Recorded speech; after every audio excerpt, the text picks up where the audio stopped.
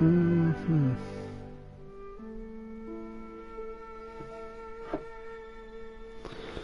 What the there? What the there? Hi everyone. Just here to play Genshin Impact. How is everyone? See. Bear, put them away.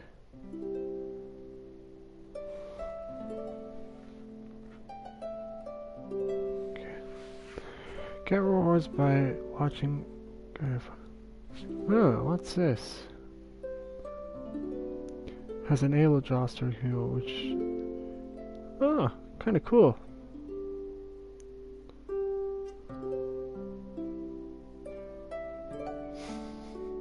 That's actually cool. Oh my gosh.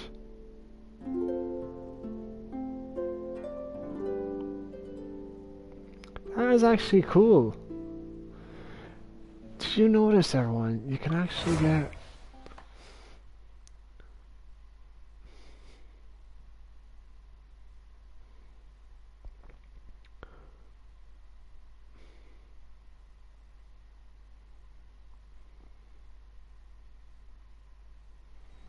I actually didn't know that. Maybe log in with...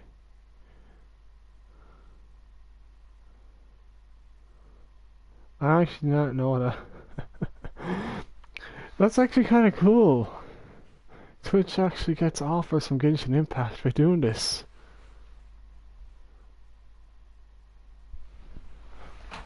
This will be interesting now. I didn't actually know that was a thing. Kind of cool. Oh my gosh, like how did people not know this?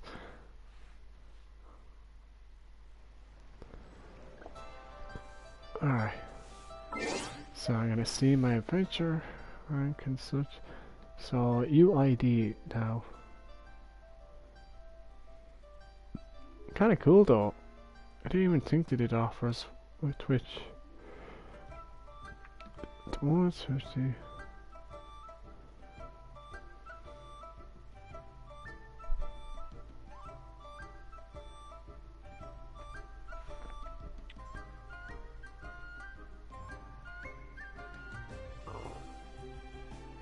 In-game mail. Oh.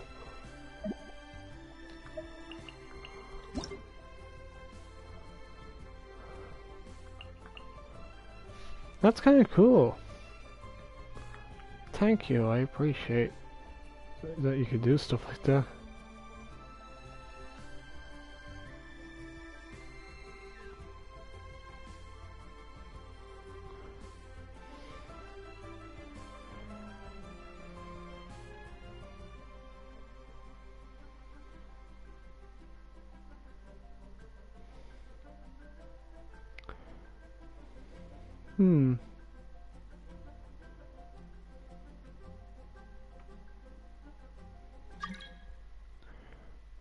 Sorry.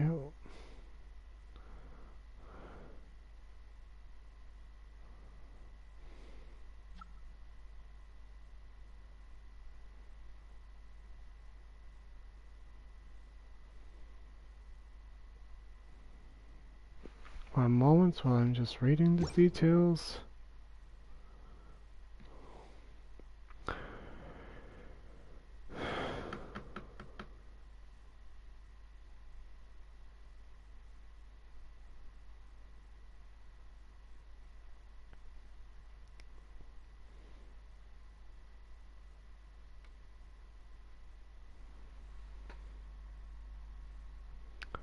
Right there.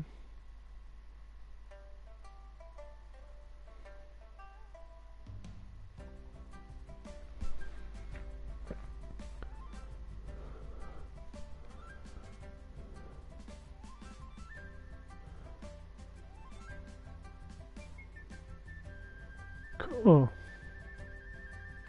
Okay. Now we can enter the Twitch page. Kinda cool.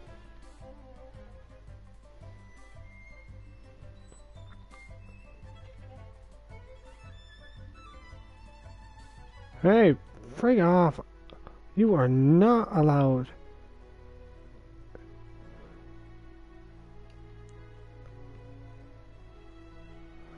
I hate that. No way in heck. Sorry, Pincer, you do not go spamming stuff like that here. Only fans can frig off. No offense. Why would someone just randomly post it? That's just weird. You don't do stuff like that. For now, apologies for that. And let's see the volume. Yeah, but please don't spam stuff, especially the likes of that. I'm not into that kind of kinky stuff, fairness. Okay. Hello. Master the lead line features.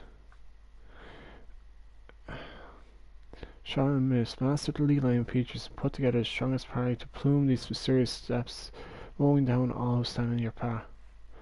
I'll try that another time. Okay. Time to do some quests. Jeez, like the most randomest thing I was gonna see. Was not expecting that.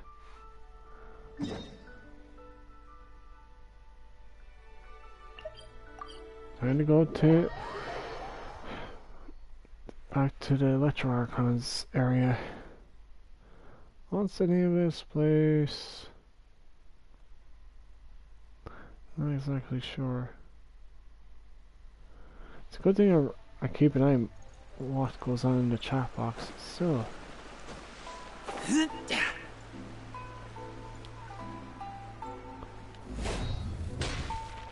Oh yeah. Guri. Chijuchi Junkichi. The deadline to turn in the manuscript tomorrow. No more delays. There's no use pushing me. I'm stuck at a critical point in the story. I've got writer's block. What are you two arguing about? Traveler, just the voice of reason we need. I'm Shirogura, an editor at the Yai Publishing House. This is Junkichi, the writer. Hate it when that play doesn't give me time. His new novel is Anabudu. It is very popular, but he never meets his deadline. Sometimes it even delays for weeks. And he's at it again, of course. If he doesn't turn in his manuscript by tomorrow, I won't be able to get this month's issue into print. Why don't we postpone the issue? Our loyal readers will still pay for it. Don't be ridiculous. If it isn't updated regularly, the novel's reputation will go into the trash. But I've got no inspiration right now, and I'm not going to write some garbage chapter. Just got to be an interesting story. But all the other writers are basically done. You're the only one left. Maybe Junkichi really just needs a bit of inspiration. That's right, my friend here gets me. I need inspiration. I'll go around and look for some. I'm sure something will come to me. Hey, that's the excuse you used the last time to put it off. We're not doing this again. I'm not lying this time. Come on, trust me, just this once. Alright, fine, but this is the last time. No further delays, got it? Okay, I got it. Phew, I guess I can't put it off this time. Let's go get some material. Well, time to get some inspiration then. Or it's so easy. But we have to do it somehow, or Shigeru will get my house upside down. Turn my house upside down. The chapter I'm working on, the main character is trying to sell the items he collected during his adventure. That will involve dealing with different types of buyers. Then let's go to Tsukumu no groceries.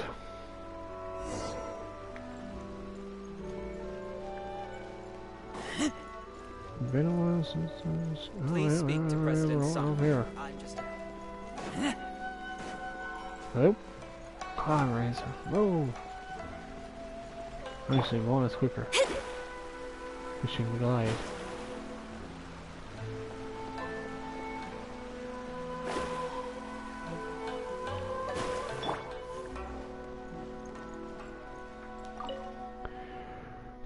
Tsukumomo no grocery sells all kinds of goods similar to the items collected during my charter's adventures. I mean, Io always says that one man's trash is another man's treasure. It seems like finding out what the buyer values is the key to selling goods at a high price. When I write it like this, I'll have to spend time describing psychological. It doesn't fit the theme. Why don't I make the main character a psychic that can intuit the needs of the buyer? You can't suddenly add traits to the character. Where's the basis in the plot? Plot basis? I'll think about when I write it. It shouldn't be a problem. Well, there we have it. Then I know what to write. Traveler, let's go back, and I'm going to tell Shigeru about my idea.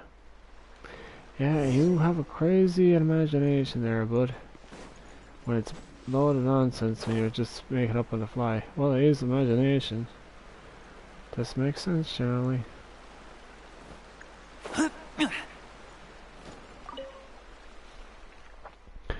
Chikichi, we visited Tsukumomo no groceries and I've had a plot breakthrough.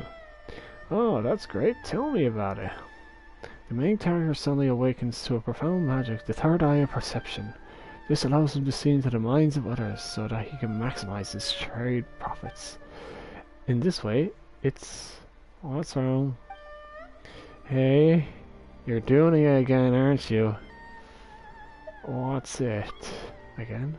Let me guess, you're going to add a new character traits to continue the story.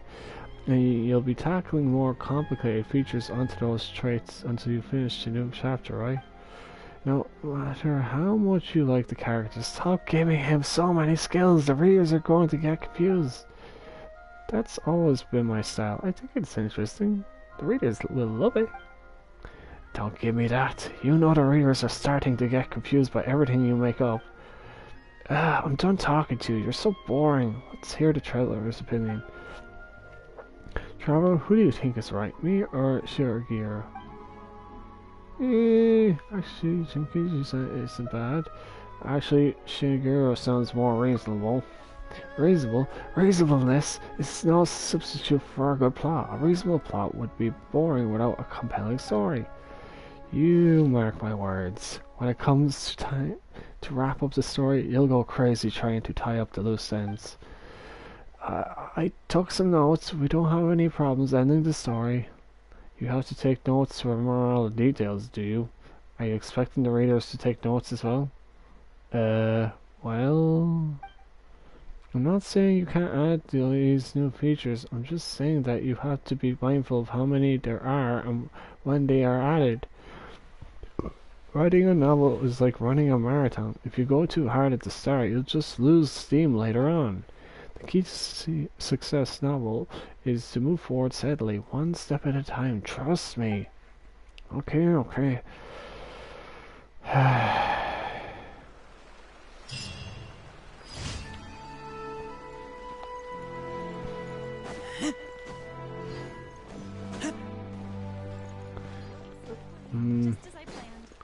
Let's see what he has for us.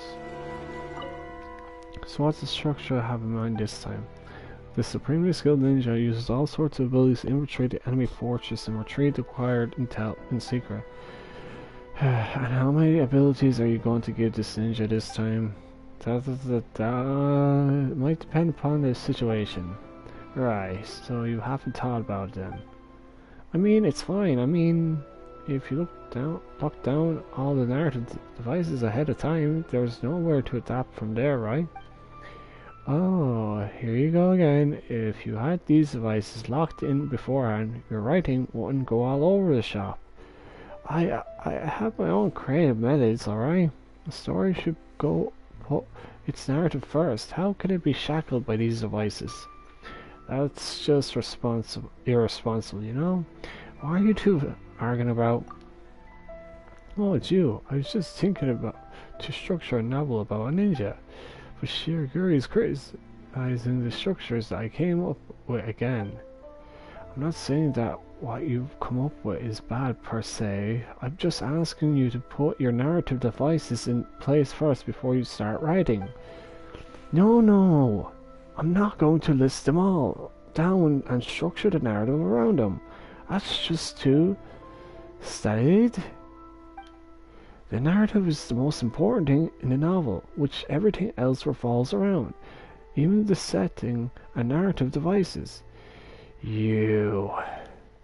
Alright, cut it out. Let's call a halt to this real quick, shall we? Forget it. You're not going to listen to me anyway. I'm sticking to my creative principle no matter what you say. You know what, Traveler? Since you're here, why don't you be the judge? And how am I supposed to judge? Am I supposed to read his novel right here and now?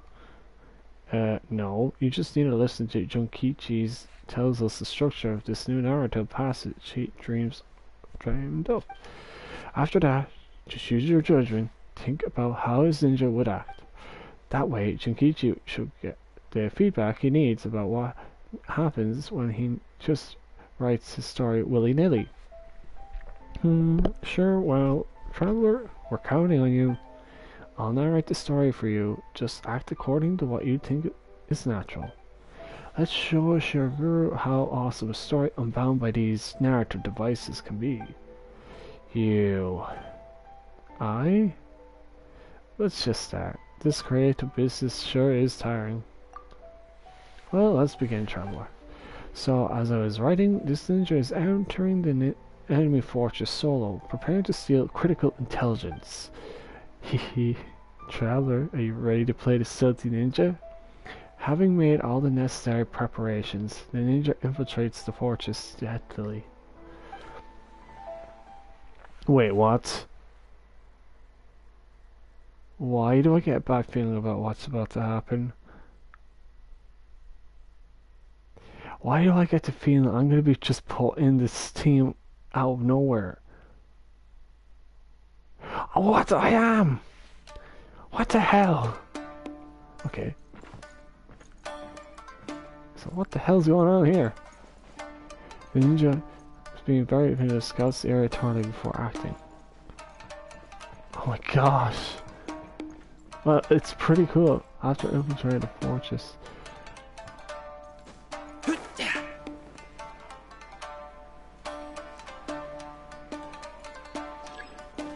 Perhaps the ground can be broken with one attack. One set.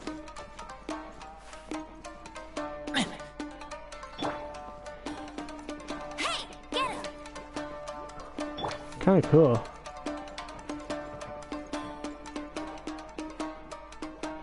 Blow it up. Wait. You tell me I had to.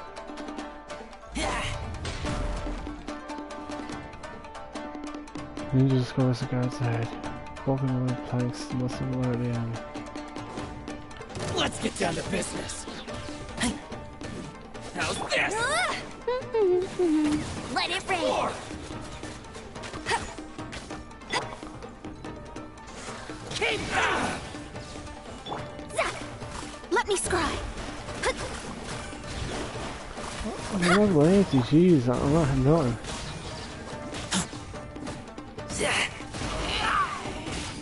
Get back! How's this? Decided by destiny! There's more of this! There's more! Submit!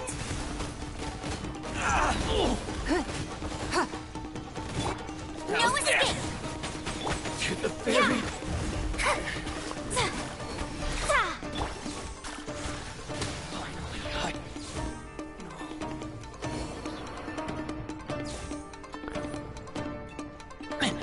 Looks like there's more up ahead. Wait, what do I do? Okay, that's it. Nope. Yeah, there's a few Raiden Shoguns in there. Oh no, just Shoguns, not Raiden Shoguns. I feel like that his kingdom is still out. Another tight lock from him. What? Oh. Rituals.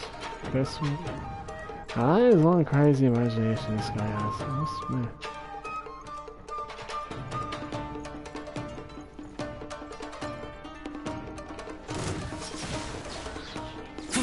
Say no more! Yeah, I'm looking for Trinity.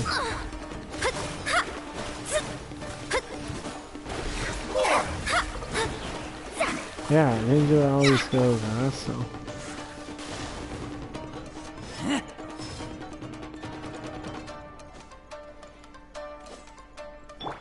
Go, Baron Bunny!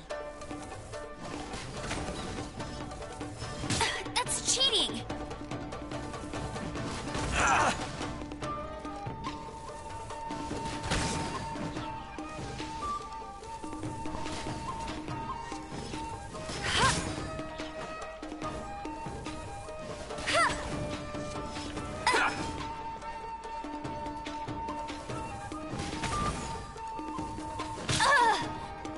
Boom! Get him! I'll race you there! Say no more! Feel my blade! Boom! To the very... Trying to take a little longer. Finally, I...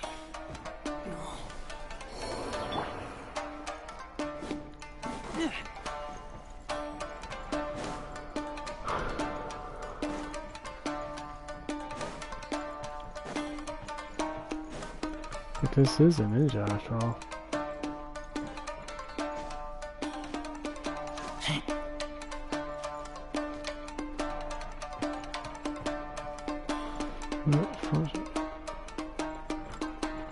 Yes, I will.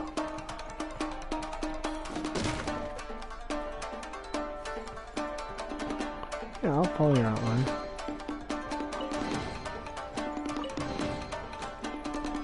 Just do it all the same. You can do your quest however you like.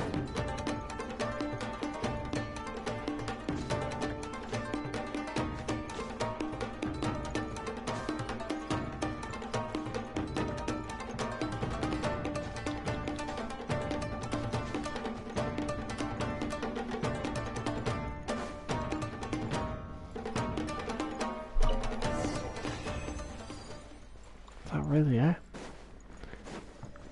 I want to fight enemies.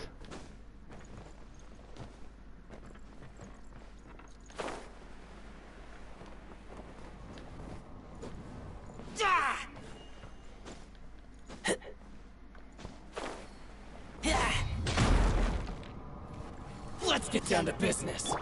Hey! Go, Boom. Baron Bunny! Not so hard! I'll never surrender! Say no more! I'll race you there! My blade! Fate is upon you! Delve into destiny! How's this? Give up! Boom! There's more!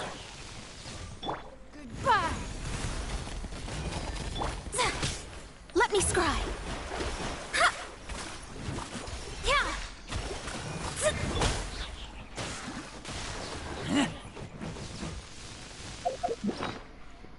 Eh.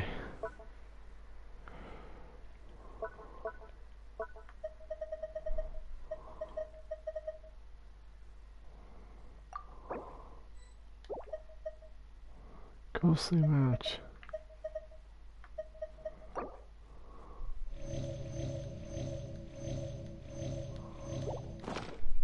More!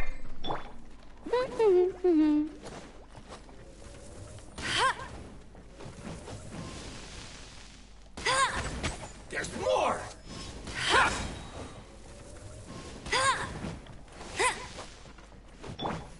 Oh! Say no more! Boom! My blade! Get him! Let it rain! Say no Delve more! into destiny!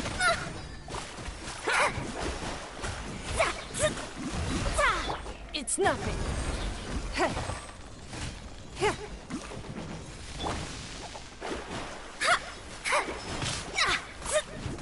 Let me scry. Go, Baron Bunny!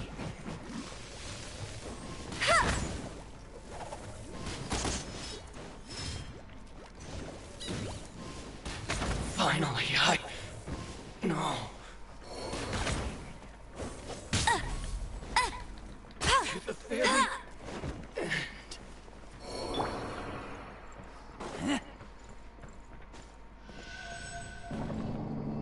Where do I go now?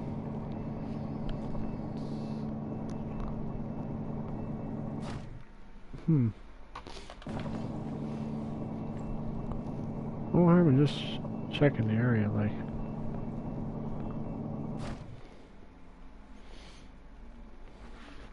That's why I won't go here.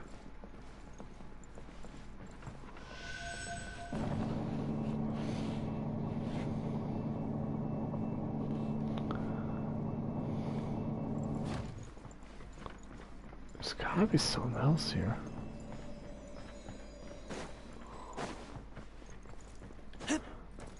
Ah. Let me try my blade. Wait! Might need to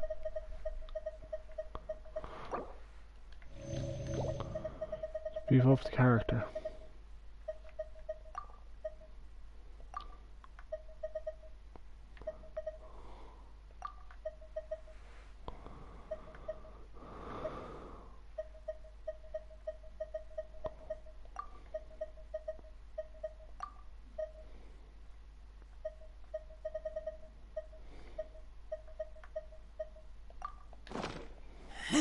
This isn't over! Delve into destiny.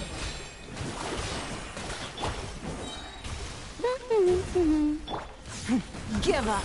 Submit. No one escapes my sights. Written in the stars. Two combos. Let me scry.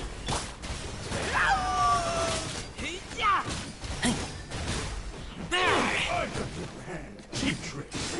Get back. I'm ready. Oh. This.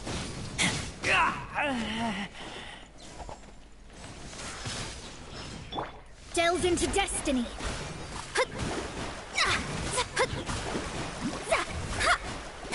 To the very...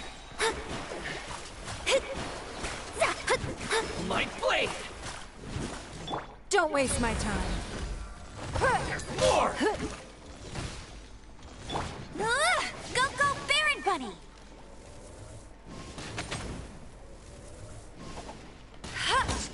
Bet you can't keep up with me!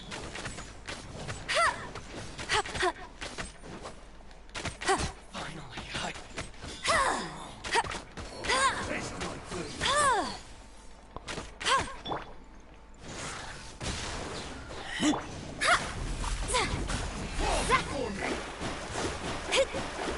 Let me scry.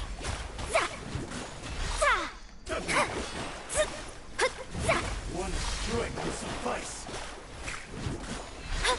This isn't Hey! over. Take this!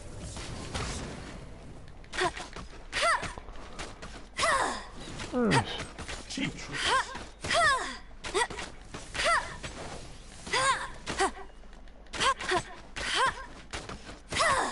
The arrows are actually doing a lot of damage since she is level Bet you 3. can't keep up with me!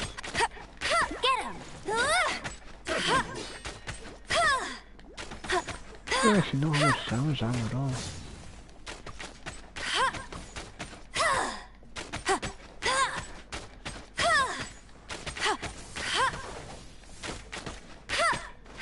Cheap you win this battle.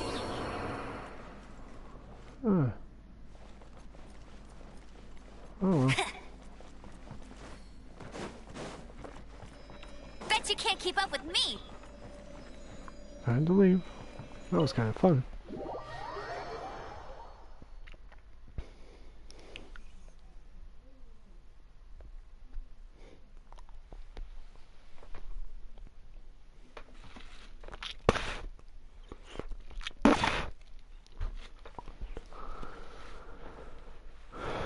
Yeah, after I do the main quest, or the commission quest, I'll probably go and continue a bit of the story. Like, it has been a while.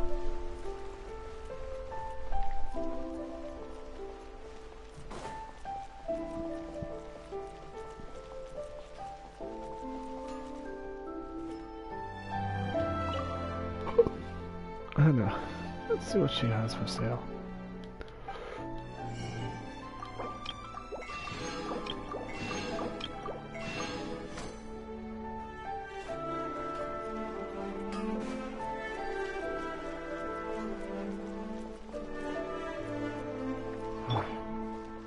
I still think we should change it. This party's a bit boring.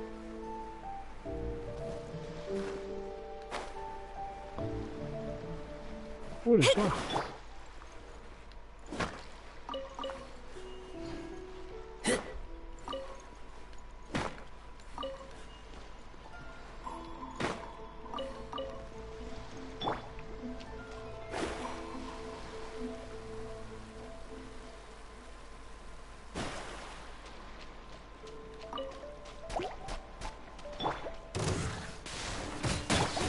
Go, go, Baron Bunny!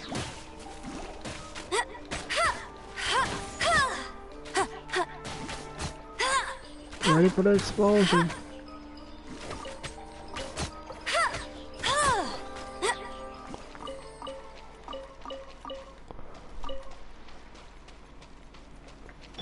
That's a lot of science secretions.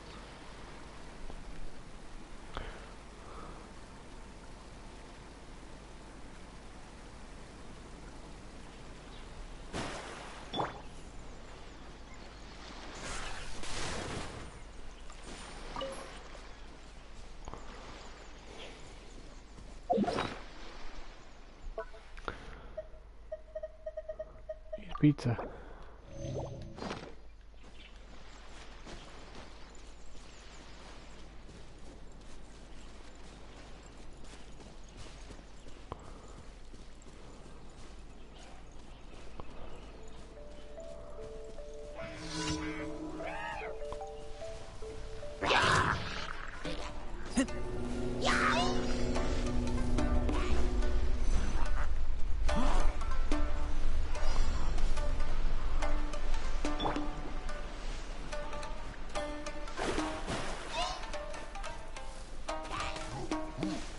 Shadows of fate! Get him!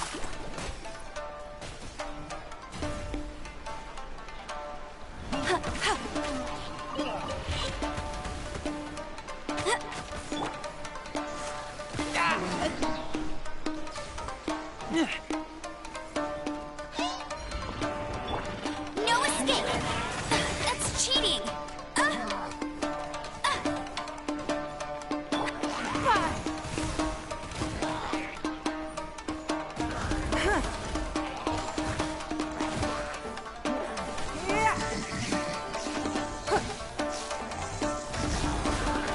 Decided by destiny. Let me scribe.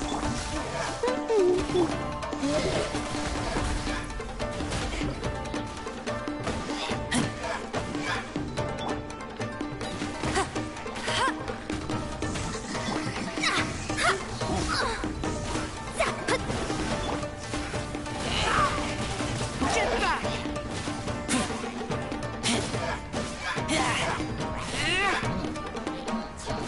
Taking out use actually be strong.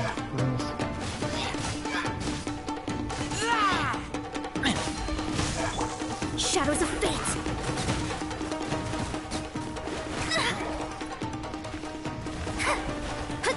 This was not foretold.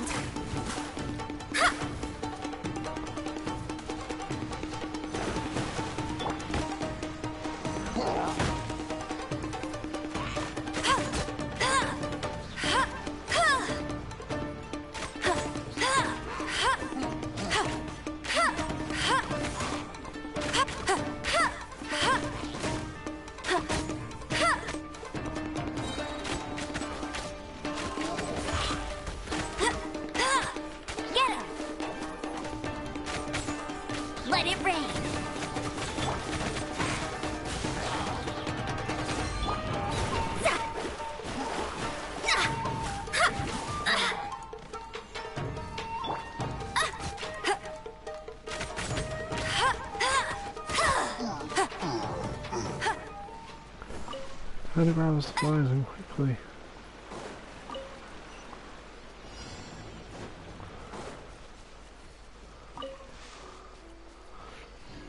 That was hard enough.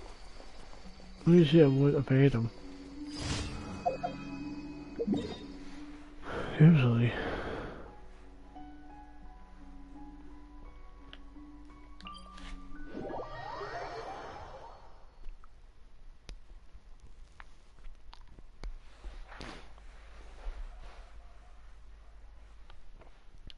Dog's gone nutty again.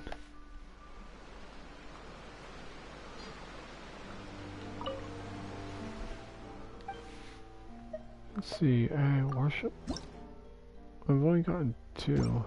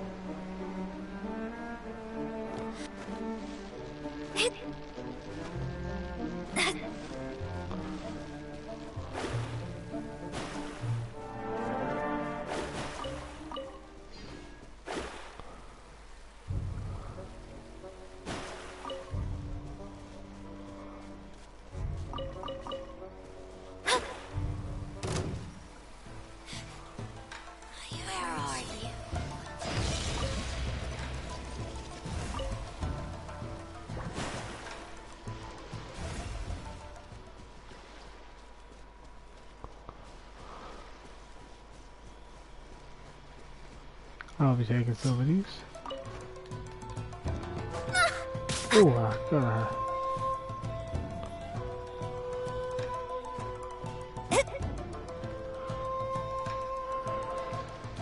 Oh,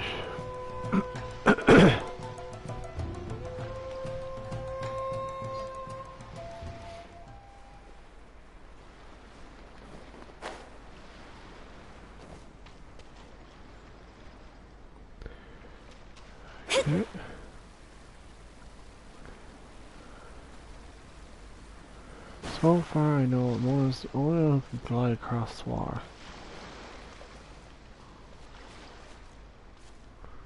Ooh, lovely. There's a lot of boom boom.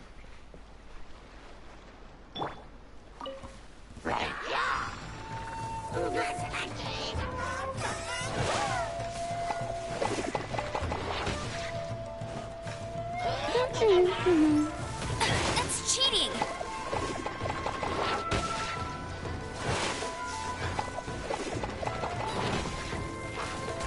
I'll race you there! Fate is upon you!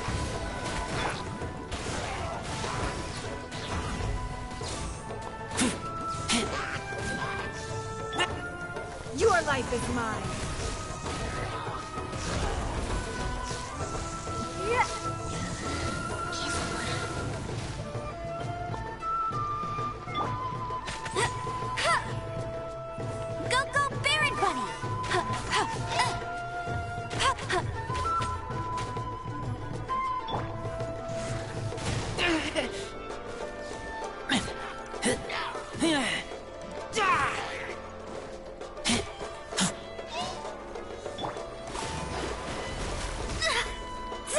Delve into destiny!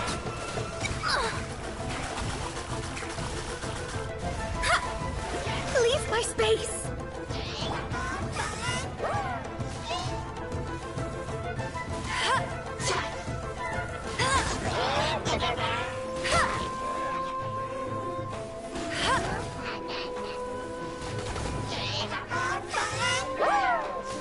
That's cheating!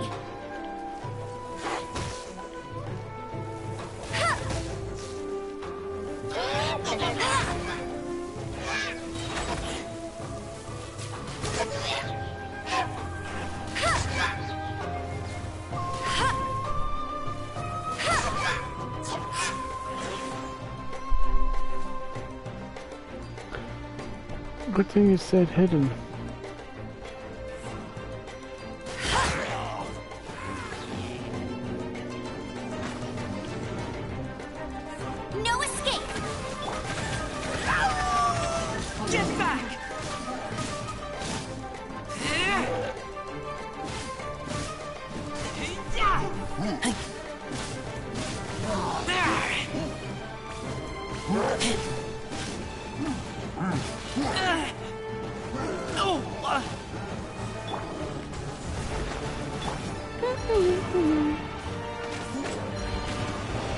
Could you stay away from me, stupid, yo?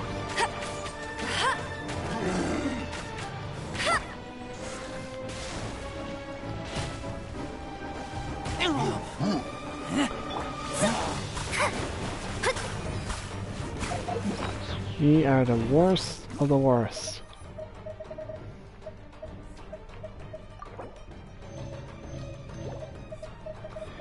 Ever bar where you need to go. Come on, use one of these, but I gotta.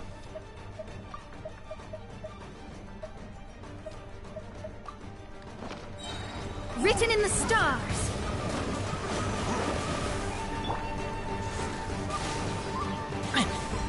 Hey, get him! You stupid yokes. You're actually the worst. Hate those trolls. Huh?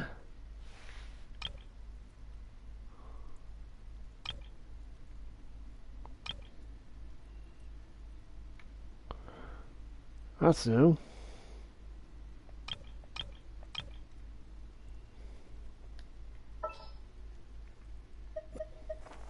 Just what will we come across this time?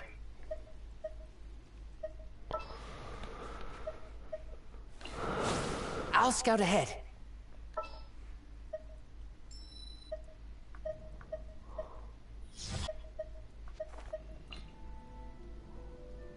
I will do as you command. What's our shadow?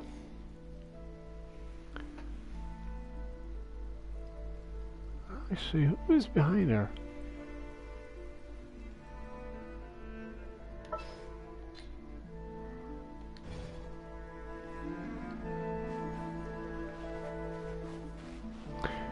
I'll find out in a moment. My will embodied. You will regret this. Cryo incarnate.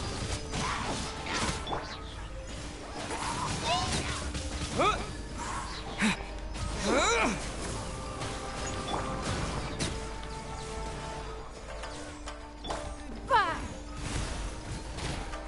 It's nothing.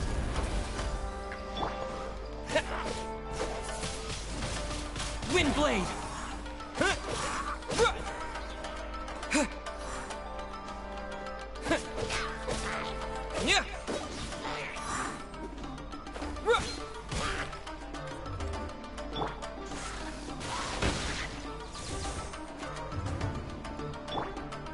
Take your true form.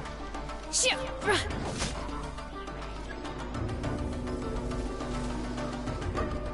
Don't waste my time.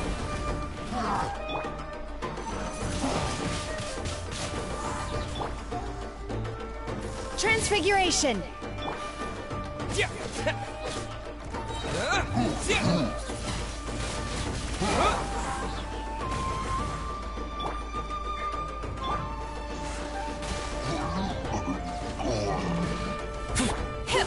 Take your true form. It's nothing.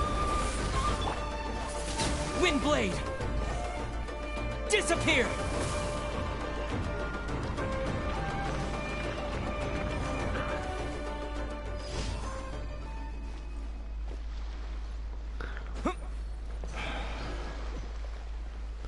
That was really a pain in the. Next question. French was online, French was A.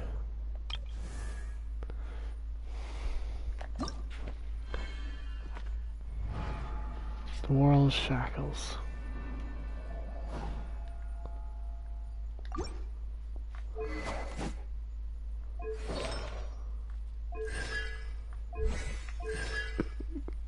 Ugh.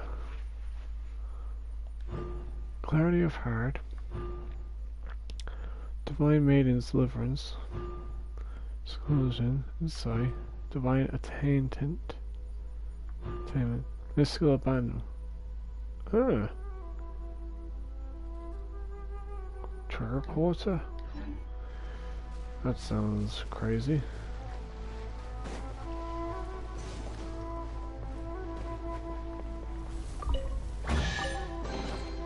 Is this An answer from this world?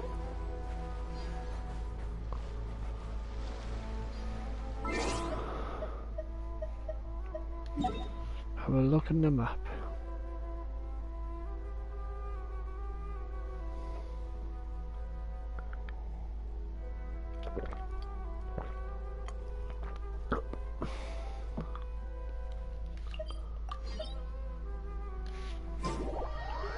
That was a little hard for me.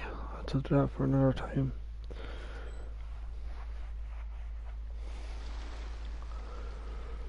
Defeat all 3 opponents.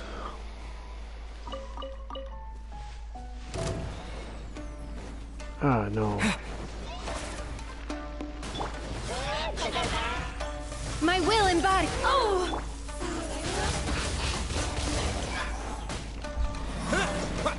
Submit! Give up. Don't waste my time.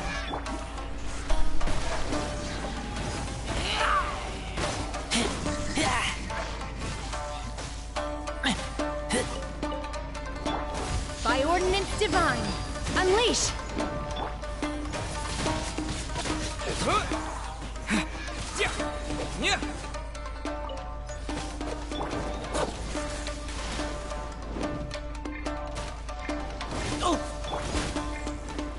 Take your true form. Defeating me is actually tricky.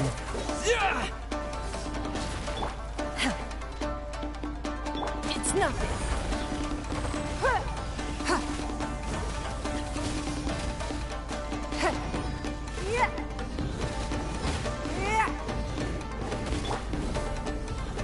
My will embodied.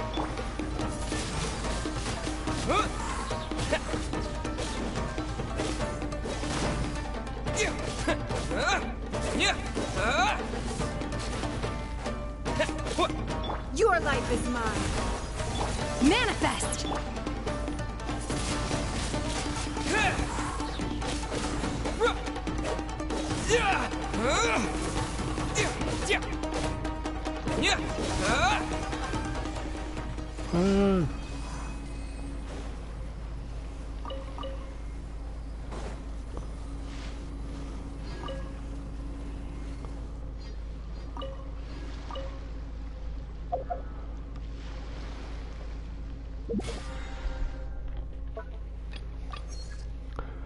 Okay, the commissions are done now.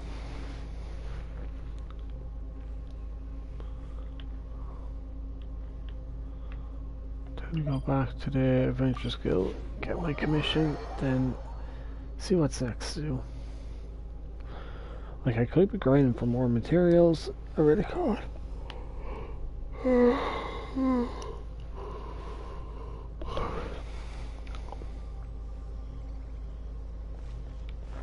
It has been a while since I progressed the journey.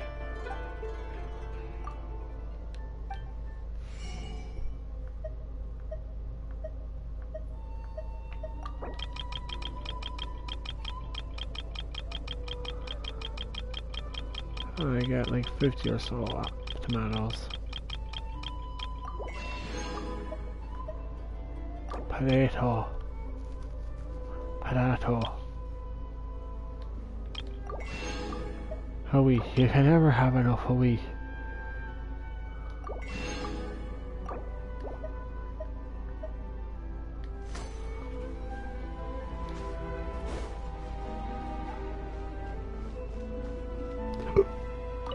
Alright, Camby. Give me some food, man.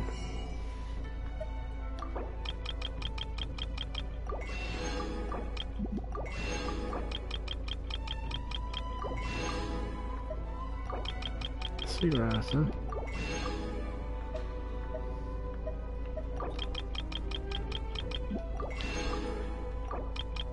A bacon.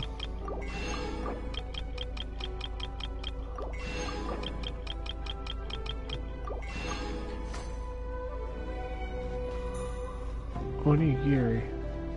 Tamoku. Tamoki.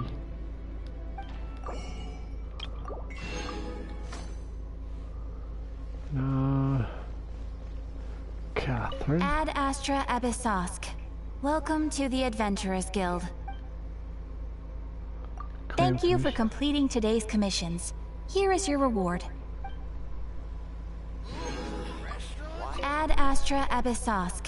Welcome to the Adventurers Guild.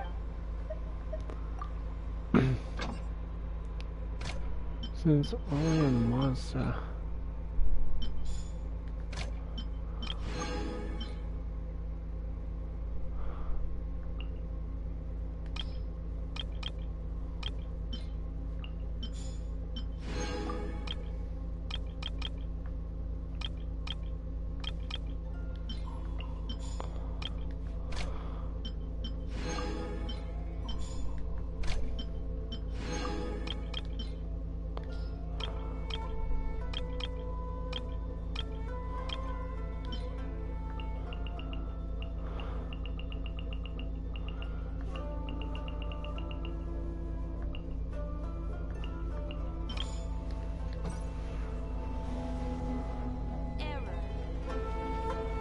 Error, you say?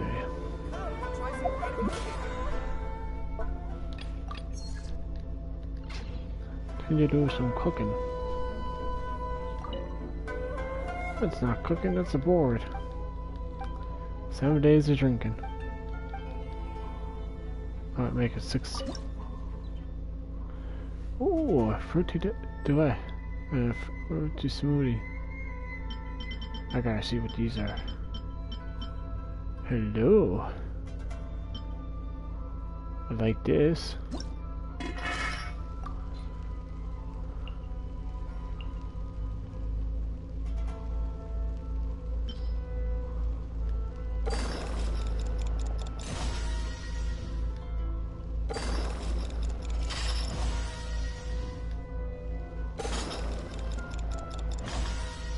I'll only make 4 of each.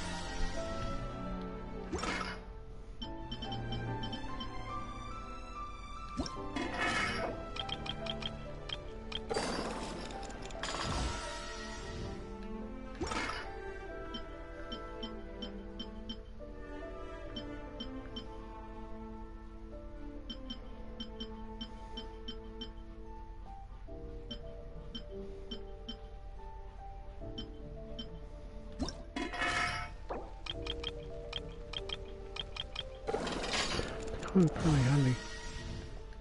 I think there's one called the bamboo shoe.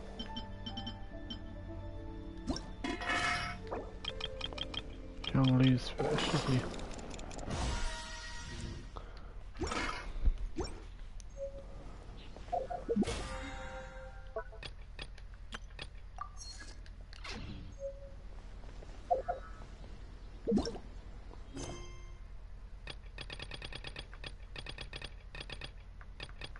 Storytelling method.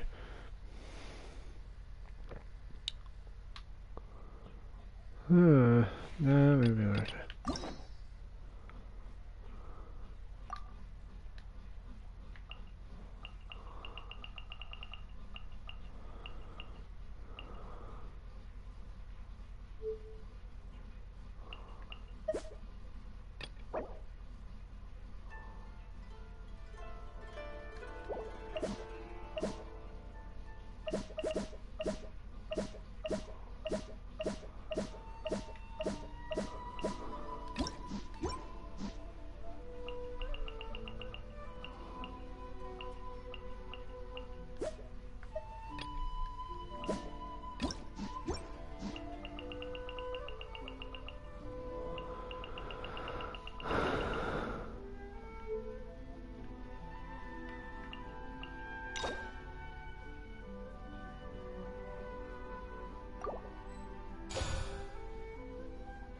Not now.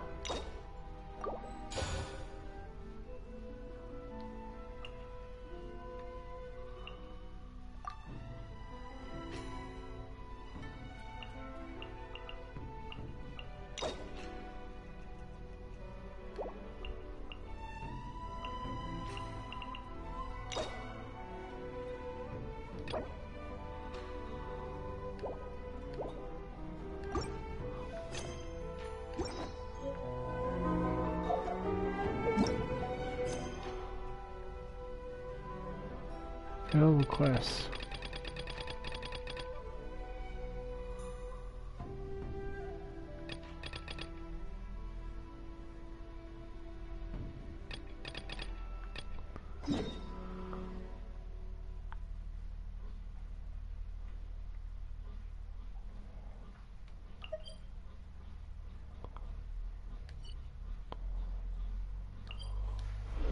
Time to go over.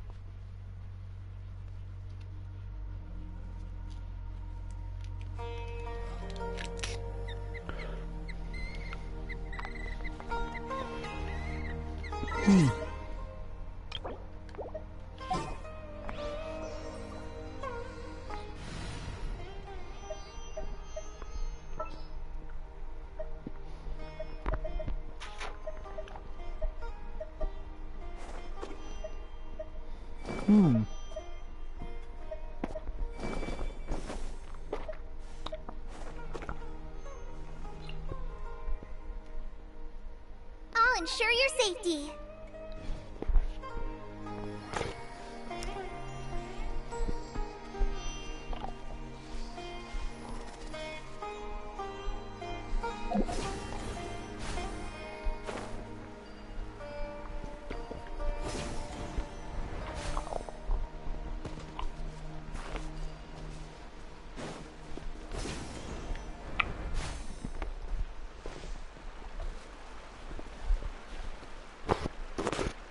It'll take me a while to get used to this. Huh? She just walked near that small waterfall and then suddenly vanished. Let's go take a closer look.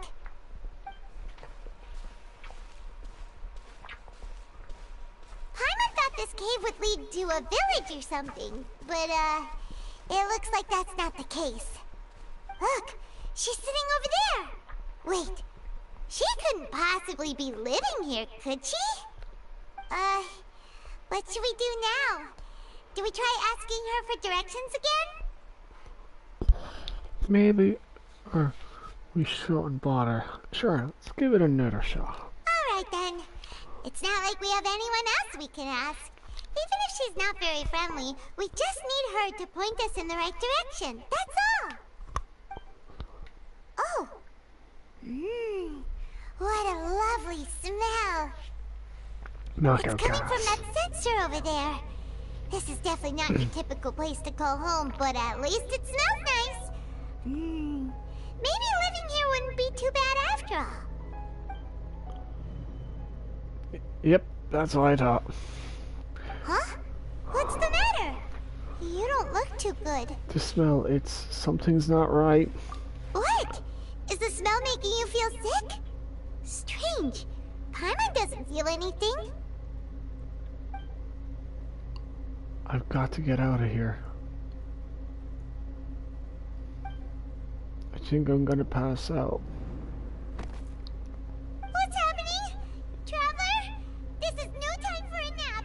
Oh, come on. I wonder what will happen now. That was ironic when I said knockout gas and then he passed, so I didn't even know how it was gonna happen.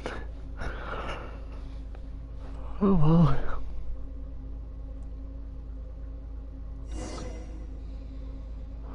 Where the must have changed. Follow the voice. What the heck is this place? I'm taking a screenshot. Sorry about that. Where the heck am I? It's crazy. It's like nature itself, but mystical.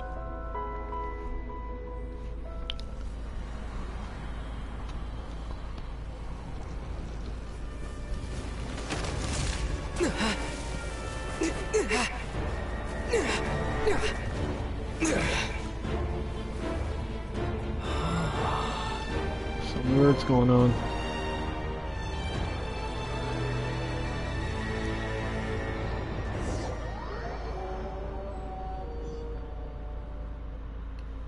Continue following the voice.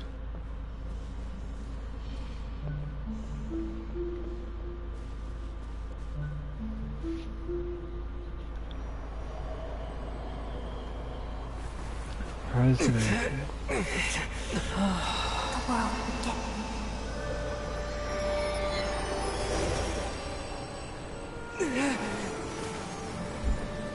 What the heck? World, forget me. Does she not want to be known? It's like she's a spirit or something. Well, I'd imagine it was a girl.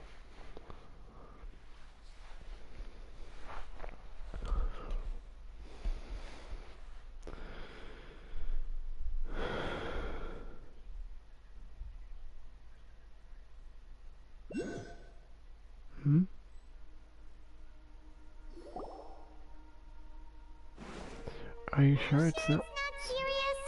The Traveler's been out for a long time now. Yes, you can relax. Believe me, Master is extremely knowledgeable. If he says that he's going to be alright, then there's absolutely nothing to worry about. Oh, are you awake now? Oh, it's her. Oh, thank goodness! Traveler, you're finally awake! Where am I? Well, we're at... good question. Where are we? Hyman was in such a panic when you passed out that she even forgot to ask what place this is. This is Gandharvaville. It was originally built by scholars from Sumeru as a place to rest in the rainforest. Now it's mainly used by the forest rangers as a base of operations. My name is Kale. I'm a trainee forest ranger. My master and I found you passed out during our patrol, so we brought you here. Thank you for your help. Oh, no thanks are necessary. I didn't do anything really. By the way, how are you feeling now? Any discomfort? This tastes my mouth. It's so bitter. Oh, that's Master's herbal medicine you're tasting. He gave you some while you were unconscious. Before I forget, Master mentioned you should take more medicine once you wake up.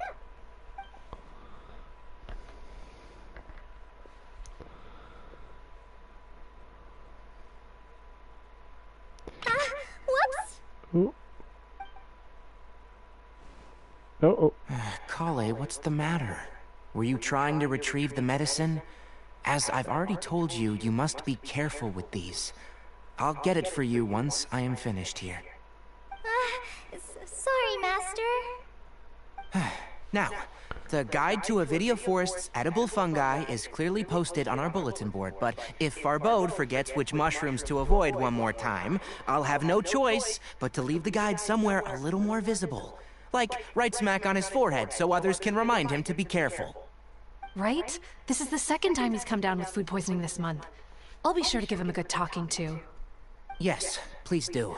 If, on the off chance, Farbode simply enjoys having little imaginary fairies dance before his eyes, then we'll just let him be. But the next time he requires any of our medicine, be sure to charge him accordingly.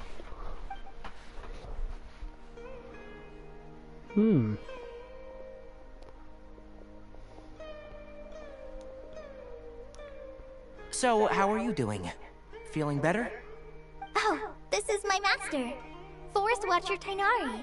He is chief officer over all the rangers here in Gandharvaville. I already informed Paimon about the reason you fell unconscious earlier. But now that you're awake, let me explain it for you as well. It is common practice for Sumeru scholars of certain darshans to dedicate themselves to training in meditation in isolated areas, particularly the nearby forests. While meditating, they use a certain incense known as Spirit Borneal to help calm their minds as they enter a state of deep rumination. In hopes of asking directions, you two followed a scholar named Hypatia into her cave. The incense you smelled inside was the Spirit Borneal I just mentioned. That incense typically has no effect on most people, but for a very select few, it can have profound effects on one's cognition, as you experienced firsthand. Does that make sense? Yes, that all makes sense. Very good. Now, answer me this. Did you feel anything after passing out? Say, any out-of-body experiences, or did you see anything while unconscious? He did. You describe what you saw while unconscious. Kale, let the others know to stop bringing their patrol logs here for now. Huh? Why? Because these two will be staying here for the next few days.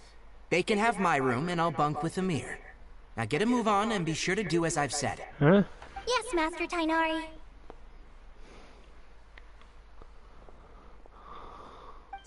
Wait, hold on a second. Can you tell us what's going on?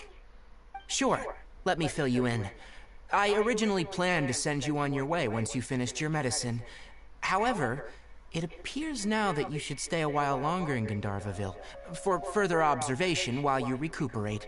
Huh? Further observation? But we need to get to Sumeru City. No need to be hasty. As long as you have the capacity to judge between right and wrong, I promise that you'll understand the gravity of the situation once I explain everything to you. Based on what you saw after smelling the incense and losing consciousness, we can conclude that you experienced a powerful hallucination, which suggests your mental state is not in the best of shape. You sure? If you're skeptical, have a whiff of this. What? Oh, are you okay? You're experiencing a similar sensation as when you passed out, aren't you? So even though your condition is stable as of now, if I were to haphazardly let you leave, it's highly likely that you'd suddenly pass out again somewhere else. The rainforest is home to many fierce animals and hazardous areas. If something were to happen to you again, I'm afraid you might not be so lucky. For now, I suggest you continue taking your medicine each day and avoid wandering off on your own, at least until you stop having adverse reactions to this kind of smell. Okay? Alright. Good. Now, continue resting while I fire up another bowl of medicine for you. Seriously? We just arrived in Sumeru and we're already having problems left and right! Paimon knows we're set on meeting Lesser Lord Kusanali as soon as possible, but you really don't look too good. It'd probably be best to let you recover first. Hey! Are you even listening to Paimon? Paimon's over here worrying about you, you know! I feel it's a little weird. What's weird? You mean how you're feeling now? Yeah, my body does feel a little weird, but what I mean is, I don't think what I saw were hallucinations. You mean the vision of tree roots and red skies you saw? But if those weren't hallucinations, what could they be? I'm not sure, but from my opinion, if I had to guess, nature was telling the traveler something. And if it was nature, probably someone powerful. Not like Mother Nature, but someone of that caliber. When I saw the vision, it felt as if I was standing a bit deep underground, but the red sky. Well, Could have been kindly considering how unique you are, Paimon trusts your judgment here. But why didn't you say anything about it to Tainari? If he misjudged your condition, then there's a chance you could get worse, right? I don't think that's the case. He probably wasn't telling us the truth. Huh? You mean that Tainari already knows that what you saw weren't hallucinations? But if that's the case, Why would he try to hide that from us? Exactly. We need to get to the bottom of this. Oh, Paimon gets it now. That explains why you were so quiet earlier. Well, that settles it then. We'll stay here to rest up and figure out what's going on with your hallucinations. Hopefully he doesn't hear me. It seems like asking Tainari might not be an option anymore. What do you think we should do? Let's start by having a chat with Collie. Good idea. Kali's pretty friendly. Collie. We can ask her tomorrow about what she knows regarding the Dendro Archon and customs in Sumeru. That's if she's allowed. Rise and shine! Come on, it's time to go find Kali. Ooh. Oh, hold on now, don't be climbing that.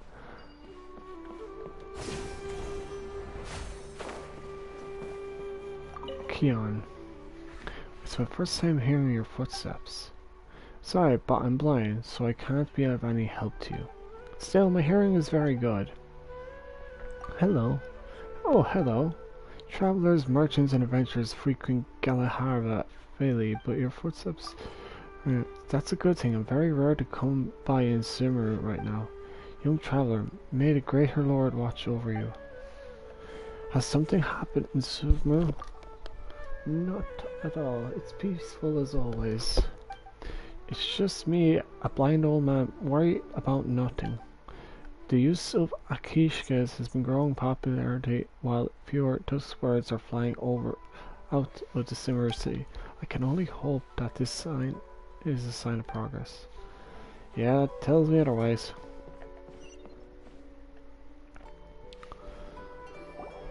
Alright, next let's see your right hand. Not bad. But please remember that you still need to be careful, understand? It's like she hurt her hands. Yes, I will. By the way, Master, I still haven't received the patrol route for today. Look, Kale. Today's patrol will be a long one, so you won't be coming along this time. Besides, there's a chance we may encounter... Well, you understand. Me? But I have a vision too! Am I useless to everyone now? Don't talk like that, Kale. This is not something you need to be worrying about right now. Ah, there you are. Feeling any better? Is there something we can help with? Yeah! Since we'll be staying here for now, we thought we might as well try lending a hand around here. Seems you're not the type to sit back and take it easy for a while, huh? In that case, perhaps Kale could take you two for a patrol south of Gandharvaville for the day. And if you're feeling up to it, you can be responsible for cleaning the statue of the Seven. Oh. Tainari, we're ready to head out. It's like they're elves or something, the way they're all Got just... it! I'll be right there! Alright, we'll be heading into the forest now. I'll leave any further details to Kale. Yes, you can count on me. So, Kale, what exactly are we going to be doing today? Tainari mentioned cleaning the statue just now, but, that doesn't really sound like the job for a ranger. Well, a forest ranger's responsibilities can be pretty diverse. We handle a variety of tasks, like checking the condition of outlying roads, maintaining forest facilities, ensuring fire prevention standards are met, and providing assistance to travelers and locals. As for Master, well, he has to handle more dangerous areas of the rainforest. Today we can perform routine checks on the pathway lamps as we make our way to the Statue of the Seven. Paimon, Traveler, this way! Take the lamps. You can leave the task of checking the lamps to me. In the meantime, you two can keep an eye out for anything unusual. Give me a sec. Just looking at the way it's laid out.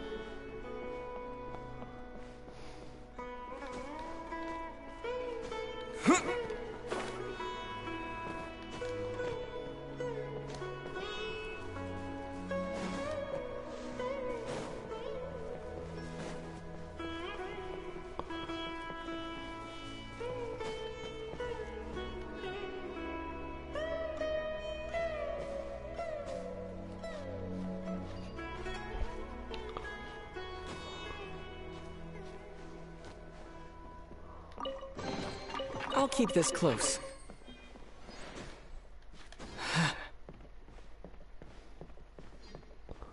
There's another one.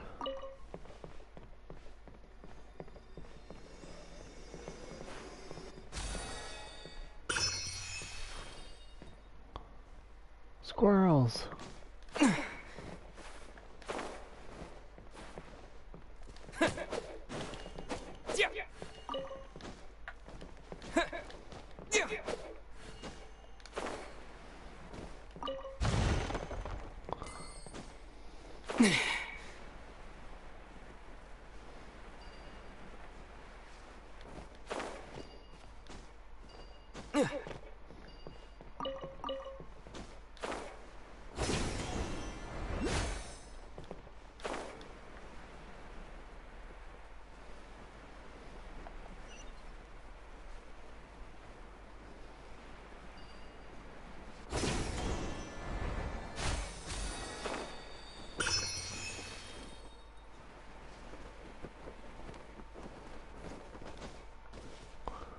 That's a lot of travelers.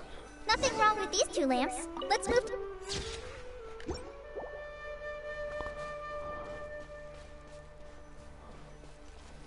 Oh, this lamp seems to be getting a little wobbly. Let me make a note of it.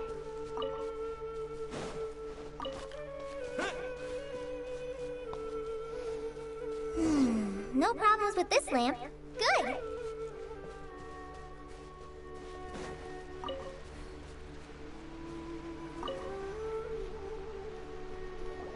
The statue of the Seven is up on top of that large rock formation. You must have seen it when you came down this road before. It's pretty high up there, isn't it? Don't worry.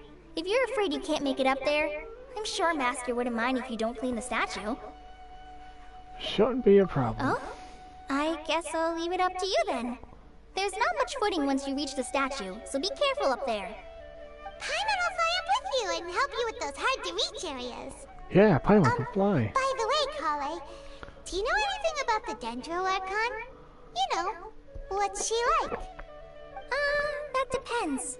Are you referring to Greater Lord Rukkhadevata or What? Lesser Lord Kusanali? Huh? Greater Lord Rukkhadevata? Oh, is that the name of the former Dendro Archon? Uh-huh. Greater Lord Rukkhadevata was Sumeru's first Dendro Archon. She created the rainforest as well as the wall of Samiel around the desert. Her works provided a means of peaceful living for everyone. To the people of Sumeru, she's not only a symbol of wisdom, but also of power and kindness. Unfortunately, she disappeared in a great calamity that occurred a few hundred years ago. Sounds exactly what happened to Raiden Makuto. This is coincide with Conria? According to what Masters told me, the sages later found the newly born Dendro Archon and whisked her back to Sumeru.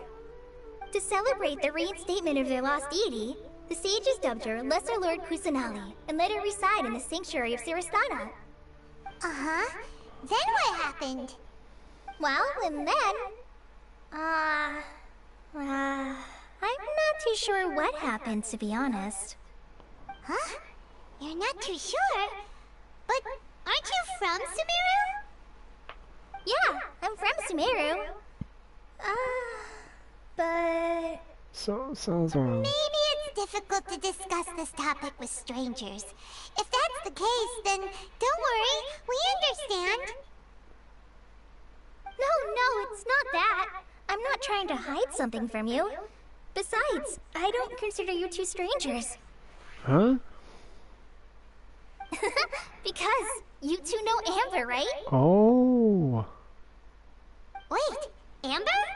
You mean...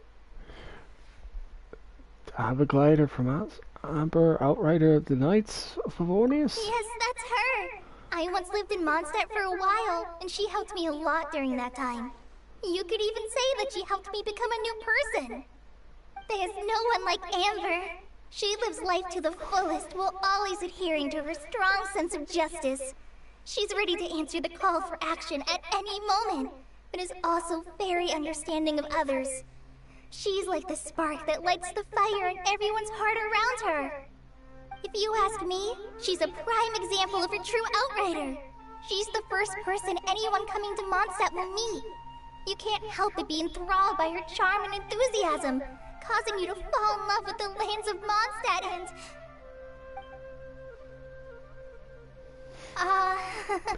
sorry. Ah, wow, we never seen this side of you, Callie. Paimon thought the work of Outriders was a little different from what you just described, but one thing's for sure, you really like Amber. Can't blame her. Sorry. I was rambling on just now. It must have sounded kind of weird. It's alright, Kale. Knowing that you're a friend of Amber somehow makes Paimon suddenly feel a lot closer to you. So, how do you know that we've met Amber? She probably kept Well, after I returned to Sumeru, Amber and I have stayed in touch by writing each other letters. In one letter, she mentioned that Mondstadt was attacked by a fearsome dragon, but the city was saved by a mysterious blonde traveler and their floating companion. I knew you two were the ones she mentioned in the letter the moment I saw you. But, considering everything you've been through that day, I thought it'd be inappropriate to bring it up. Ah, so that's how you knew. Yep, so please know that you two have my complete trust, really. I wish I could tell you more about the Ginger Archon, but I have been away from Sumeru for some time, and I haven't read any books. Sorry. Don't read the books. Just listen to nature. That's alright. You've already helped us a lot. We had never even heard of Greater Lord Ruka Devata or the Sanctuary of Surasthana until you mentioned them. Oh, I'm happy that was helpful. There is one thing I want to ask, though. Why do you two want to know about the Ginger Archon? Explain the purpose of your journey to Kali. So that's why you're here. Thank you for telling me your story. Don't mention it. We are friends after all, right? Paimon's right, we are friends. Alright, we have a statue to clean. You both have my thanks. While you two are up there cleaning, I'll go ahead and inspect the forest canopy. Let's meet back here shortly. Yeah, so...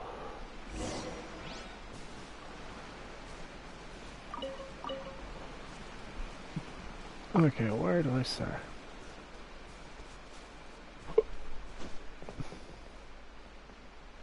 Oh.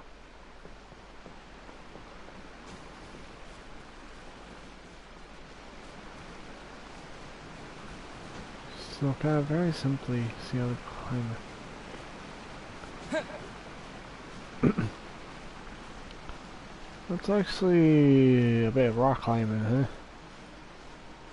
Not too straightforward. I'm probably climbing the wrong side, knowing me.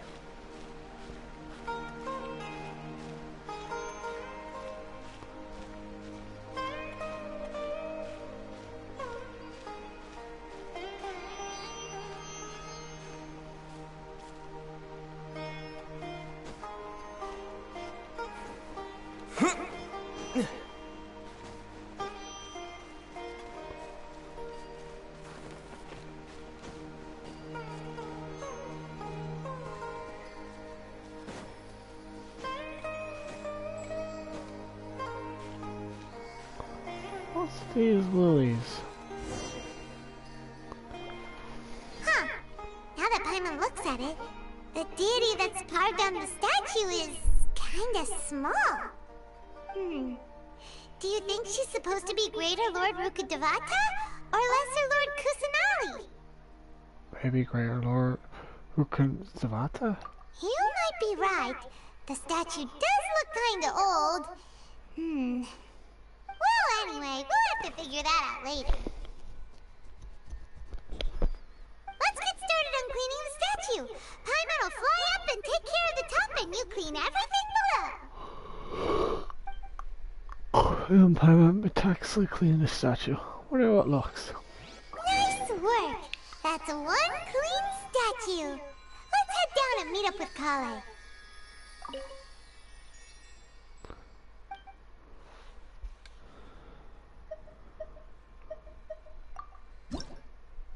One moment.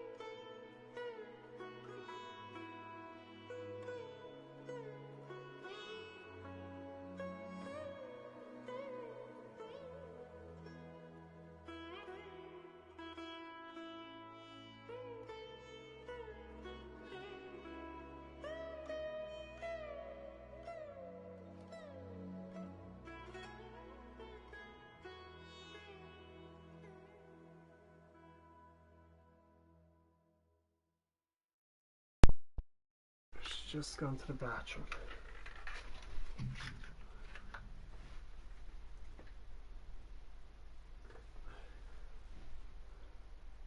see. Open up the teardrops.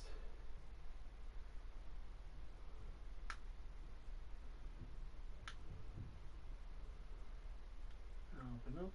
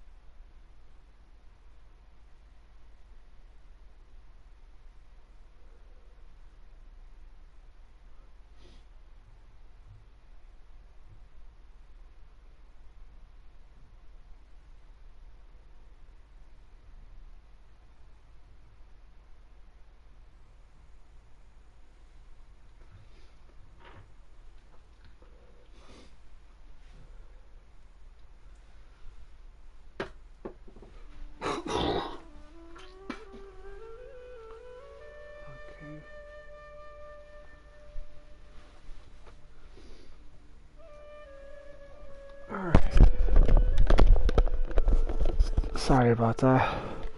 Just had to use the bathroom there. I was also just checking my eye. I only noticed over recent years how much that affected my right eye, like when I got the something called Bell's palsy. I'll talk about it another time. Okay, where's Cully?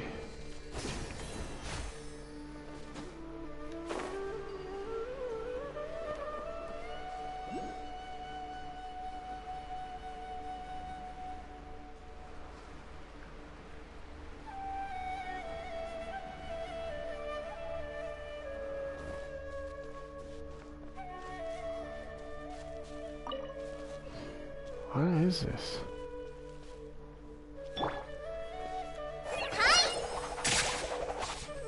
It's like the roots are sticking out of it. Kinda cool. Oh, here it is. Wait, what? This is barred off for a reason?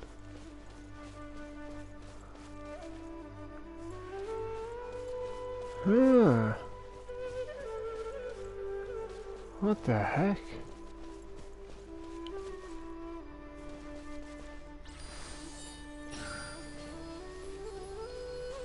What exactly is on here?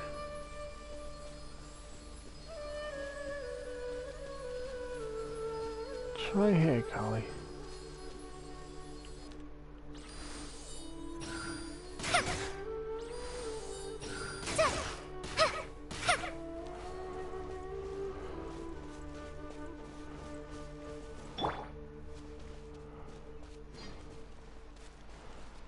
Grateful to be working with Collie. Collie, we're back! Welcome back! You must be tired after all that climbing. Let's take a little break. I brought some fruit and water for us. Nice! Hey, food! What kind of goodies did you bring? Paimon, sour straight, please. Hey, don't be a party pooper. It's not like Kale is a stranger or anything. Besides, the best way to compliment a chef is to show passion for their food. Xiangling taught Paimon that. Shut it. I prepared a nice portable dish that forest rangers like to eat called pita pockets. Uh-oh. I hope you'll like them. Whoops! Whoa. No, you dropped it on the ground! Oh no. Not to worry. I wrapped a few layers of oiled paper around each pita. They should be fine. Paimon nearly had a heart attack there. Won't blame you. Enjoy the pizzas together with Collie. She was... Those pitas are amazing! You're quite the cook, Kale. Thank goodness you wrapped them in paper. Paimon wouldn't have been able to sleep at night knowing something so tasty had been wasted. You really know how to compliment the chef, Paimon. Since you liked it so much, I'll be sure to give you a copy of the recipe sometime. I'll even include all my personal cooking pointers, so you'll be making your own pita pockets in no time. Yay! Thanks, Kale! It's hard to believe someone as diligent as you could have clumsy moments too. Oh, I guess it happens from time to time. So, Kale, don't you think that Tainari's a little too strict with you? He won't let you touch anything without his permission. Probably has a Paimon reason. knocks stuff over all the time flying around the Traveler, but he's never said anything. Everyone has their clumsy moments. No, you've got the wrong idea about Master. Sure, he may seem a bit harsh at first, but with some time, you'll see that he's actually very kind-hearted. I've heard the veteran rangers say that Master is from some ancient and mysterious race that is known for their cunning wit and reclusive nature. But Master is actually very kind at heart. Yeah, I could tell by the ears and By the way, tail. you've heard of the Academia, right? Well, there's a group called,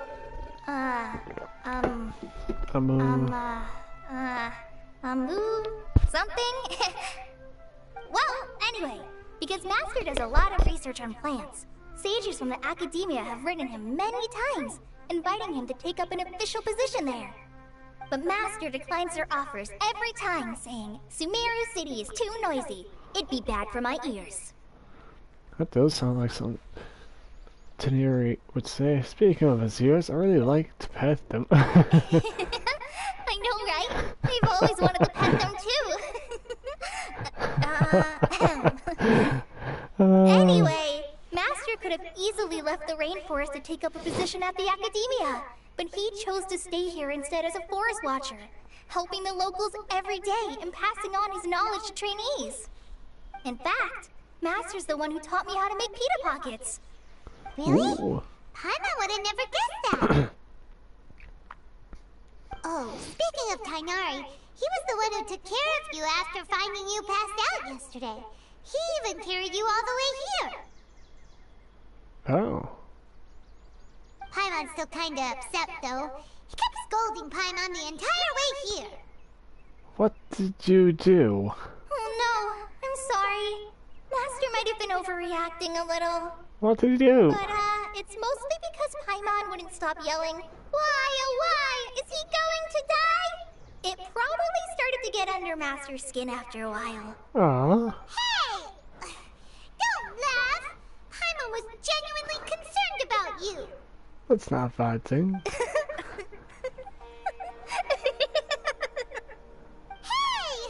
Now even Kale started to laugh. Ugh, that's it! Paimon won't forget this. It's time for some primordial wrath! Oh, I like that word. What's she gonna do? Don't touch me! What's she gonna do? Huh? Kali, what's the matter? Oh, sorry, Kale. Paimon didn't mean to scare you. No, I just... I didn't mean that. Kale, are you okay? What's the matter? No, I'm... I'm fine. I'm sorry. I must have startled you both reacting like that. Oh, well, it's getting late now. Let's hurry back to Gandharvaville. I think Master and the others should be back by now, too. Huh. Huh? What was up with Kali just now? And why is she in such a hurry all of a sudden? Look, she's practically running back. Paimon can't even see her now.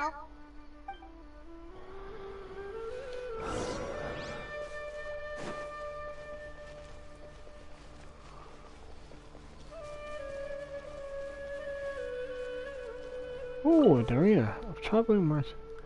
It's been so long since I took in some fresh and clean air. Hello. Hello, the environment here is pretty good, right? Many may say that the air here is too humid, but it's perfect for me. You must understand that traveling through the desert is torture. If it wasn't for business, would anyone want to land a foot on the Archon-forsaken place? About the desert. I'm sure you can imagine what without my help, an endless expanse of sand, the scorching sun mixed with dirt. Not to mention the dangers that the sandstorms pose, and the ruins filled with strange mechanisms. According to some legends, there used to be no desert in Sumeru. It was the battle between King Destra and the Greater Lord that created the desert. Oh. But I don't really care how the desert was formed. I'm more interested in when it will go away. That's when we traveling merchants will be able to do business more safely after all. Big dream? I haven't been able to dream ever since I grew up, but still one should dream big. Good luck will follow if you dream big. Maybe one day King Desra or Greater Lord Ruku de Havita will come back again.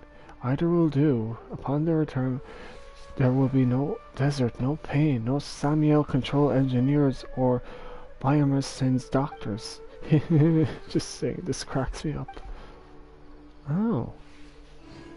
Lucky dog's collar.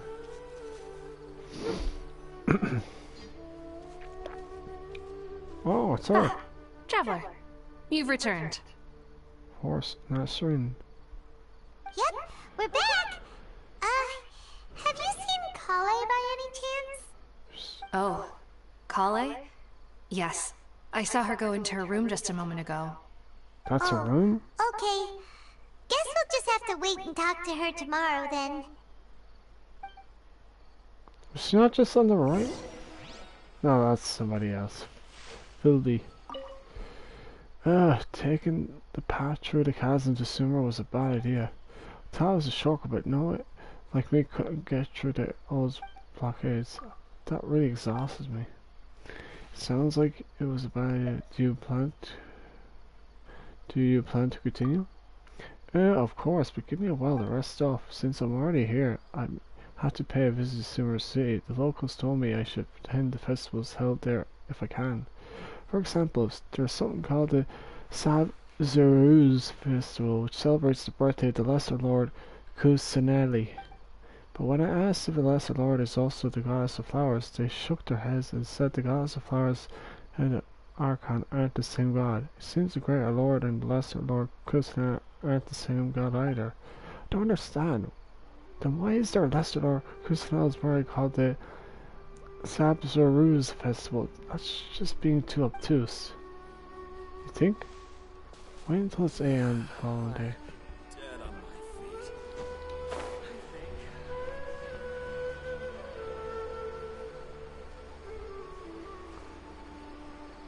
What's with the ladder? It's all broken. It's like the bridge is out. Actually, now I mentioned it, it's all out.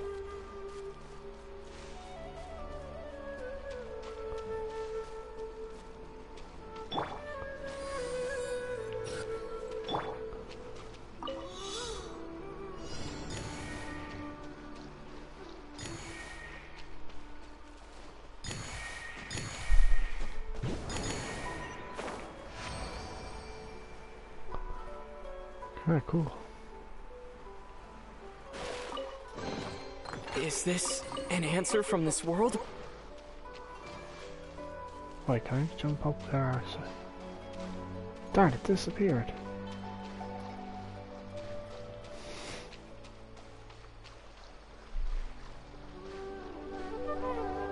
What are these? Stars rooms, they're here.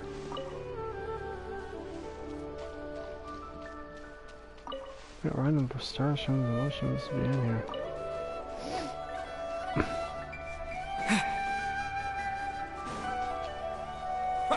What was that?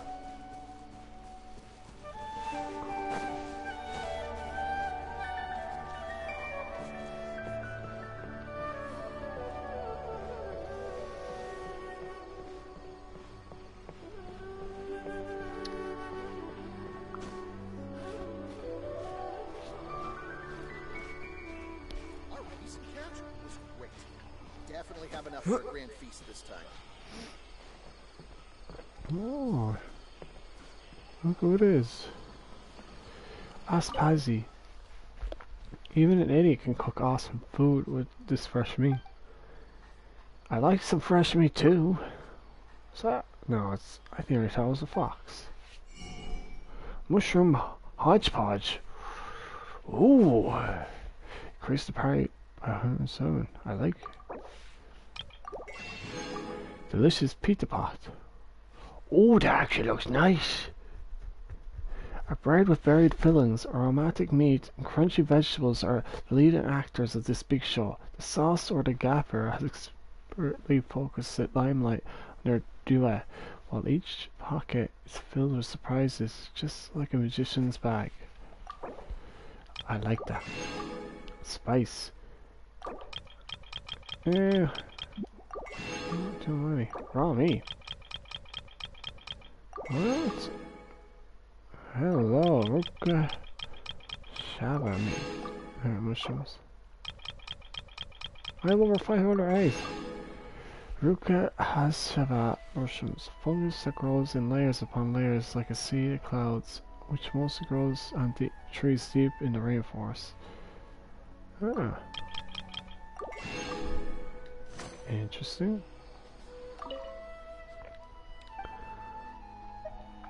You can cook? Ahem, what kind of question is that? Don't look down on me on my culinary expertise just because I'm wearing a Forest Watcher's uniform. I'm the renowned master chef of the Forest Rangers. Alright, that's enough jokes for now. Still, even if I'm not truly renowned, my culinary skills is pretty extraordinary. Everyone praises it once they try it. I don't believe it. You got a problem with me, pal? You don't look like anything like an unreasonable oaf. Oh, I get it. You're using reverse psychology to get a free meal out of me. That's okay. I don't mind falling for tricks when it comes to sharing food. I only have one request. Spread the good word about my food, if you like it. Oh yeah, thanks for the mushroom. You can hunt? Of course. Where do you think the meat I sell comes from? Did you think stupid porks were shut me around their heads against my arrows? Imagine. That's enough jokes after being with Mr. Tenari for so long. Even the way he speaks has rubbed off on me. I oversee logistics for the Forest Rangers, so knowing how to hunt and cook is perfectly normal, right? In my opinion, the first step to being a good chef is to be a good hunter. You're not wrong there.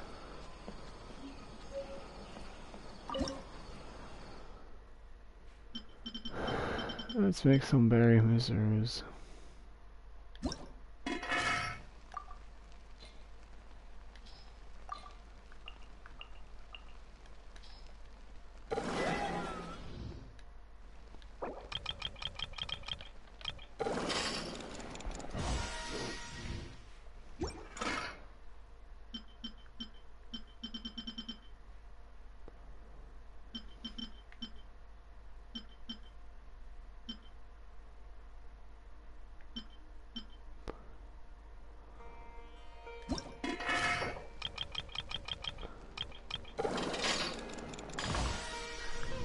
Food is food after all.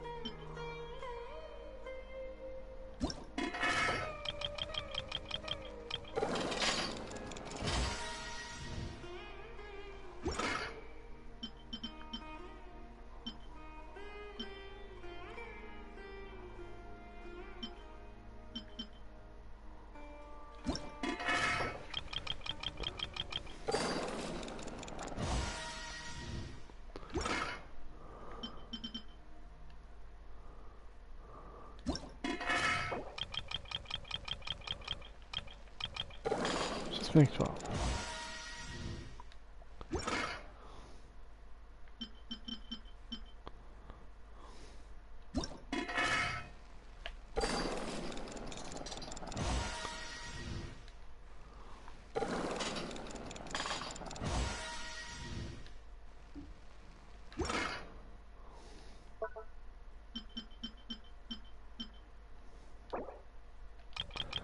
Oh, that's a lot of me. How the heck did I get so much me?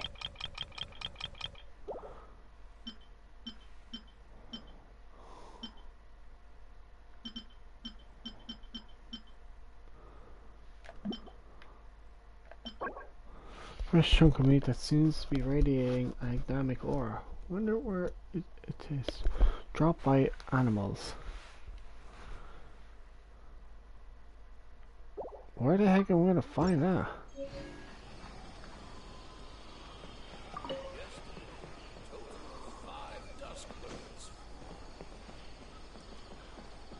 Elazar is a truly troublesome illness. Will he pass out, I wonder?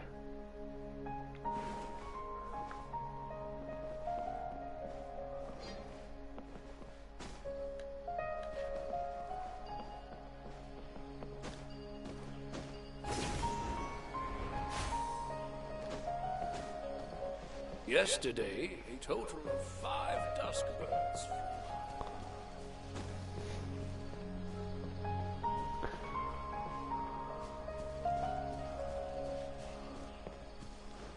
Well, I guess while I'm waiting, I could probably go fight some bosses. What time is it now on the clock? Currently 2:43. What's that? Hello, Conjan.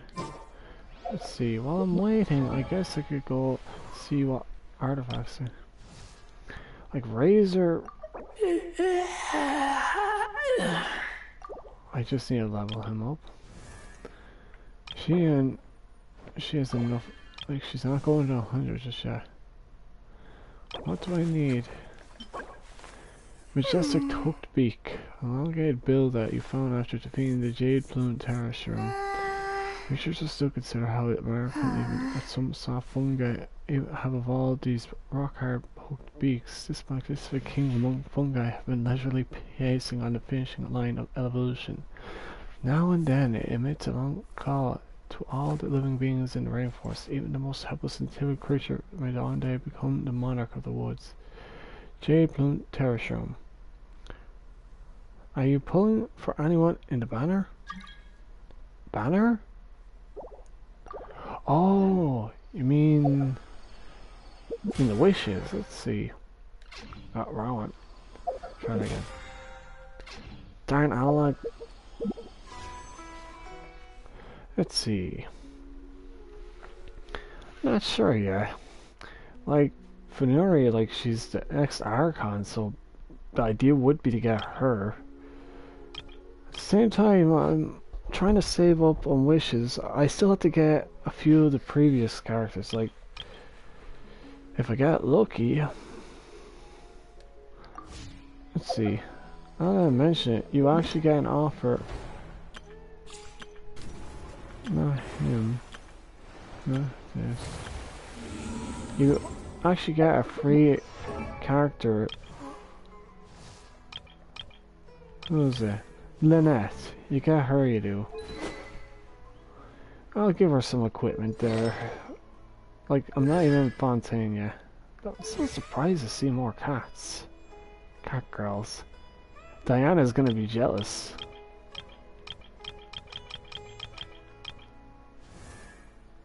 She sure is.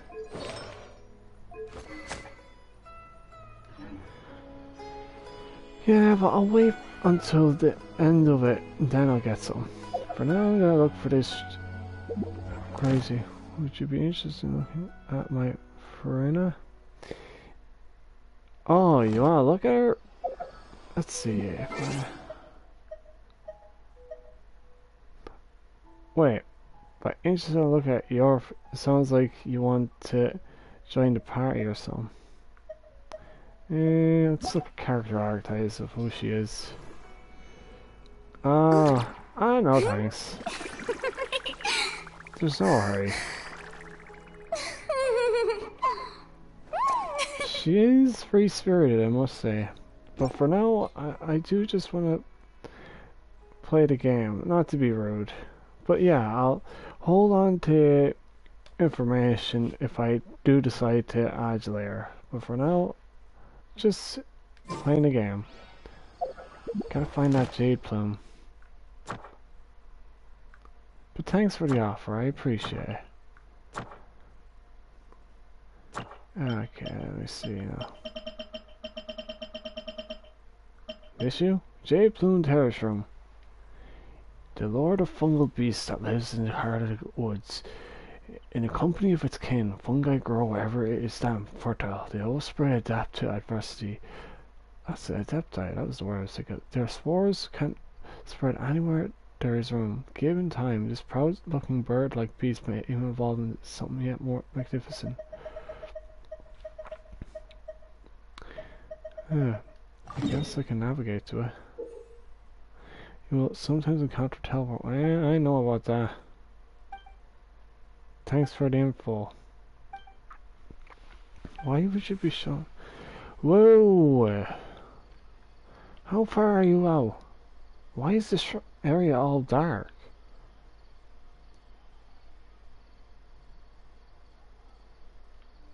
What the heck? Why is it all shrouded? I don't understand. That's a bit of a new feature, I must say. Okay. Navigate.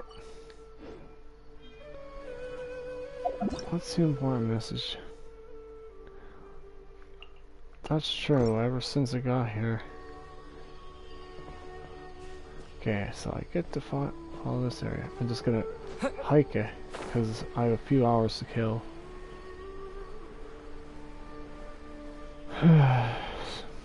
Let's see how far it'll be.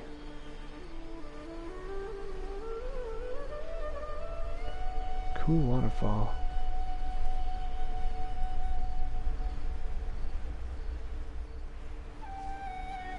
Oh yeah, I forgot to activate some. Shit, that ravine.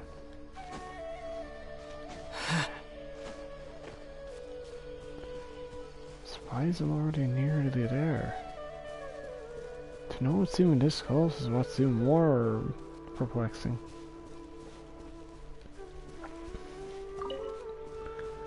Razor. I'll swap, yeah. Ah, crap.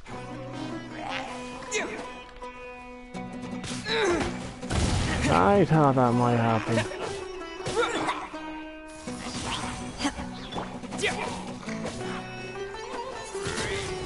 Ice and mango.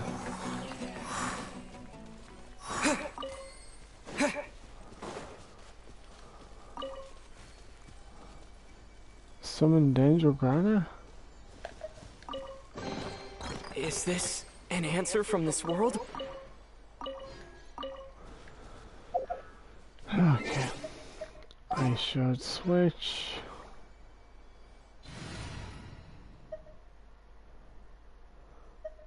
Alright, Collie, and swap you out.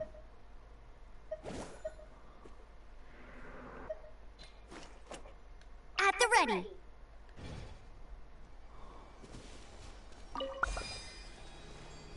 Why is there a tree now? Is there a reason for this?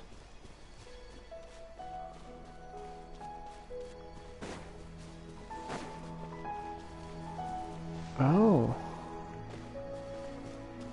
What are you, I wonder? No, you're like an item.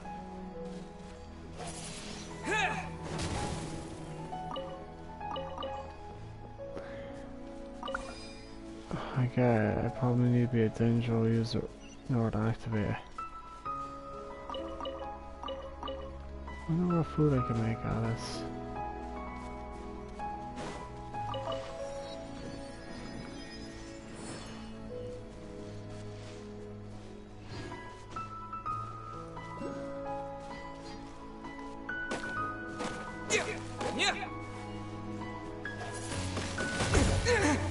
Whoa!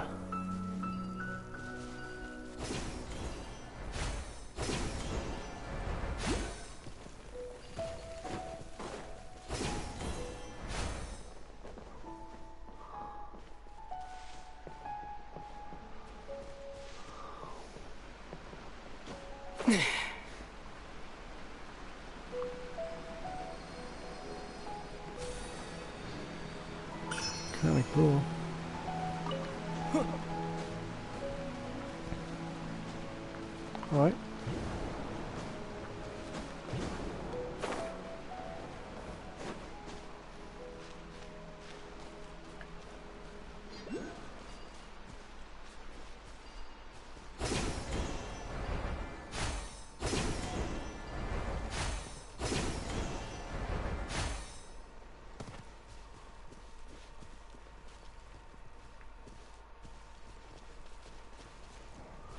Where is this one?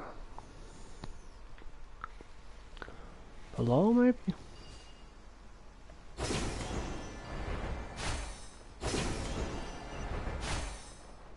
Who are you? Happy to oblige. Transfiguration. You're like Amazons. Hyman was thinking all night about what happened with Kale, and still can't figure out what the problem might be.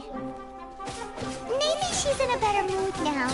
Let's go check on her. Oh, alright. One moment, I'll go visit her. Faded red satin. Is this an answer from this world?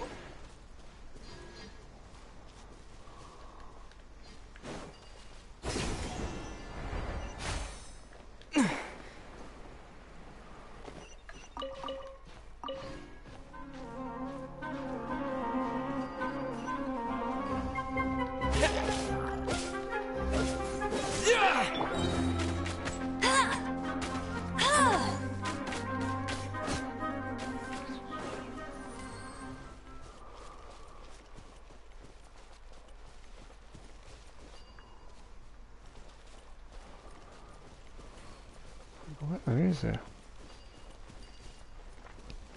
I'll race you there. I'm just gonna look below for a moment. 'Cause I'm pretty sure there might be something else beneath here.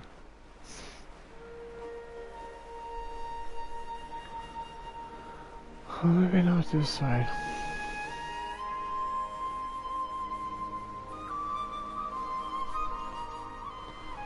So Amber, that'd really make her day. Wonder if her and Amber will ever meet. We do keep in touch, so...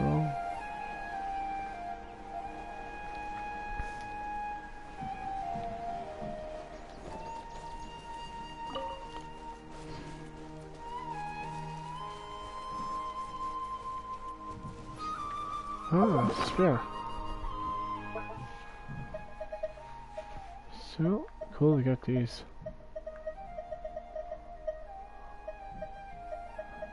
Yep, some radish. May not be great, but it's better than none.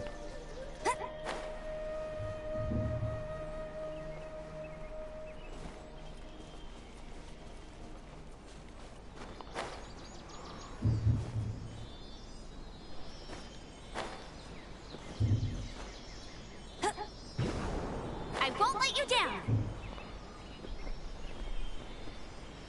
Oh, that's fair.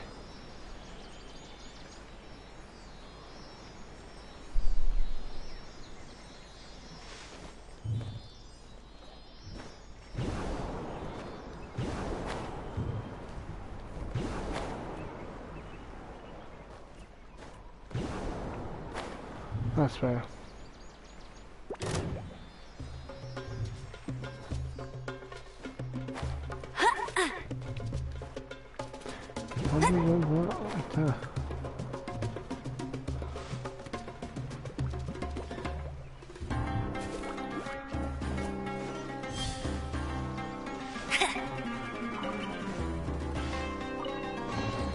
Opening a chest is like unwrapping a gift.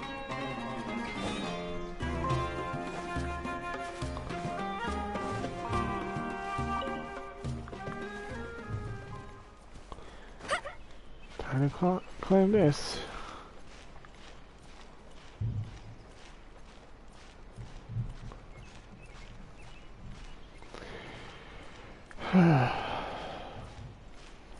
Oh, there's another one over here.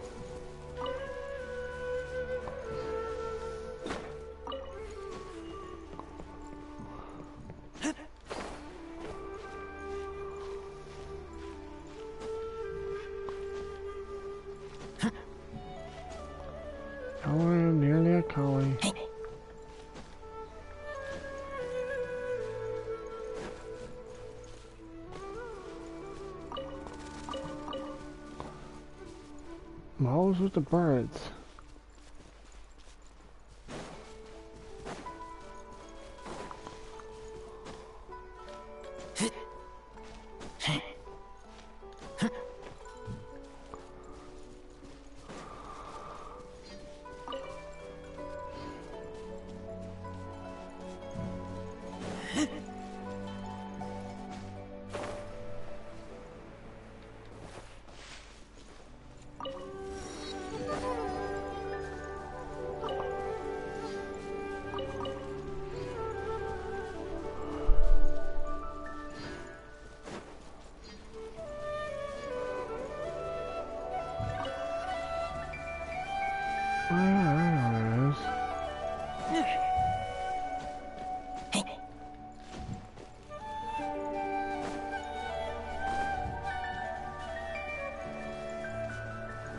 What is this?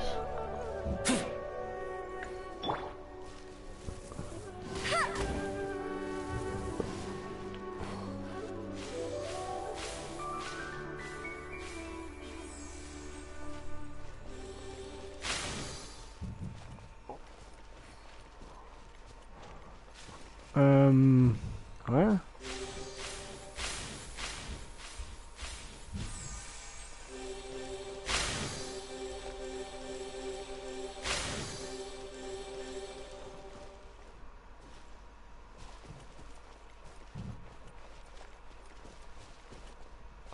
Oh, okay, okay. Like a puzzle.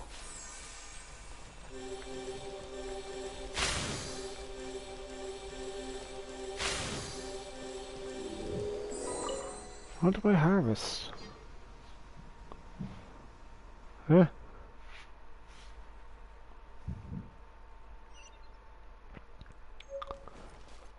This...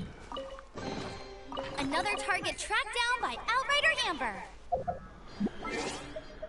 Okay.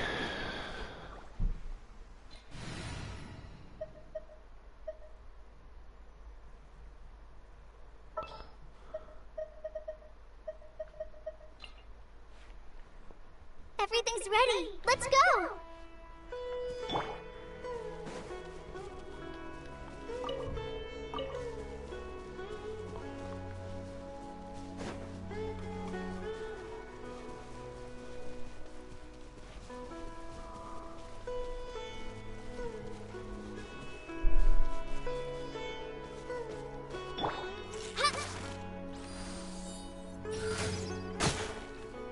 Chicken!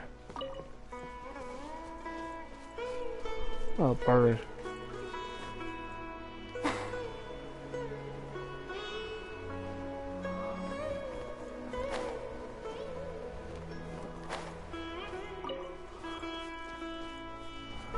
Oh, I think it does.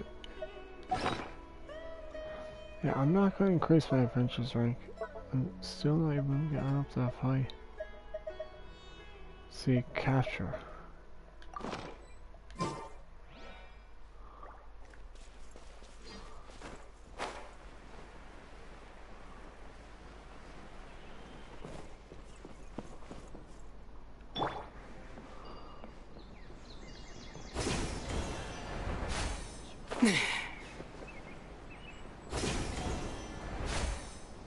I see who's here. Ah, it's you two. I was just about to go look for you. Huh? Tighnari? What are you doing here? Where's Kale? I came to check on Kale's condition. To put it simply, she's not well. You mean she's sick? How could she be... Oh, wait a minute. Could it be because of what Paimon did yesterday? No need to worry. Something as small as you could never harm her. This sickness is something that Kale has been dealing with for some time. Kale has been more excited than usual since you two arrived. A little too much so, to be honest. She hasn't remembered to take care of herself. I suppose it's understandable, though. She hasn't been around anyone she considered a friend for some time now. It must have been refreshing for her to have you two here. So, Tighnari, what's What's really wrong with Kale? Let's take this conversation elsewhere. Kale just fell asleep after taking her medicine. She needs some peace and quiet.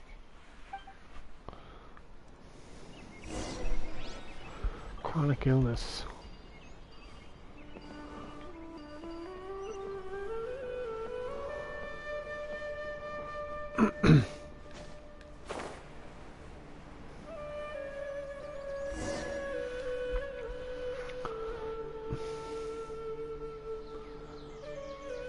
All right, let's continue our conversation here, shall we?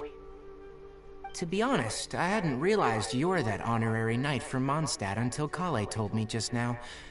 I've also heard all about your deeds in Liyue and Inazuma. So just to clarify, what I'm about to tell you about Kale is not because of who you are or your past feats. Instead, I am going to tell you because... well, because Kale asked me to. Oh. And honestly speaking, I was against Kale revealing her past to you. But she insisted, saying you two treated her with sincerity and as a friend. So now she wishes to reciprocate the gesture. So, Tainari, what exactly is wrong with Kale? You said this is something she's been dealing with for some time. Just how serious is it? Right. Ever since she was a child, she's been afflicted with a disease called Elazar. Elazar? Yes. It's a disease unique to the lands of Sumeru. It is characterized by dark and hardened scales that form on the body. Oh. At first, the afflicted may only feel mild numbness on affected areas of the skin. However, as the disease progresses, one may begin feeling fatigued and even experience peripheral paresthesia. In its final stages, the disease strips a person of the ability to control their own body, and they effectively become completely immobile. That sounds terrifying. To lose all control over their body? Wait, hold on. So when Kale seemed to be acting a little clumsy earlier, it was because...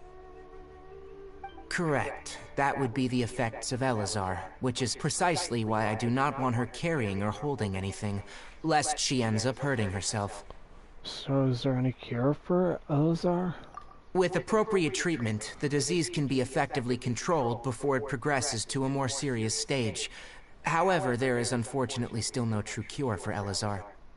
Nevertheless, Kale's mother still hoped that there was something out there.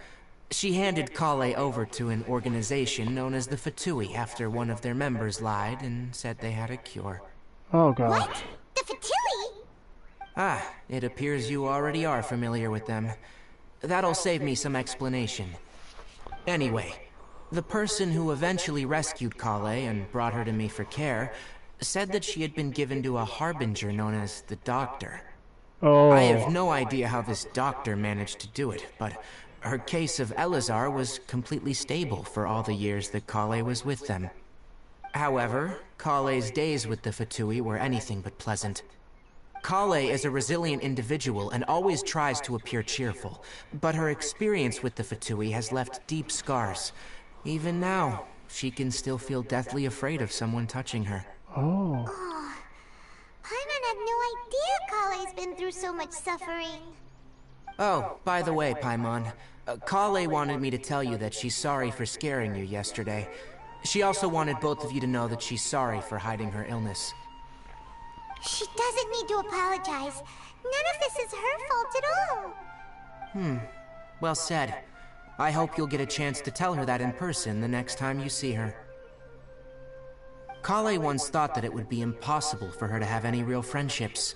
I trust that you two will never let my trainee experience such emotional pain again. Don't worry, Tainari. We'll take good care of her. How's Kale's condition now? Well, it's not too serious at this point. She overexerted herself the last couple of days, which is what led her to break down this time. As long as she has taken her medicine and gets plenty of rest, she should get better. Though I must admit that Kale's condition was much more stable when she first arrived here in Gandharvaville. She was interested in the work of the forest rangers the moment she saw us.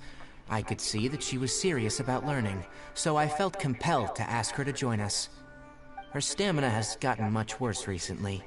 Though a moderate amount of physical exercise is always necessary, I'm afraid the long-distance patrols are a little too much for her now. Alright, now that I've told you about Kale's past, I think I'll head into the rainforest to find some ingredients needed for her medicine. I'll see you two later. Wait, can we come along? Yeah, we'd like to do something to help Kale too. Alright, but I must warn you two. The rainforest is a dangerous place, especially for someone who's still recovering, like the Traveler. You must follow closely and listen to every instruction. No problemo. Let's go then. We'll be looking for a plant known as the Nilot Pala Lotus. It's often used to help those afflicted with Elazar recover their energy. Hey, Tainari? Where exactly are we going to find this plant? Nilot Pala Lotuses can be found all over the rainforest, but it often grows right here around Gandharvaville. Given the name, it sounds like we should be looking for it in the water. You are correct. The Nilot Pala Lotus grows in the water. When fully matured, they look like giant blue flowers floating on the water's surface. Quite an attractive species, if you ask me. The large petals are actually the plant's leaves and sepals, which surround a very small flower. You should note that many of the plants found in Sumeru have names that are contrary to their species. Take the Cowpelata, for example. The plant is not a lotus at all, but rather a vine. And then there's the Sumeru rose, which is not a rose, and is completely contrary to its name. Oh, huh. Okay then. Note to Paimon. Never bring up the topic of flowers with Tainari.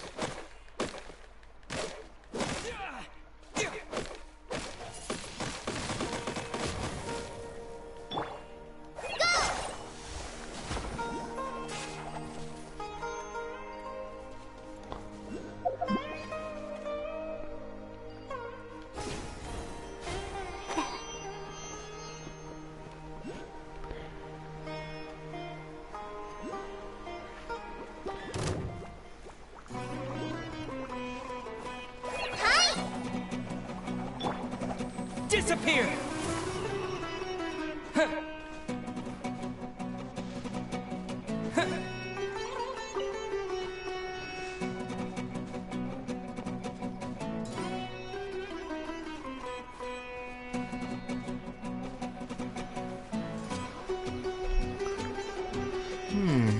There should be Nilot Pala Lotuses growing somewhere in this area. Let's split up and begin searching. If you could manage to gather 4 of them, that would be sufficient. We'll rendezvous here once you've gathered the needed amount.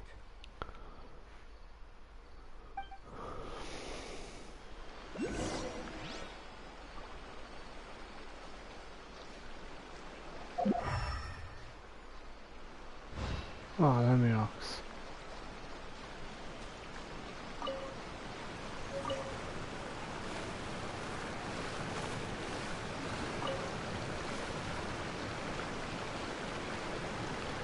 Alright, we've gathered enough new Pala lotuses.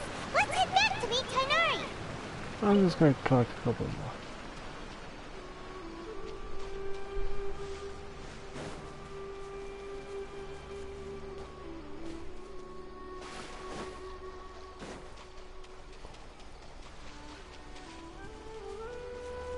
Looks like that's the way.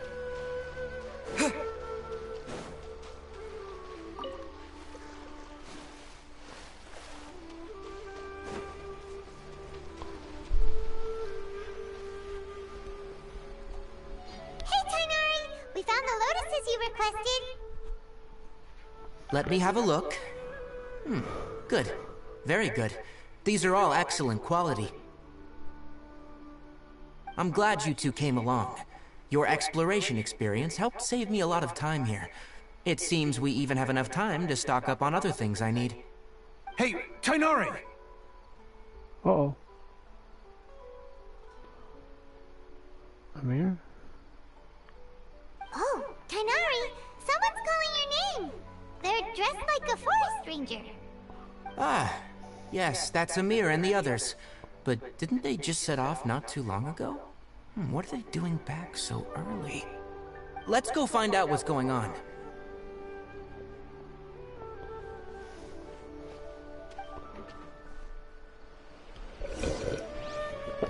Oh, time water.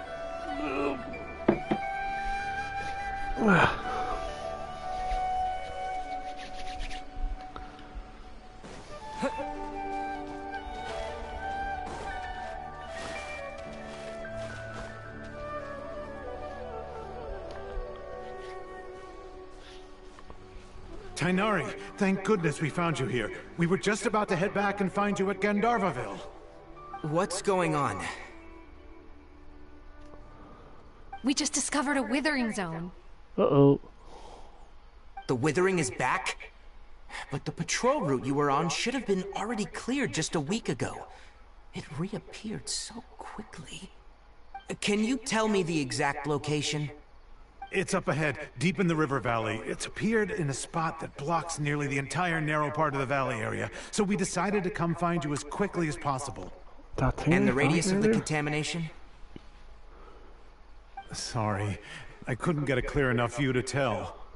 No one in our patrol team had a vision, and it appeared to still be spreading, so we didn't risk getting any closer. Okay, I understand. You made the right decision. I'll go deal with it right away. In the meantime, please guide these two back to Gandharvaville.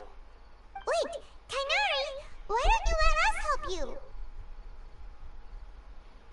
you? You two have only just arrived in Sumeru. You're still unfamiliar with many things in these lands. There's a unique type of anomaly that occurs in the Sumeru rainforest. It's called the withering. The affected areas not only cause nearby vegetation to wither, but it's also lethal to wildlife and even people. If you don't carry a vision, then you should think twice before approaching such places.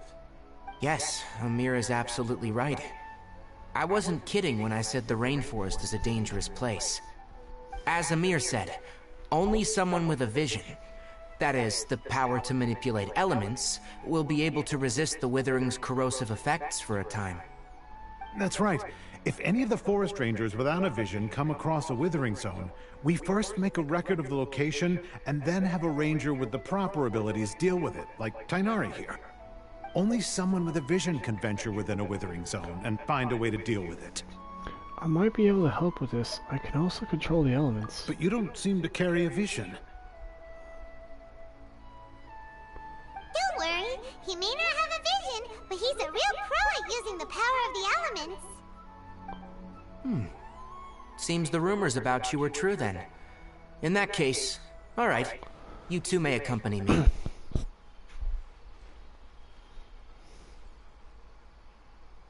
We typically only teach visitors how to identify the withering as they're about to leave Gandharvaville. We'll make an exception today and show you what it looks like up close.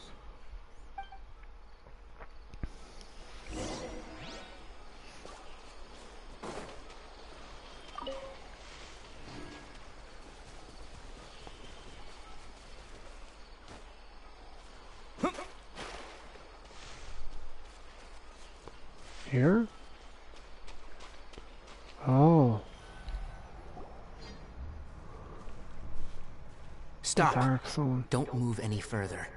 Look there, in the distance. Huh? Where? Oh, look! Those plants That have red withered! zone. That whole area is kinda gloomy.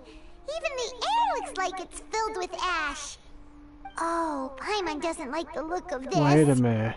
That is the withering. All right, traveler. We're gonna have to enter that withering zone. Once inside, we'll need to look for what we call tumors of the withering. If we eliminate those, then the area will be saved. Wait a minute, I hit these earlier. Before I came into Sumeru, I was just taking a little exploration. Gotcha, let's do this. Thank you. But I must warn you, don't push yourself. This is your first time handling this sort of thing, after all. Even with elemental powers, once you step inside the withering zone, you may experience extreme discomfort. If at any point it becomes too much, return outside the zone and take a breather. It could become a matter of life and death. You ready then? Let's go. Yeah. Let's kick some withering. First, we must locate any branches sustaining the withering zone.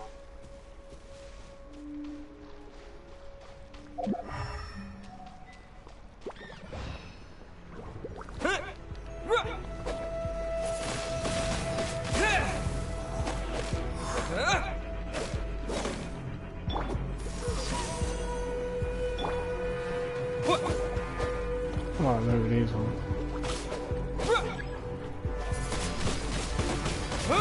Oh, collect the danger.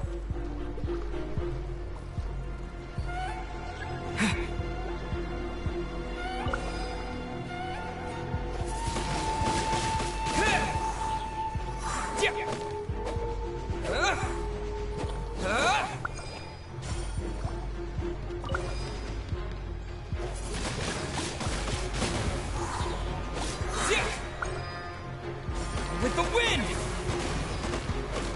Yeah!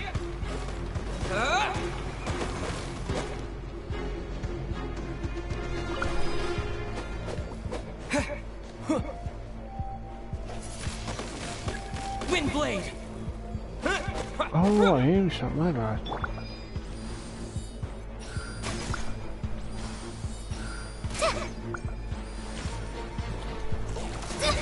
Don't touch me!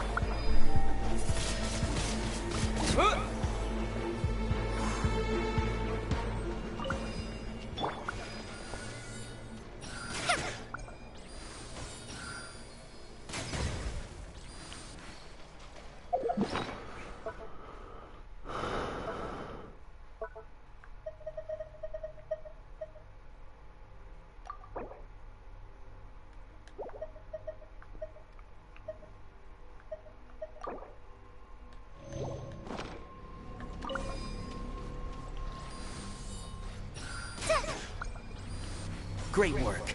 Now that all the branches have been cleared, we'll need to take care of the tumor.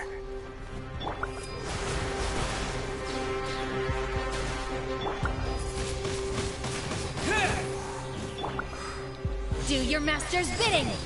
My will embodied!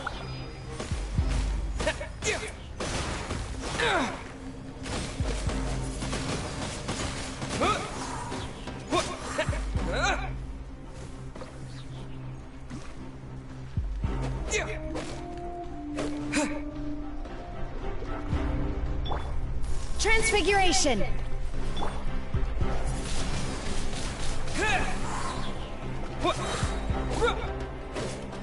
Now!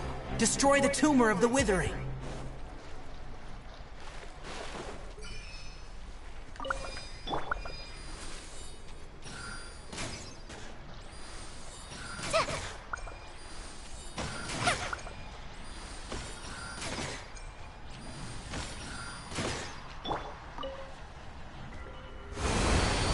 Oh. We did it! Everything's returning to normal now! Yes. Thanks to you two, we were able to quickly restore this area back to normal. Tainari? You make it sound like we did well, but why does Paimon have the feeling you're worried about something? It's that obvious, huh? Alright. It's like this.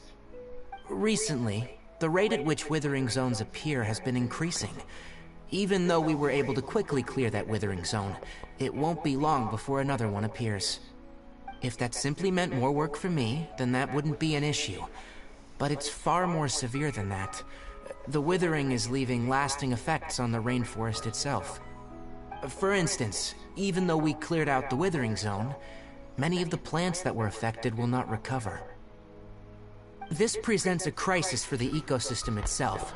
Many plants in the rainforest are already in decline, directly impacting the wildlife that depends on those plants. And most disturbingly, as the appearances of withering zones have started to increase, Kale's case of Elazar has also become more serious. Huh? Well, why's that? I'm still not sure of the exact reason. However, I've received word from acquaintances at the academia that similar cases are being reported for patients with other conditions.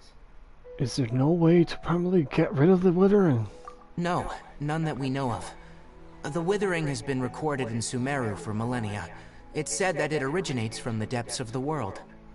Oh, by the way, have you heard of Irminsul before? No, I haven't. I think I've heard of it somewhere before. Irminsul is a tree located deep beneath the surface. Although it isn't like any tree we know in a biological sense, you can basically think of it as a large tree that grows downwards rather than upwards. I'm sure you've heard of ley lines, right? They're like the roots of Irminsul, spreading and extending from a massive cavern deep underground all the way up to the surface. Spreading and extending a massive cancer. Sounds a lot like what I saw when I lost consciousness in the cave. Ley lines continually absorb the memories of this world, which are then funneled into Irminsul, allowing it to collect knowledge and wisdom from ancient times to present day. Oh. The Dendro Archon is known as the God of Wisdom because her consciousness is directly connected to it. It is also said that the Dendro Archon's power is a manifestation of Irminsul. And as for the Withering, its emergence is related to a disease that's affecting it. Huh? You mean Irminsul is sick? That's right. My ancestors learned of this from Greater Lord Rukkhadevata's familiars a long time ago. But even those mysterious creatures did not know of a cure for Irminsul. I'm afraid we Rangers will be battling the Withering Zones here for a long time, until a cure is found. Alright, that's enough on this topic for the time being. Now that we've taken care of things here, it's time for us to head back to Gandharvaville.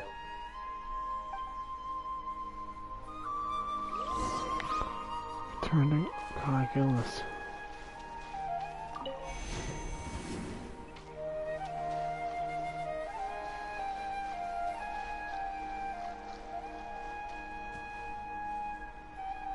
What exactly are these?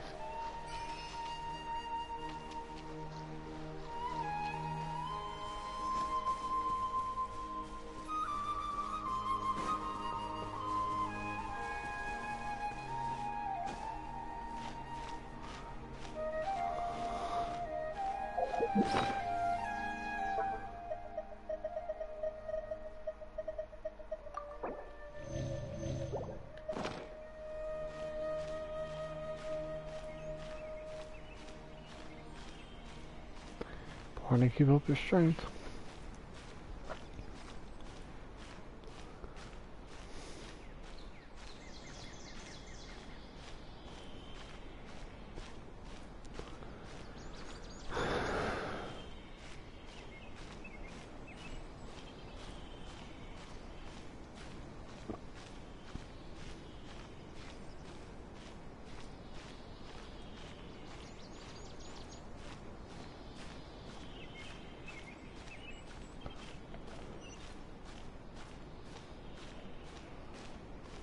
Just climbing up here.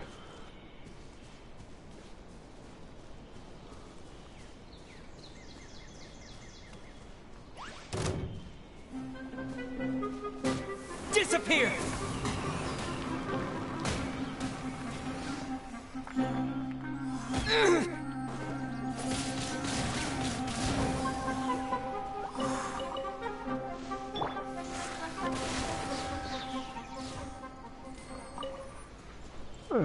Activate pump nucleus.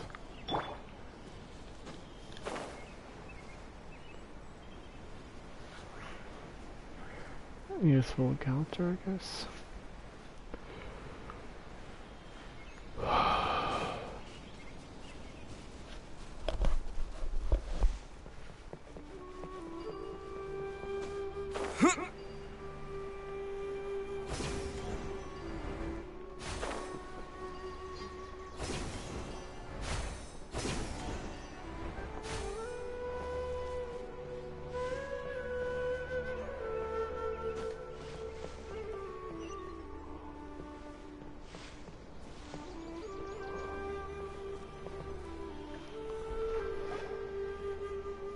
Oh, Tainari, you all made it back. How did it go? The Withering Zone you reported has been taken care of. No need to worry. Huh? Wait, is that? Oh no. Hypatia!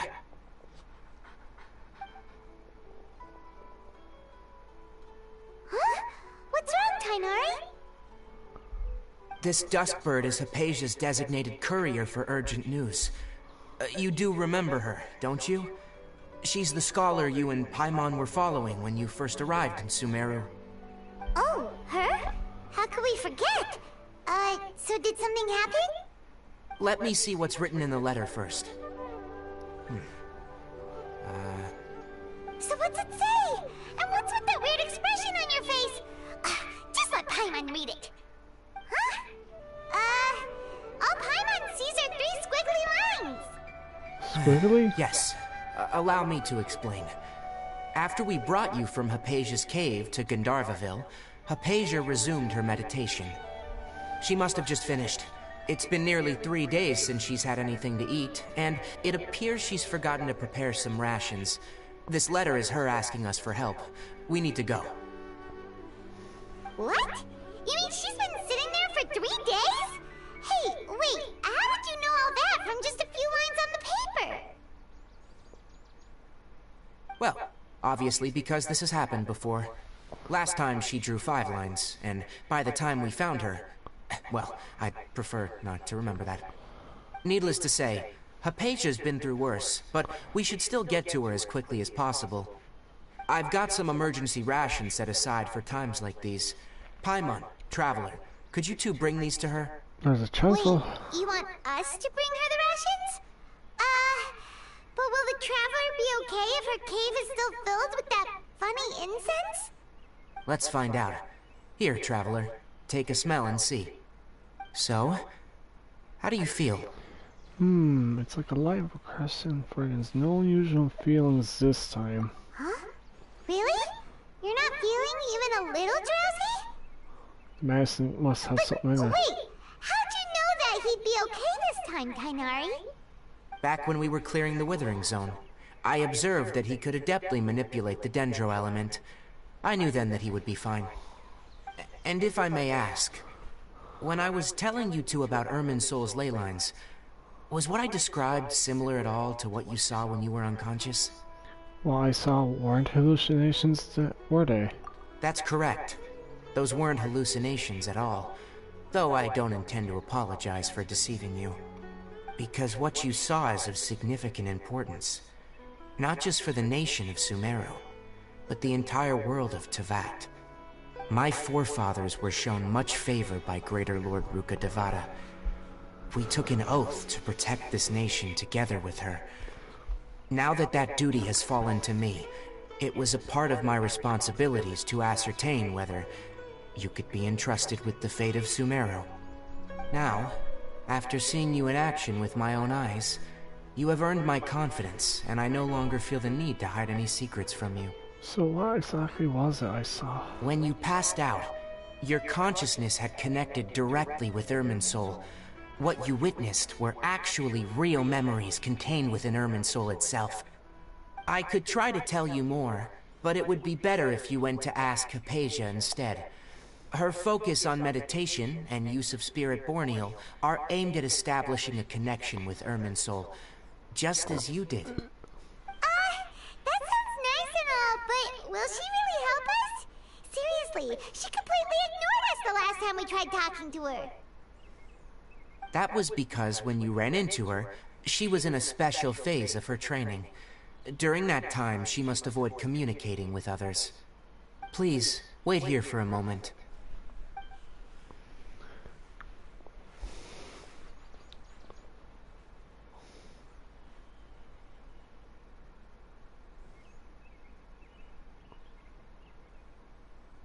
Squawk!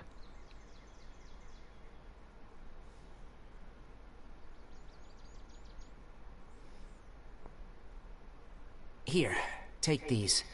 It's a meal I packed for Hypatia, as well as some other ingredients. I'm sure it'll come in handy. Also, here's a letter that I would like you to give to her. Just show it to her, and she'll answer any questions you may have. Thank you. No, I should be the one thanking you. You've both been a great help these last few days. Yesterday, a total of 5 Definitely have enough for a grand feast this time.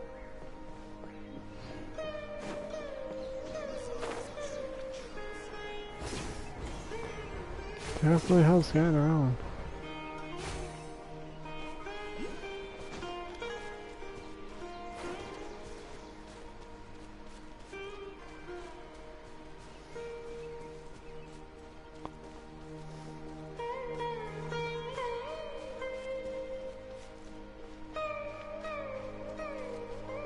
Hypatia should still be in the cave. Let's go inside and see how she's doing.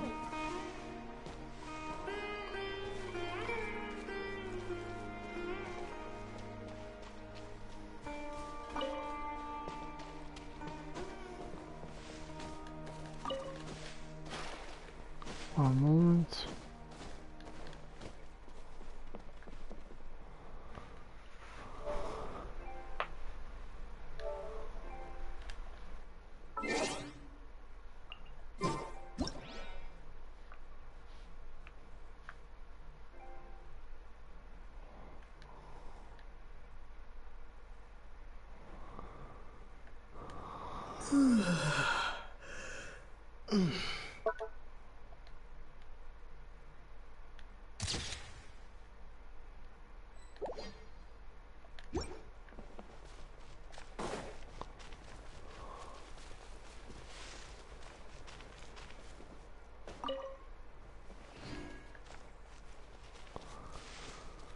Oh, rescue Hypatia.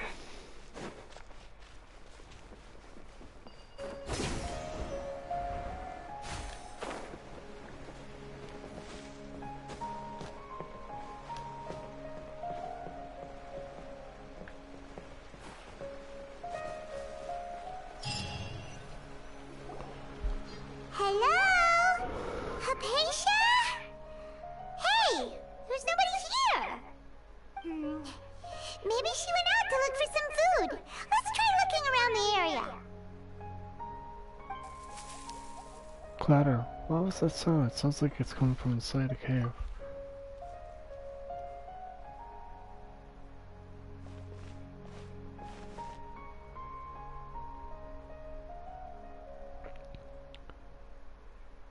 I don't like this. It's Hypatia. Is she okay?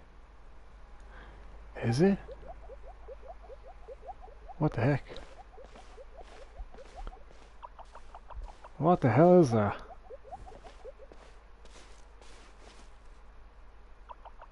Uh-oh.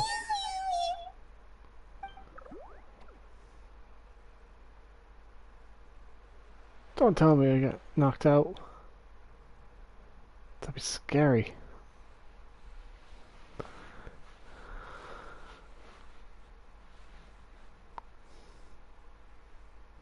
So what happens now?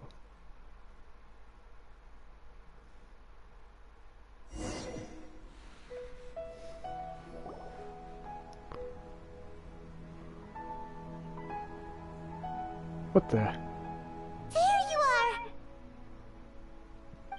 Hypatia, are you alright? So hungry. Need water. She looks famished. There's no way we can get her to eat in her current condition. Let's try finding some water first. Huh? Wait. Why does it look super foggy outside all of a sudden? Anyway, let's go look around. Go through the mess. Why do I get a feeling we're in... Hot things out here end up looking like this. Oh, what the heck? What happened? And where Relax, are we? Paimon. There must be a logical explanation for all this. Really? Oh, maybe you're right. Let's go investigate the area.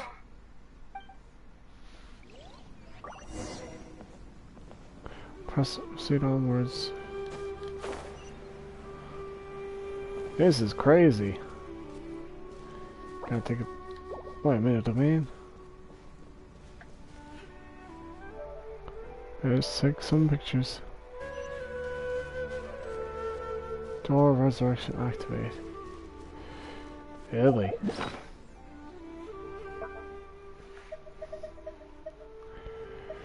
So that means we're gonna be in a mortal heart now.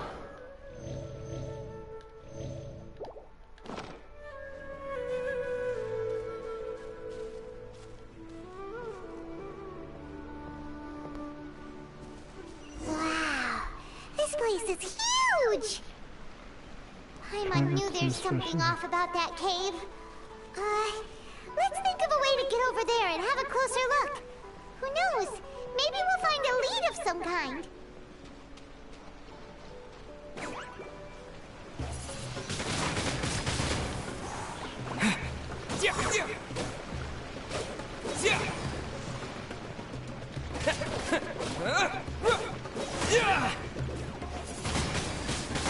Windblade!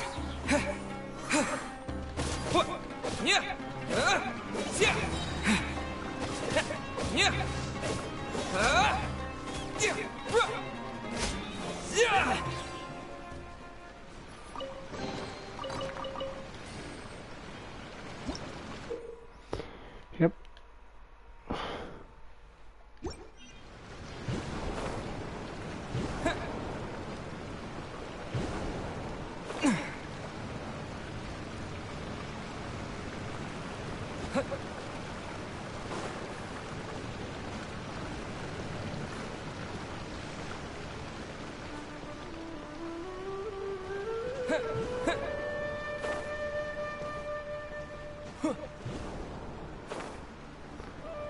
Huh.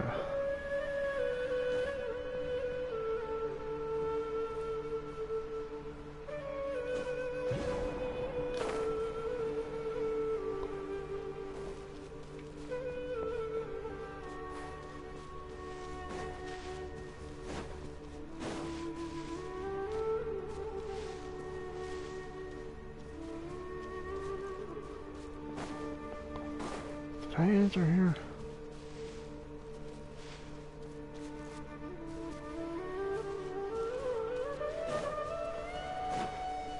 Huh.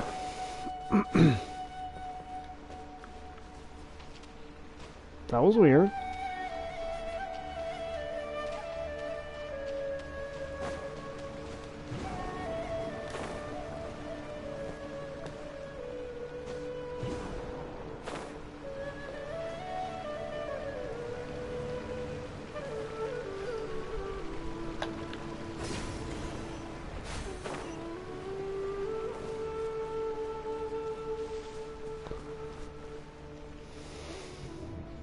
What the heck? Silent secret knowledge. Investigate the quaint room. What the heck? Huh? What happened just now? Is Why did Ilna? everything around us suddenly change? Why do we get the feeling we're about to see the other Archon? Gonna get some... Just prep. Get the feeling it's gonna be a battle ahead.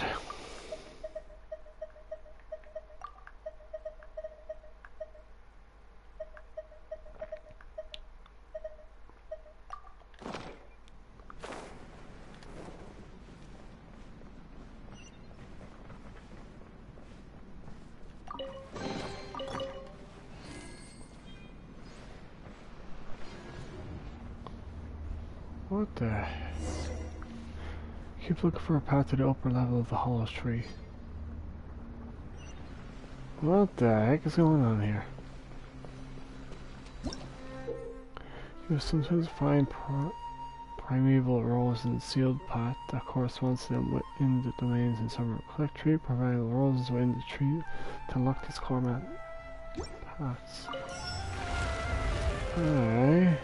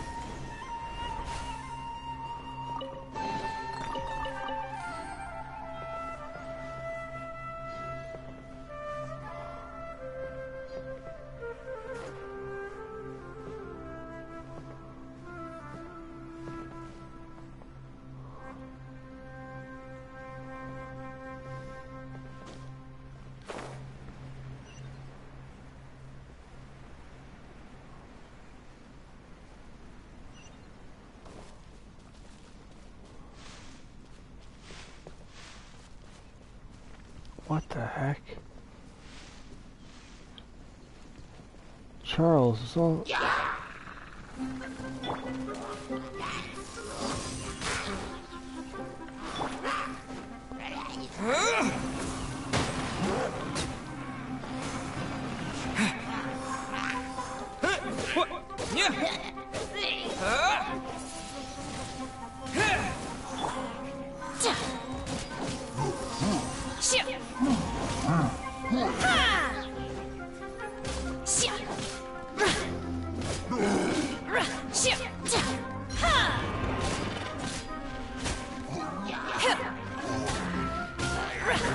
Take your true form!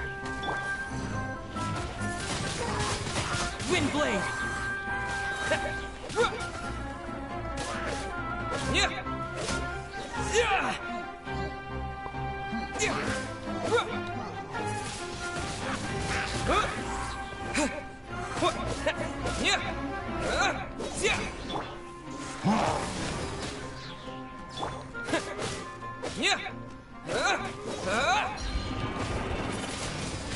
Windblade!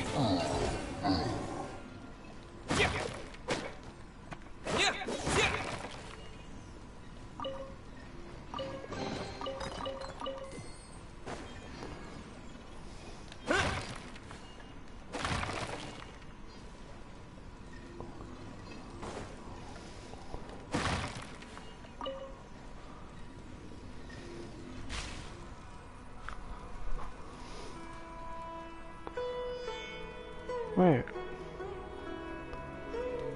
What the heck is going on here?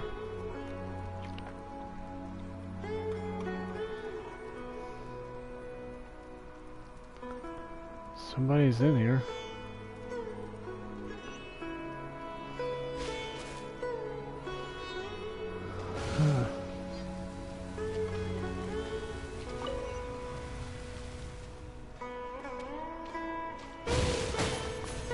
Oh my.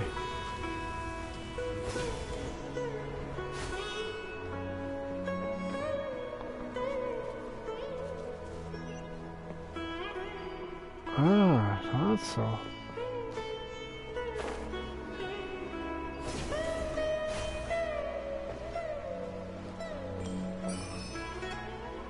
I don't activate it. See what's inside.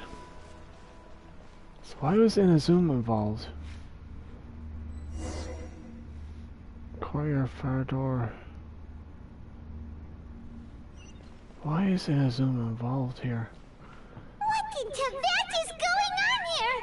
This place is getting weirder by the minute! Hey! What's the matter? You don't look so good! No. Something's coming.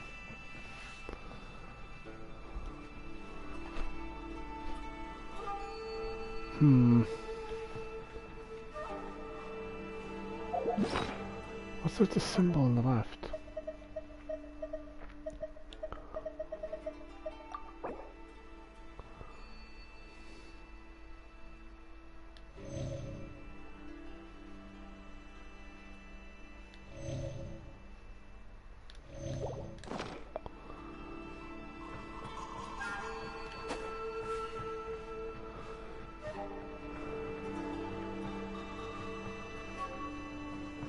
Let's investigate a little. Purple.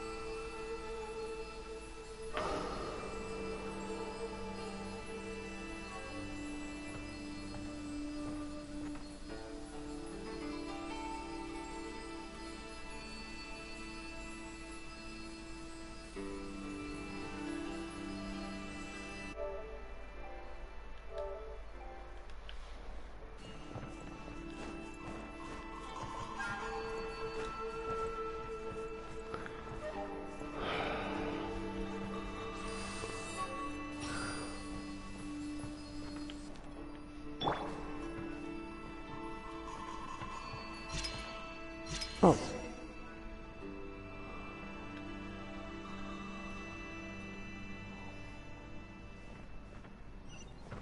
That's weird.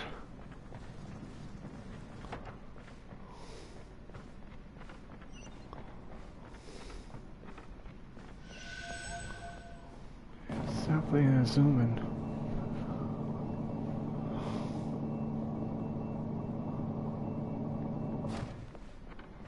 I wonder why the zoom was involved. Go to the upper platform. Science secret of knowledge.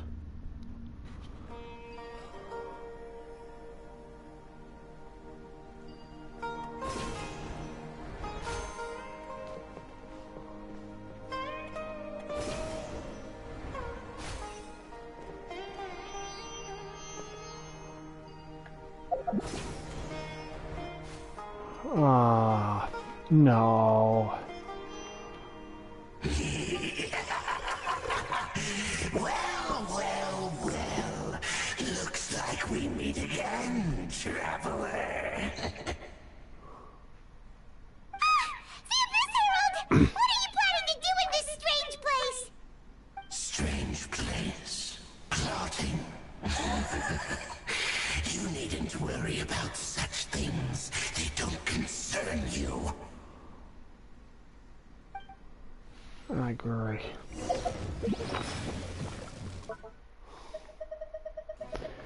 My suspicions were right.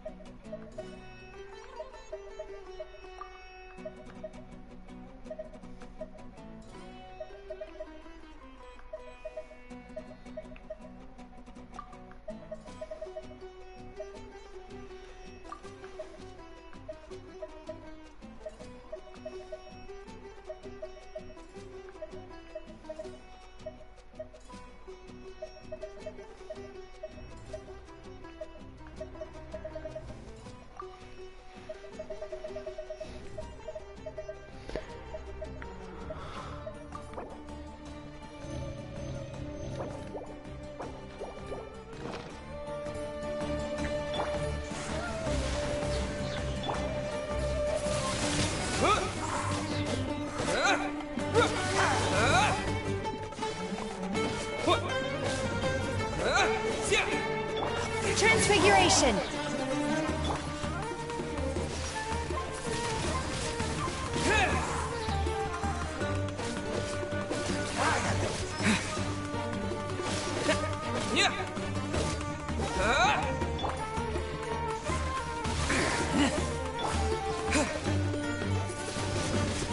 Windblade! My will embodied!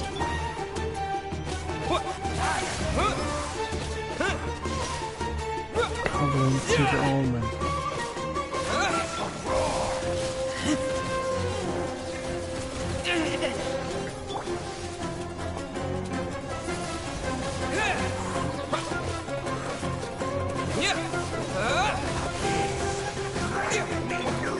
Take your true form!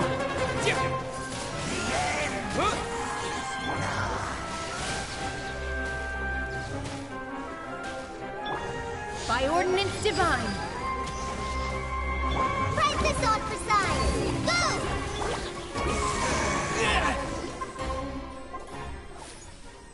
Huh? Why can't we beat this guy? Oh, Paimon doesn't get it! We've faced others like him before! What's wrong this time? Traveler, though you may have managed to avert countless crises before, your good fortune was bound to end sooner or later. It's time you realize how weak and powerless you really are. My journey will not end here. I still must find my sister. Your sister? Oh, pitiful traveler. Are you really so ignorant? Or are you just living in complete denial? Her Highness has has long since forsaken you. Your meager existence in her eyes is that of an annoying bug, only to be stepped upon. The bonds of love and family which drive you to find your sibling are utterly gone. Your journey is meaningless.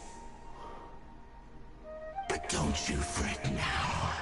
Today will be your last. Now die!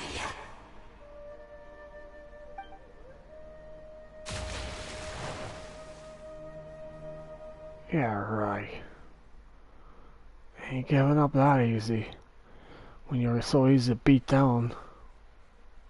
Find it hard to believe we're losing that soon.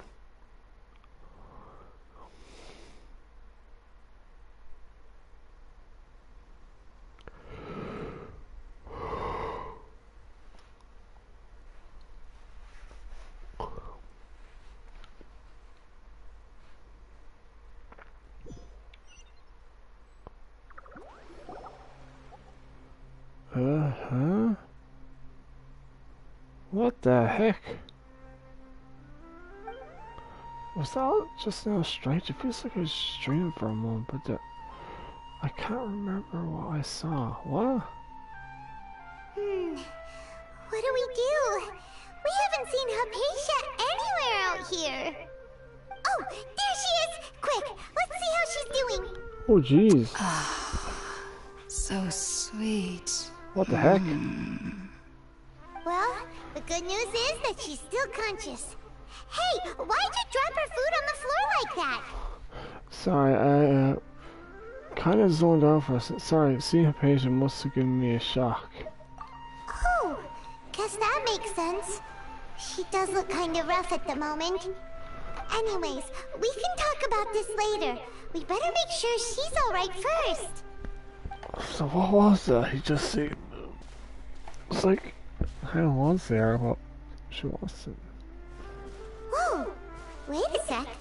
Look at all this fruit lying around her. We can put that to good use. After getting semi-conscious basis some fruit, water and fruit juice. Who is there? Tainari, is that you?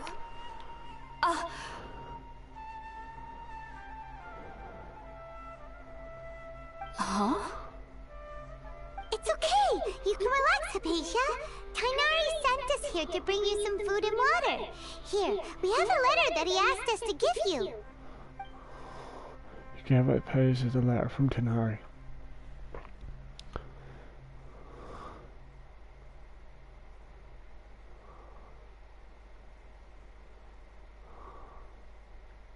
I see.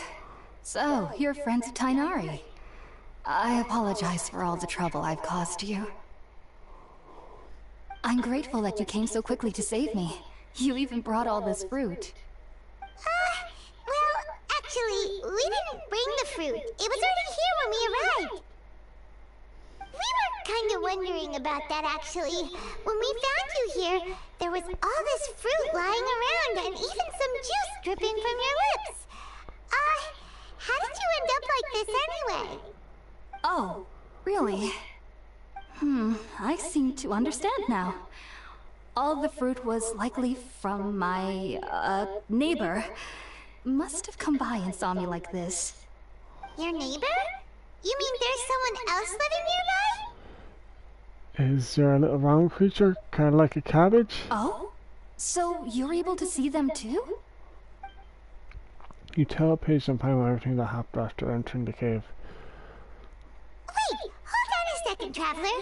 You say that before we arrived, you saw some mysterious creature and suddenly had a strange dream? Isn't that a little too crazy to believe? No, I actually do believe what the Traveler is saying.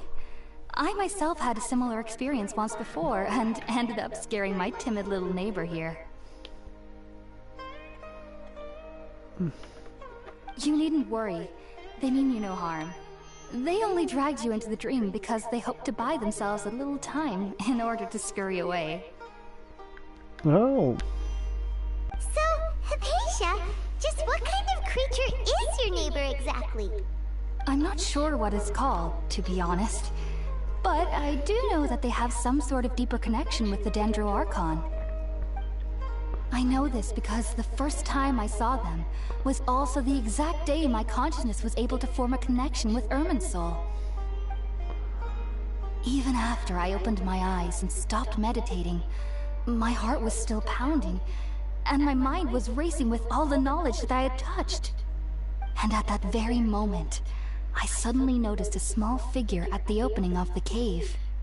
In my curiosity, I began to walk over to the creature. They must have already been used to me living in the cave, because they didn't seem to mind me approaching them. They just kept doing whatever they were up to. It wasn't until I crouched down next to them that they suddenly realized that I could see them. Oh! And then? And then I had a dream. By the time I came to, they were nowhere to be seen. I was convinced they'd never show up again. But sure enough, I saw them nearby a few days later. And they weren't alone. I feel like they aren't as afraid of me as the first time I approached them. But I never would have expected them to save me. Well, fascinating creature. Sounds like a great neighbor. Yes, no doubt about that. By the way, Tighnari mentioned in his letter that you had questions for me regarding Irminsul. Oh. Sorry about that. Sounds like just drinking juice still isn't quite enough for my stomach. Well, if somebody hadn't dropped the food earlier... Anyway, looks like we'll need to prepare something ourselves. Besides, Paimon's getting hungry too. Let's eat first and talk about Irminsul later. I have a rake of food in my Alright, bag. we're out, traveler. Today's menu will feature sweet madame and a radish veggie soup. You'll love them, Hypatia. They're our specialties after all. Well, there's more. Sounds good. I've never tried any dishes from other nations before. I certainly look forward to it. It's been so long since I've had a decent meal, too. To be honest, the last time had to be when Tighnari came to visit.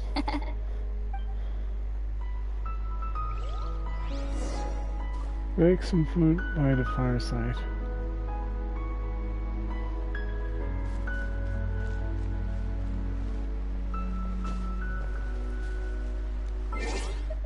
May need a different partner.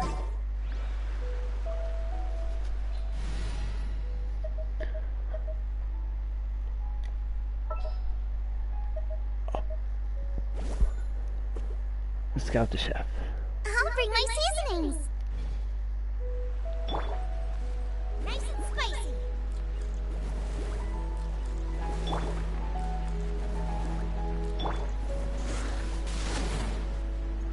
Yeah, freaking make box lunch. Out of the frying pan, into the fire. Yeah, don't burn the place now.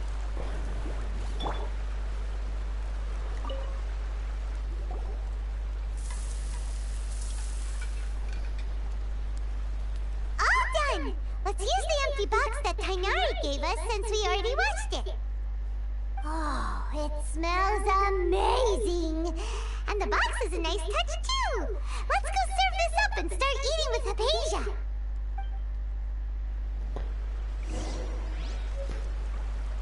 Alright, give me a sec.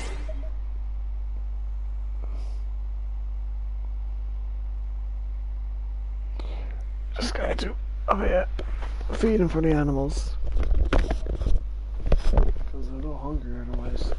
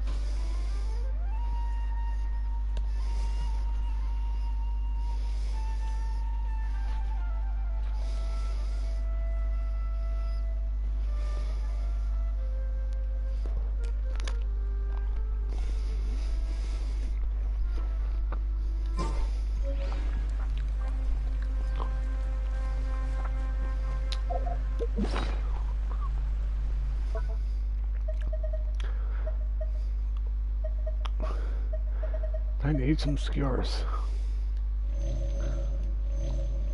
Kaya makes the best chicken skewers. Chicken mushroom skewers. Can't go wrong there.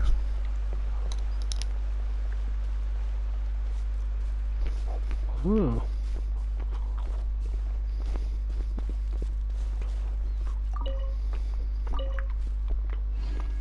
Radish.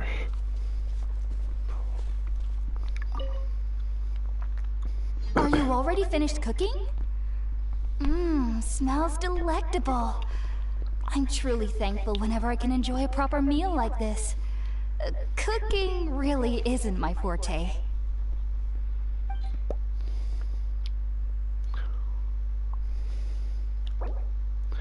Food that you specifically prepared for Paige. The box contains sweet banana and radish vegetable soup.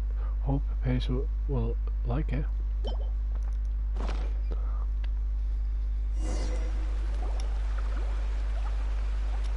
After a delicious meal there, you tell Paige about connecting with Emma's soul. Even though everything you mentioned was in Tighnari's letter, it's still hard to believe you were able to connect with Irminsul immediately after smelling Spiritborn eel for the first time. It took me nearly 3 years before I could do so. And everyone at the Academia even lauded me as a genius. You should know that some researchers spent their entire lives without ever successfully connecting with Irminsul as you have. So why does this incense allow people to connect to Irminsul? The ingredients used to make Spiritborn eel primarily consist of plants created by Greater Lord Rukkhadevata. These special ingredients are conducive to heightening our senses to the Dendro Archon's power. Since the root of the Dendro Archon's power lies within Irminsul, we can occasionally tap into her powers to peer into the depths of the earth. I think I understand. Sorry, you lost me there. That's all right. I'm sure you'll come to a clearer understanding as you remain in Sumeru. Makes sense. But Paimon's got a question. Why was he sensitive to the smell of those plants for such a long time? That was primarily due to his body's unique constitution. Stimulated by the incense, he could perceive the Dendro Archon's power and experienced a sensory overload, hence the adverse reactions. Taking in any scent similar to the ingredients of Spiritborn ale would cause adverse effects. Not to worry though, it appears you've already fully recovered. Technically, your body should still be sensitive to the powers of the Dendro Archon, but unless you're using intentional meditation techniques, the scent of Spiritborn ale should no longer trigger such reactions. Whew. Well, that's a relief. I must admit, I am quite envious of your abilities. Even if it meant suffering from pounding headaches for the rest of my life, I'd consider it worthwhile so long as I could connect with Irminsul at will. Whoa, you're really serious about this whole thing, aren't you? I am a researcher after all. As a member of the Ritaoist Darshan at the Academia, my main area of research is the stars and their connection to the fate of living beings. What? But there is still so much we don't know, especially regarding the mysteries that lie in the starry skies. Which is why I must turn to the all-knowing Irminsul for answers. If only my perception wasn't so limited. Unfortunately, I cannot guarantee that my every attempt to attune with Irminsul will be successful, or that doing so will leave my consciousness intact. I am currently in the stage of training known as Satyavada life. Many researchers in Sumeru have lost their minds while seeking to attune with Irminsul during this stage. Sages have said that Irminsul contains divine knowledge, and touching such knowledge without the proper preparations and abilities will only lead to one's mind caving in on itself. That's why we meditate alone. We need to ensure that our minds will be calm while minimizing the possibility of involving anyone else. Whoa. So knowledge from Irminsul can be super dangerous. Don't you ever feel afraid of the risk, Hypatia? Of course I do. Especially during nights that are pitch black with no moonlight, and dead silent without even the sound of insects. However, I've been feeling better as of late. I don't get as scared anymore knowing that I have a little neighbor living nearby. I believe that being able to see them is a sort of blessing from the Dendro Archon. But what's strangest of all is that they're clearly an envoy of the God of Wisdom herself. And they have the curious power to make people dream. What's so strange about that? It doesn't sound so out of place for a divine being, does it? Well, it's strange because nearly nobody in Sumeru can ever dream. What? Huh. Is that true? Yes, well, to an extent. Only children can dream in Sumeru. Adults, however, never do. The sages say that wisdom implies rationality, but that which occurs in dreams is often neither rational nor logical.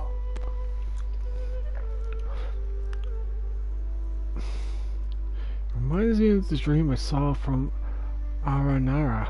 Yes, if one struggles with anxieties, those emotions could influence their dreams. The fact that the people of Sumeru do not have dreams is seen as a blessing by the sages. They believe that Greater Lord Rukkhadevata, the God of Wisdom, is keeping us away from the foolish delusions you encounter in your sleep. I was born into a family of scholars in Sumeru City. Ever since I was a child, my parents would always tell me that I'll know I've grown up once I stop dreaming.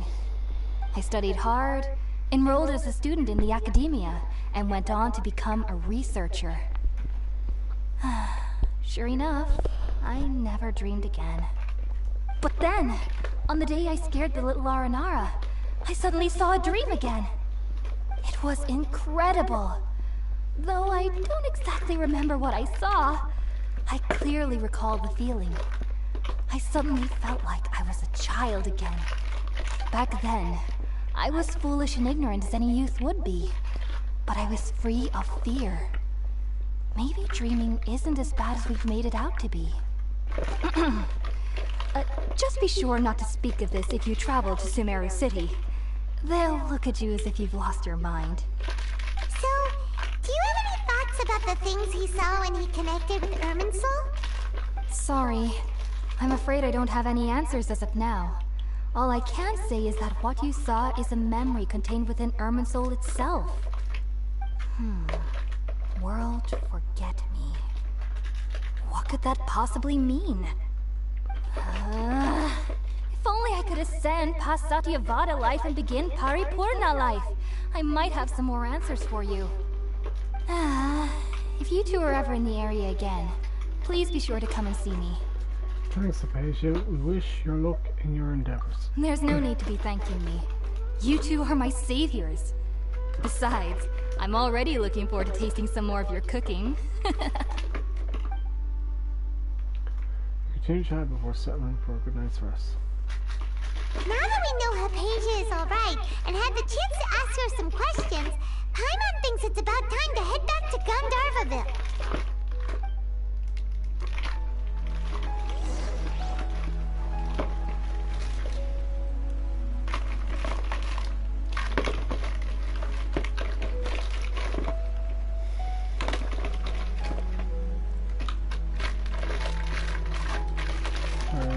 Just checking some things.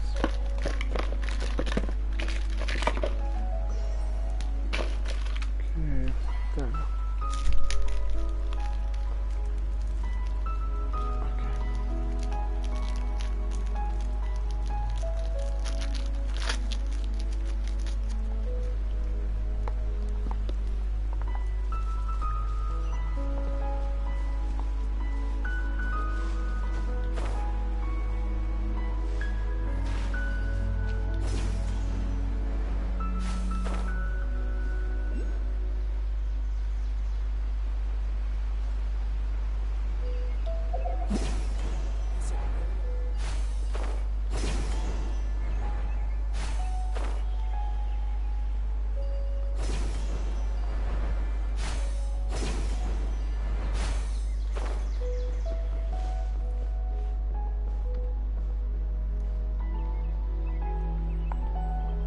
Think about it, Tainari. Refusing to join is tantamount to burying your head in the sand. I understand that you're a forest watcher, and that it's your duty to combat the effects of withering zones. But isn't it evident that such work is not a lasting solution to the problem? As Sage Kage clearly stated, your presence and guidance in Sumeru City is pivotal in finding a cure for Irminsul. How could you possibly refuse? Keep your emotions in check, Gulam. Let's at least listen to Tainari's reason for declining. We're here to invite him to the Academia, not to cause a scene. Sage Kage, I am truly honored that you came here in person, but I'm afraid I must still decline your invitation. I am merely a forest watcher. How could the great minds of the Haravatat have any need of someone like me? Well, it turns out that your refusal letter had some implications on your master's reputation. He is a renowned sage of the Immorta, after all. So now I've come here in his stead. I see. Well, I figured that given his temper, he would come here and berate me personally. Tainari, your master is an integral part of this effort. And now he requires your assistance. And what exactly does my master need of me, Sage Kage? You'll know once you've arrived in Sumeru City, that is. And, how long will I be required to stay? There's no definite answer as of now. Do you mean to tell me that despite coming all the way here to Gandharvaville, you still can't answer the questions I laid out in the letter to my master? If that's the case, then I'm afraid I cannot give you a definite answer either. Tainari, but you... So be it. Come, Gulam, we're leaving.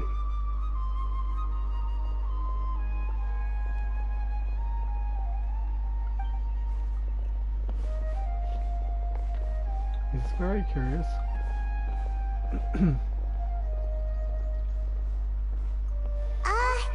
Tainari, what was that all about?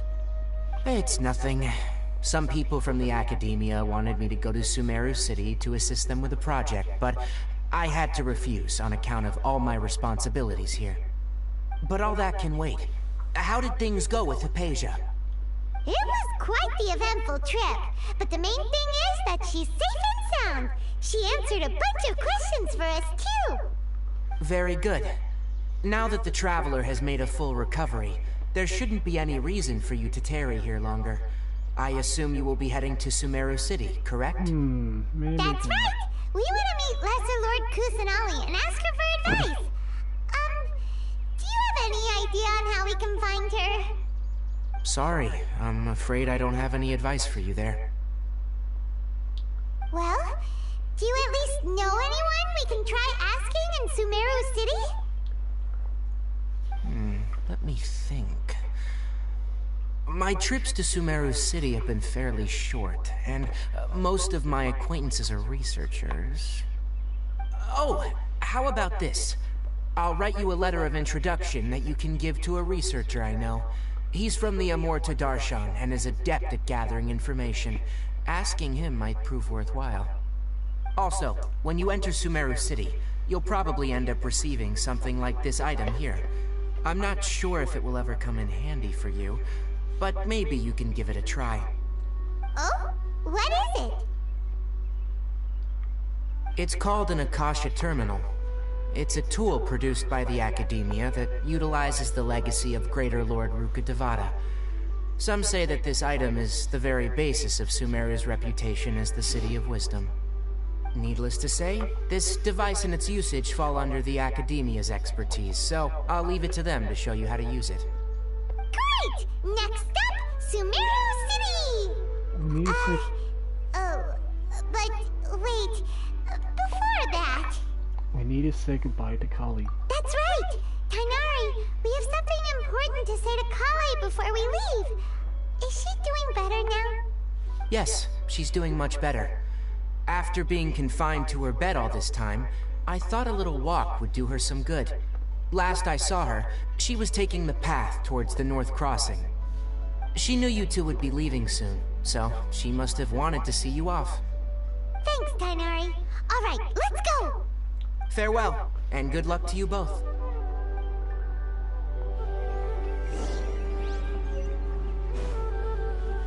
Run! That would not have been good.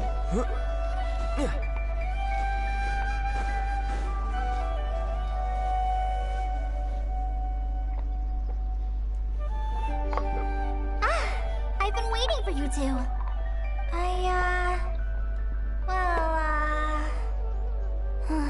Never mind. I guess I should just wish you two a safe and successful journey. Thanks for waiting here just to see us off, Kale. We're headed to Sumeru City. Please take care of yourself, Kali. We'll be back to see you soon, Kali. Don't worry about me. I can take care of myself. My condition won't be getting in the way of my duties. I want to be a forest ranger after all.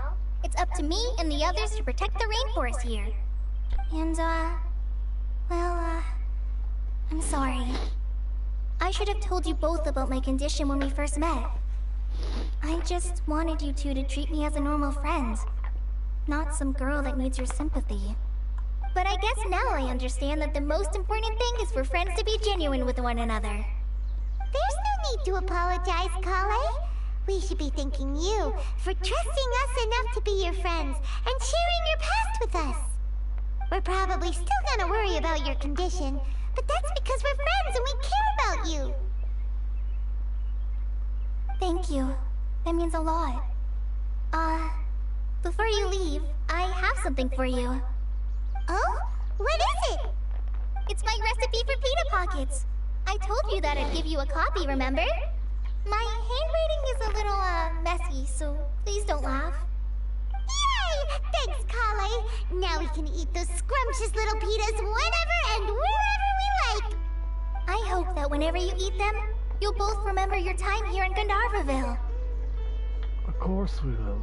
Well then, I, trainee Forest Ranger Kale, bid you both farewell. Please visit Gandharvaville again. The Rangers will always be ready to assist you here.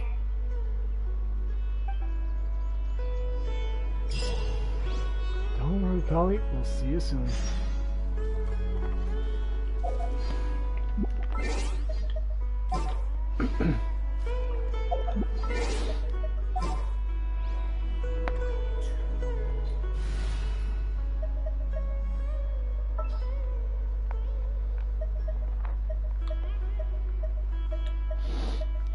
Everything's ready. Let's go.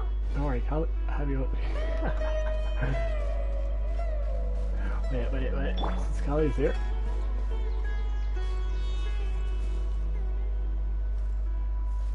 Just wait.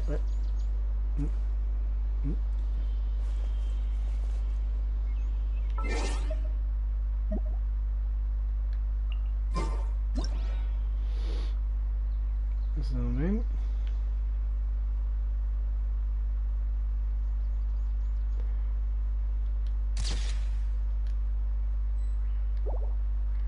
God damn for a laugh. Wait, camera zoomed in. Better.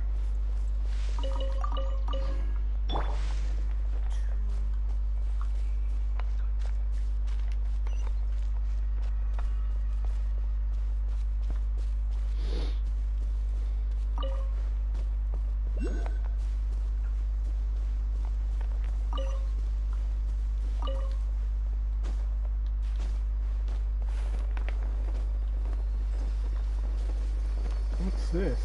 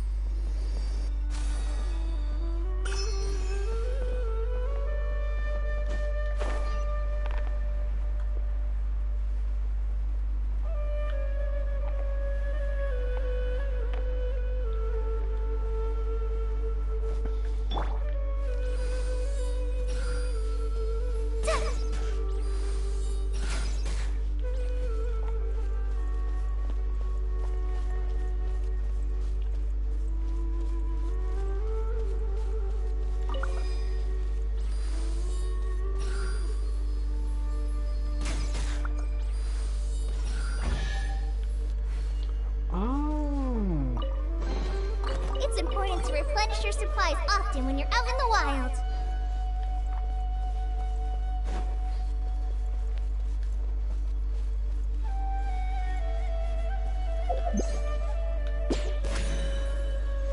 Gotcha.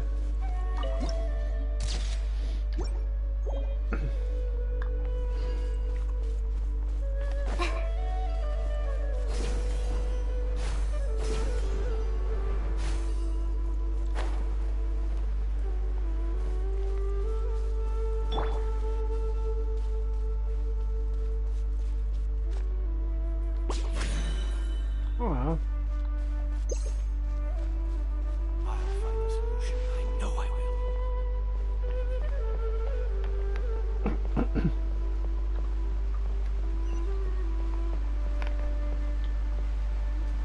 Nearly at the entrance to Sumeru City. Surprisingly, it's not too far from here.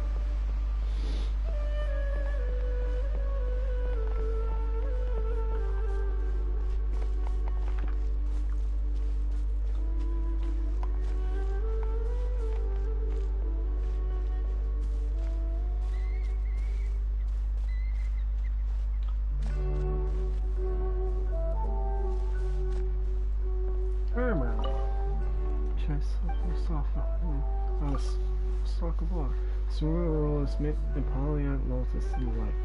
Don't underestimate those small points. You'll benefit greatly if you know how to use them.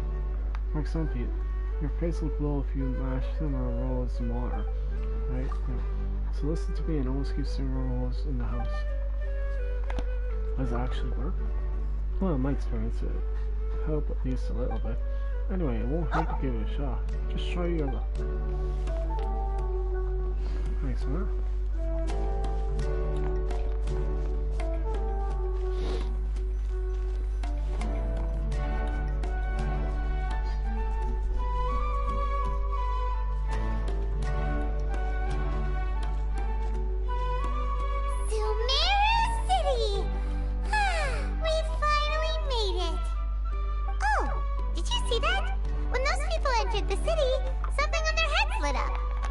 One moment, please, you two. It appears this is your first time visiting Sumeru City. Oh, yeah, that's right. But how did you know that? Because there's currently no information on either of you in the Akasha. What? But no need to worry. That won't prevent you from entering the city. In fact, the Academia conveniently provides each traveler to Sumeru City with a device. Perhaps you two have heard of the Akasha before. It's our beloved Greater Lord Rukkhadevata's lasting legacy, a treasure trove of collected knowledge. After centuries of tireless research on the Akasha, the Academia created one of its most ingenious inventions, the Akasha Terminal. As long as you are within Sumeru's borders, you may use an Akasha Terminal to connect directly to the Akasha and access any knowledge you need. Wow. I should mention that due to technical limitations, the operation of Akasha terminals will be much smoother and more effective in large cities such as Sumeru City and Port Ormos. Oh, so this is the thing that Tainari was telling us about. It sounds pretty amazing. You two are quite fortunate. Until recently, it was standard practice to only issue Akasha terminals to outlanders who spent an extended amount of time in Sumeru. However, this policy was recently changed, and now all travelers are issued one upon arrival. Here are your Akasha terminals. Please handle them with care. They look cool on Paimon. It kinda looks like a leaf. To activate it, simply hold it in your hand and say the following phrase to yourself. May the mighty God bless us with their voice of wisdom. Oh! Since this little doodad lets you access knowledge, maybe we can use it to find a way to meet Lesser Lord Kusanagi. Let's give it a try. May the mighty God bless us with their voice of wisdom. May the mighty God bless us with their voice of wisdom.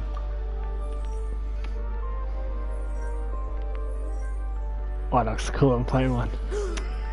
Whoa! Just now, something clicked, and Paimon suddenly knew how to use this thing.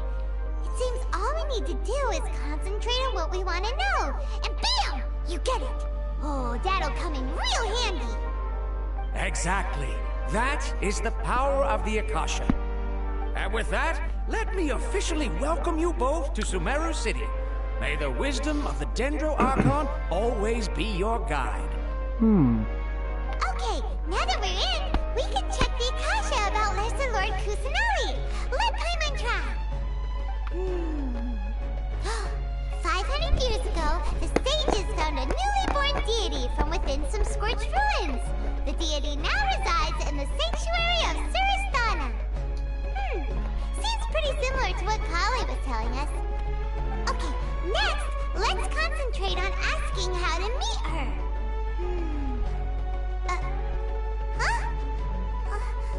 Paimon doesn't sense anything. The Akasha didn't respond to Paimon's question. Huh? The same happened to me. Oh, come on! Focusing on this question feels like when you have something you're trying to remember and it's on the tip of your tongue, but you just can't think of it. Paimon's brain is exhausted. I'll try asking the Akasha something else. Maybe I'll indirectly find more information about the Kusanali. Oh, smart idea! But what are you going to ask it? Think, why doesn't the Akasha answer my question? Think Lesser Lord Kusanali. Think Greater Lord Devata. Many bright dots of light appeared in my mind. I probably need to calm my mind.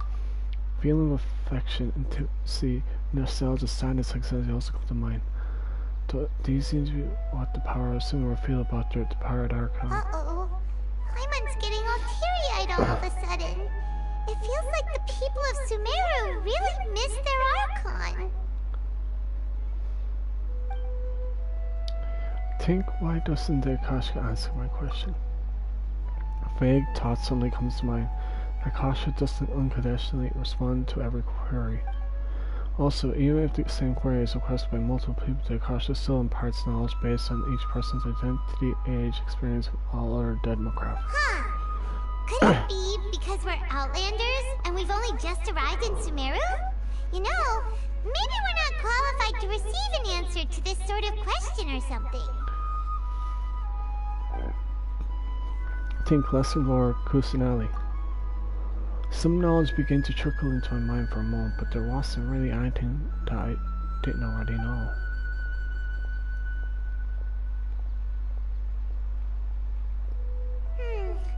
You too? Well, glad it's not just Paimon. Well, seems no matter which way we try, we can't find anything that'll lead us to Lesser Lord Kusanali. Guess our only choice now is to try meeting with the researcher that Tainari recommended. He's from Sumeru and even has a position in the Academia. Maybe he'll be able to access more info from the Akasha. Well, hopefully not. Let's see. Tainari wrote an address on the letter's envelope. Oh, it's not far from the city's gate. Let's head over and have a look. Hopefully he's at home.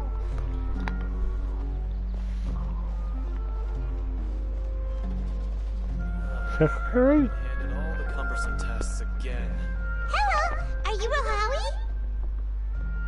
Yes, that's me. Can I help you? Great! You see, Tainari sent us here and... What? Tainari? Please, there's no need to say anything, really. Sure, I admit that the article I published last month wasn't my best work, and maybe the data didn't produce the most convincing results, but... I think you misunderstood. We're not here to discuss academics. Here! This is a letter from Tainari! Oh, let me see... Oh! Ooh, what a relief. You two nearly scared the life out of me. So, you two just have some questions for me? Seems even Tainari acknowledges my innate ability for procuring information. So, what is it you two would like to know? We want to meet with Lesser Lord Kusanali. Do you know a way we can do that? You mean you want to meet the Dendro Archon herself? This isn't exactly my area of expertise, but let me see what I can find in the Akasha.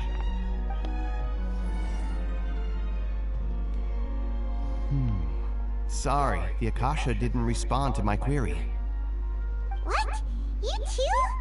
But what about your abilities for getting information and all that? Paimon was sure you'd be able to access more info than we did. Well, as I said, this isn't my area of expertise. I am but a lowly researcher, so the Akasha doesn't see a need for me to know more about the Dendro Archon. All I know is that ever since Lesser Lord Kusanali returned to Sumeru, she's never left the Sanctuary of Sorasthana or made a public appearance. Huh. Didn't expect her to be such a mysterious figure. The Dendro Archon is somewhat of a recluse. Perhaps she just doesn't want to entertain visitors, which would explain the lack of information in the Akasha. Aw, but then what can we do? No need to worry just yet. I'm only hypothesizing here. You could certainly try asking around and see if anyone else has ideas. And besides, you two should consider the bright side of things. Not being able to see Lesser Lord Kusanali may not be a bad thing. In this world, there will always be information you cannot obtain from the Akasha, and things you can never accomplish. Knowing when to yield is a form of wisdom. Take me, for example. It's a miracle if my brain cells can spit out one paper every 3 years. But Tainari? That guy can publish 3 papers in just a single year. Okay. Thanks for your advice. Don't mention it. If you two ever want information about things like who's been promoted within the academia or relations between the 6 great sages, come find me. So by the area of expertise, you meant this kind of stuff. Hey, come on! This is a survival skill at the academia. Oh, Paimon's expectations were pretty low, but this is so low, it's like digging holes in the dirt. So what do we do now? Even if we want to talk to someone, we don't know anybody here. Oh, there's still one other person we know. Huh? Like who? Ad Astra Abyssos. Oh, you're right! Catherine! The Adventurers Guild has its own intel network. Let's hurry and find her. This. Don't forget that. How can my own? Yes, we must document everything. It's plain hurtful. Watch out for pickpockets.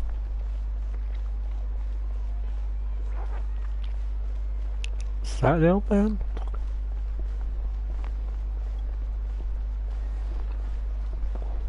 No, it looks like a cafe. Oh, there's the answer. Ad Astra Abyssos. Hello, Traveler and Paimon. Already knew who we are. Catherine, we need your help with something. Understood. The Adventurers Guild is always ready to serve you. With what do you require assistance? We want to meet with Lesser Lord Kusanali. Do you know a way we can do that? You two wish to meet with Sumeru's Archon. Understood. Please wait.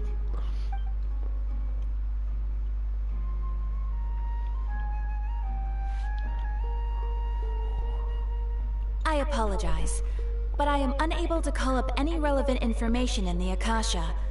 I'm also unable to locate any pertinent information in my personal memory. What? Aww, another dead end. Well, if Catherine can't help us, then we really don't know anyone else to ask now. Please do not worry. I may know of someone who can help you two. In Sumeru, the Adventurers Guild does not serve as the vanguard of information. Rather, there are numerous active mercenary groups collectively known as the Eremites.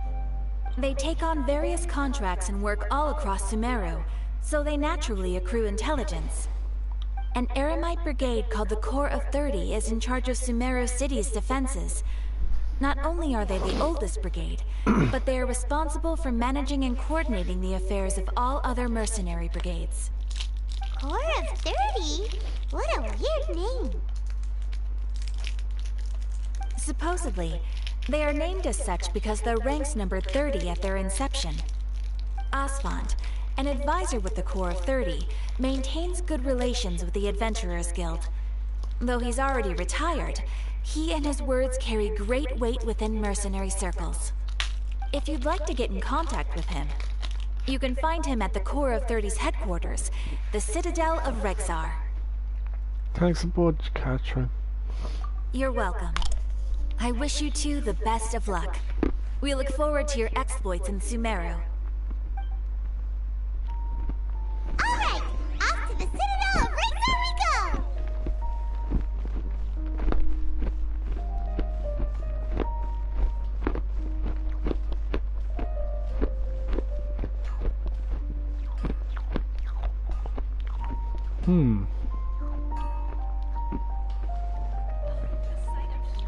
Hold on a second. General goods shop Hammerly. Now 1 second, son finally got a proper job. Hello there, sorry about that. How can I help you? What is it you have? Various injuries can feel coming around.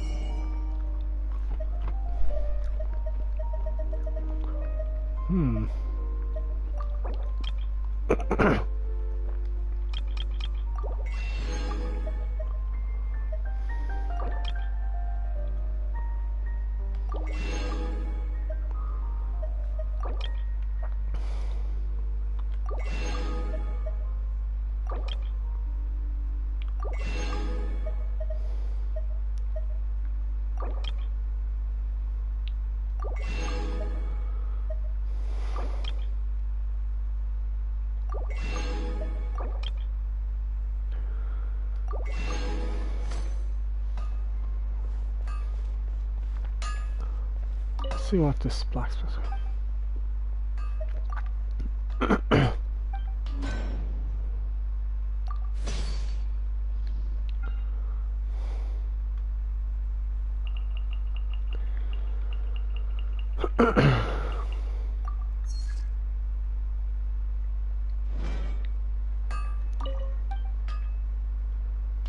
I'd like to buy a weapon.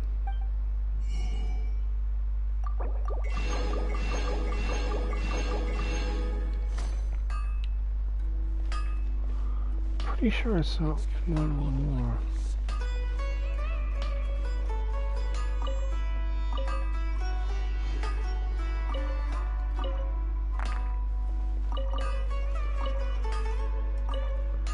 Waste a great sword.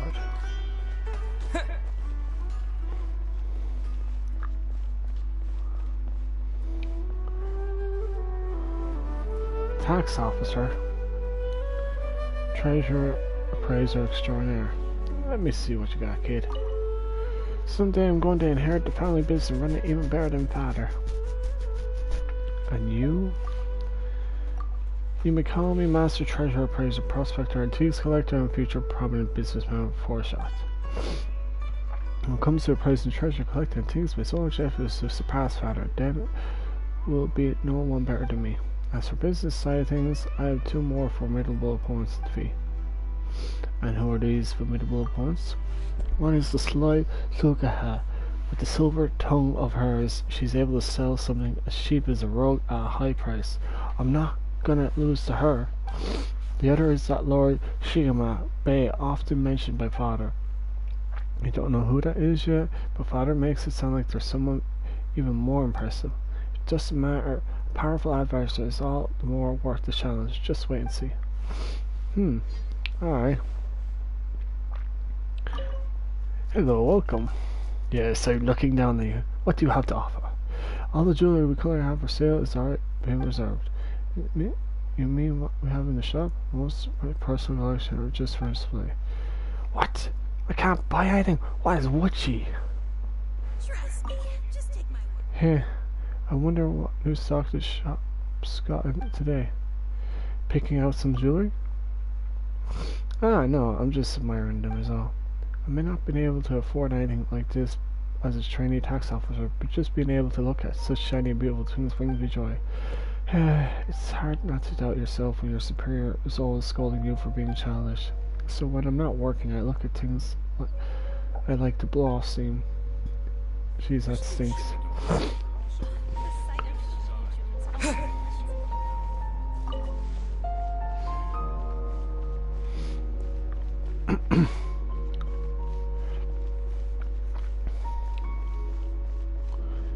To go into the...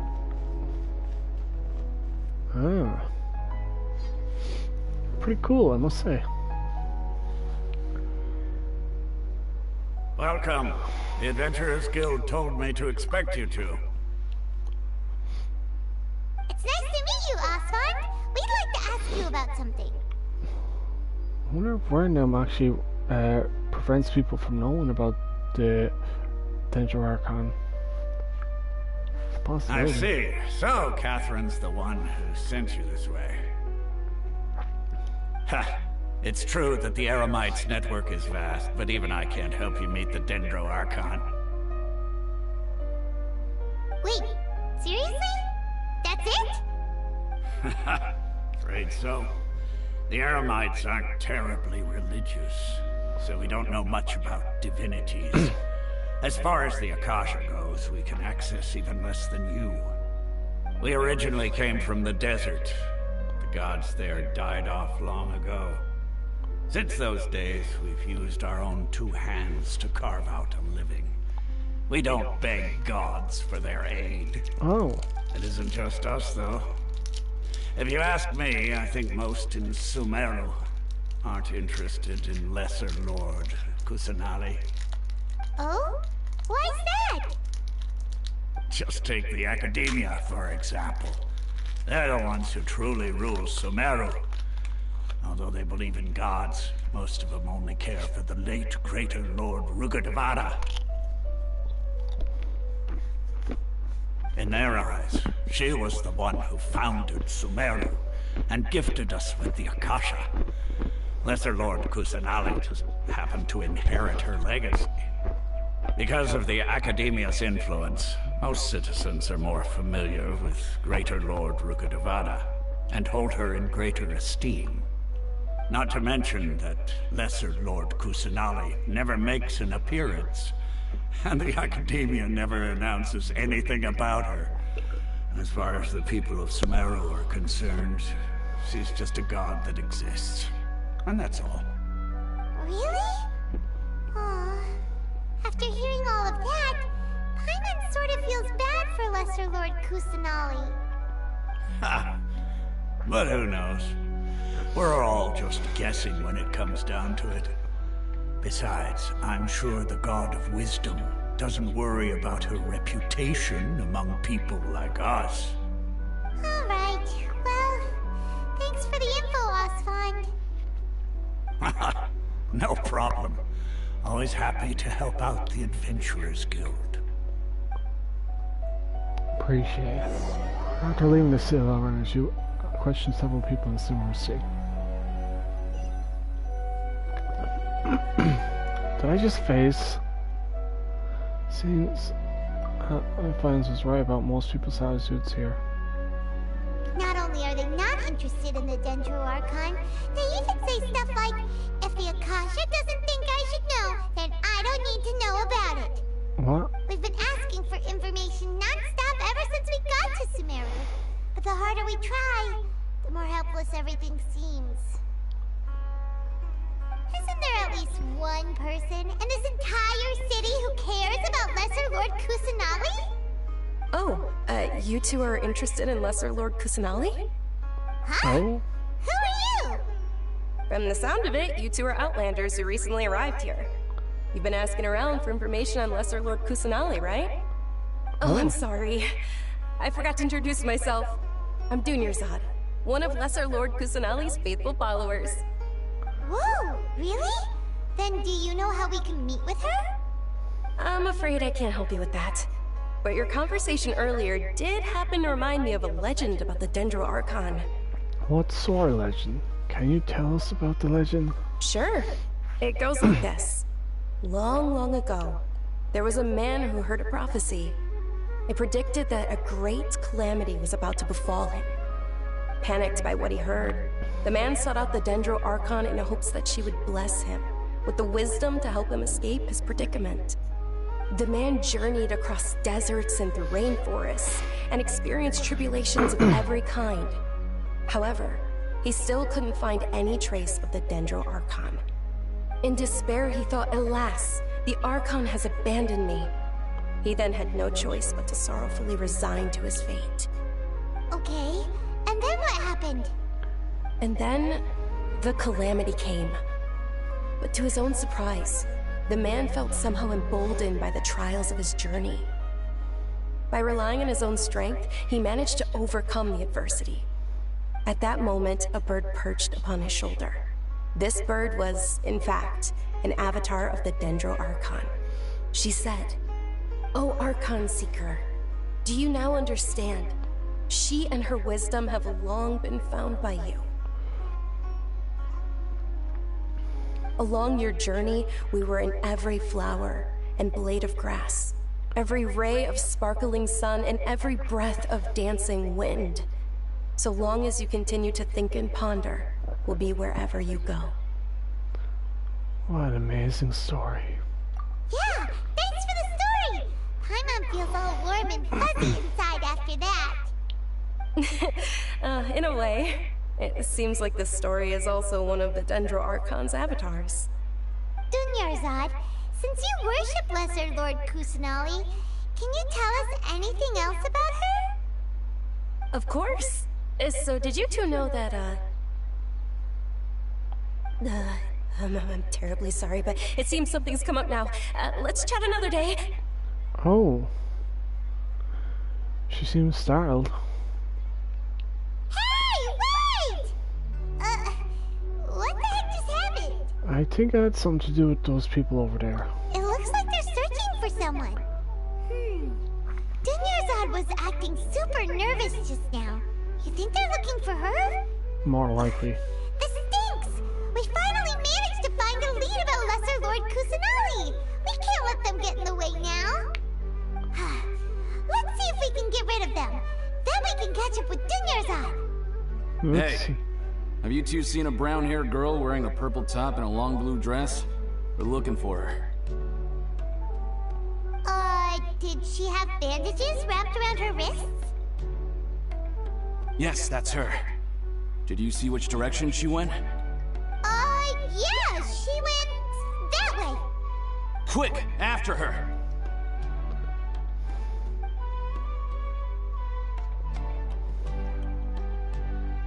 Good job, Lyle. That should keep him busy for a while. Let's hurry and find Dunyarzad!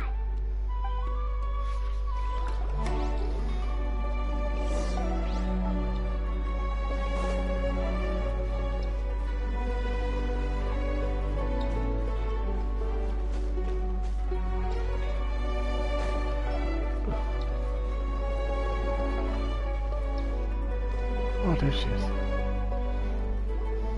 There you are, Dunyarzad!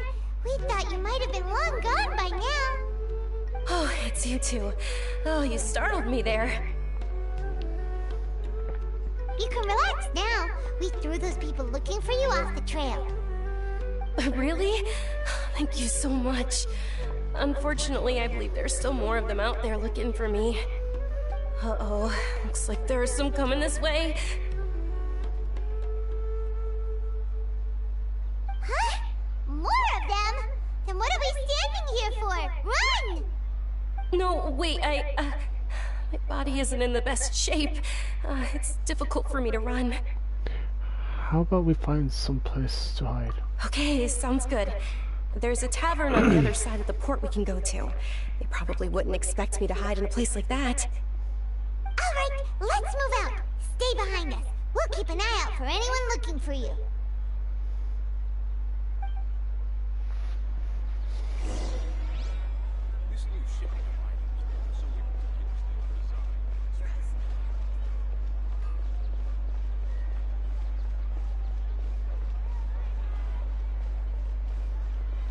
Ah.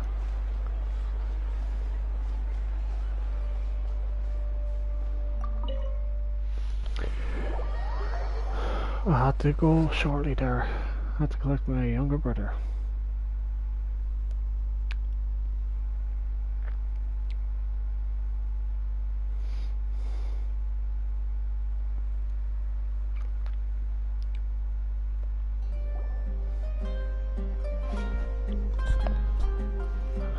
Yeah, scholars.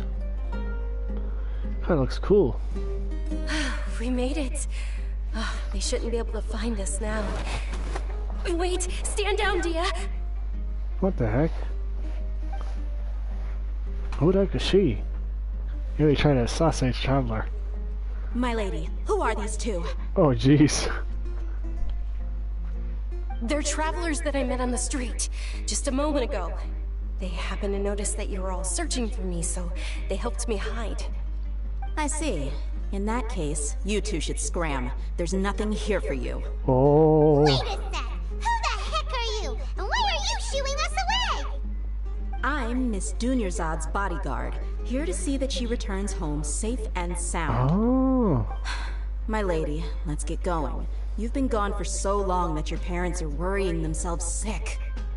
And if I refuse to go with you? It'd be easier for the both of us if you cooperated.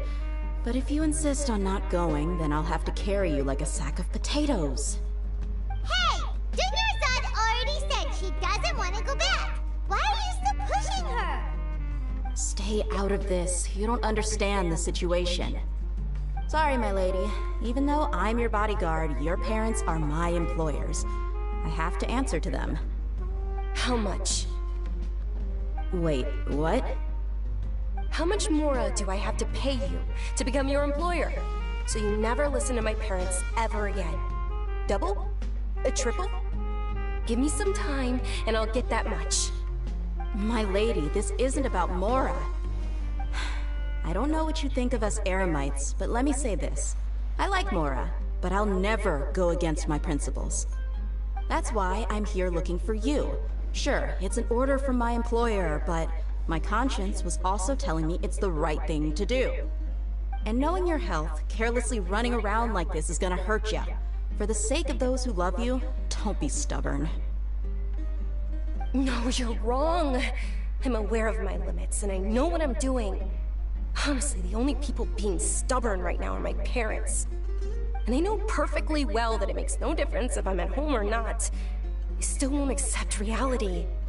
And every time I bring this up, they just change the subject. Dia, you've been living with us a long time already. This should be old news to you. She knows that. Dia, I know it hasn't been easy for Mother and Father, and I'm grateful for everything they've done for me. But there's someone else in this world I'm also Wait, grateful she has to. that condition. Because she saved me. The love I have for her is the same I have for my parents. This is my life and my last chance. So I want to do something meaningful. I think I know where she's going. My lady, are you sure what you're doing now is meaningful? Yes, I'm sure. At least, it is to me. Fine. I won't ask you to return home anymore. Her conditions to Elziner. I can tell. Makes sense. But let me make Cully had something that. very clear. I'm only doing this because I respect your determination, not because I agree with you. Thank you, Dia. Sorry for being so rude just now. My nerves were acting up.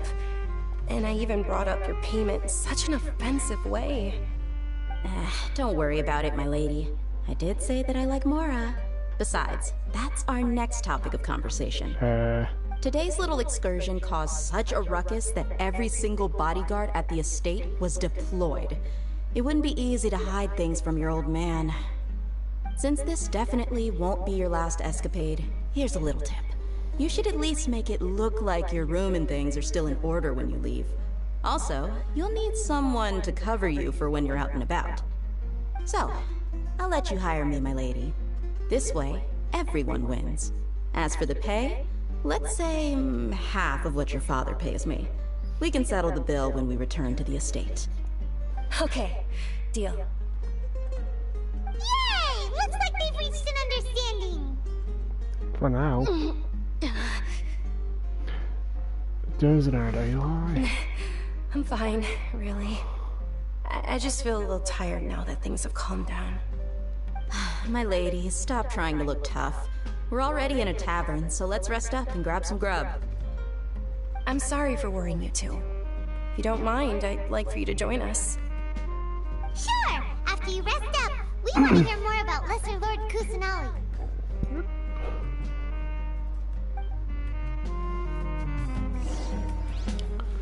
Okay, yeah, she definitely has the condition. One moment.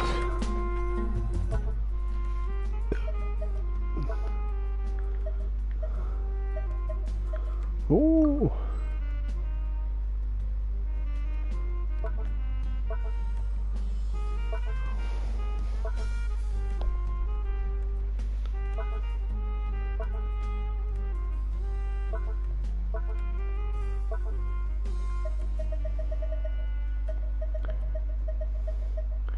Children, choose the more pouch.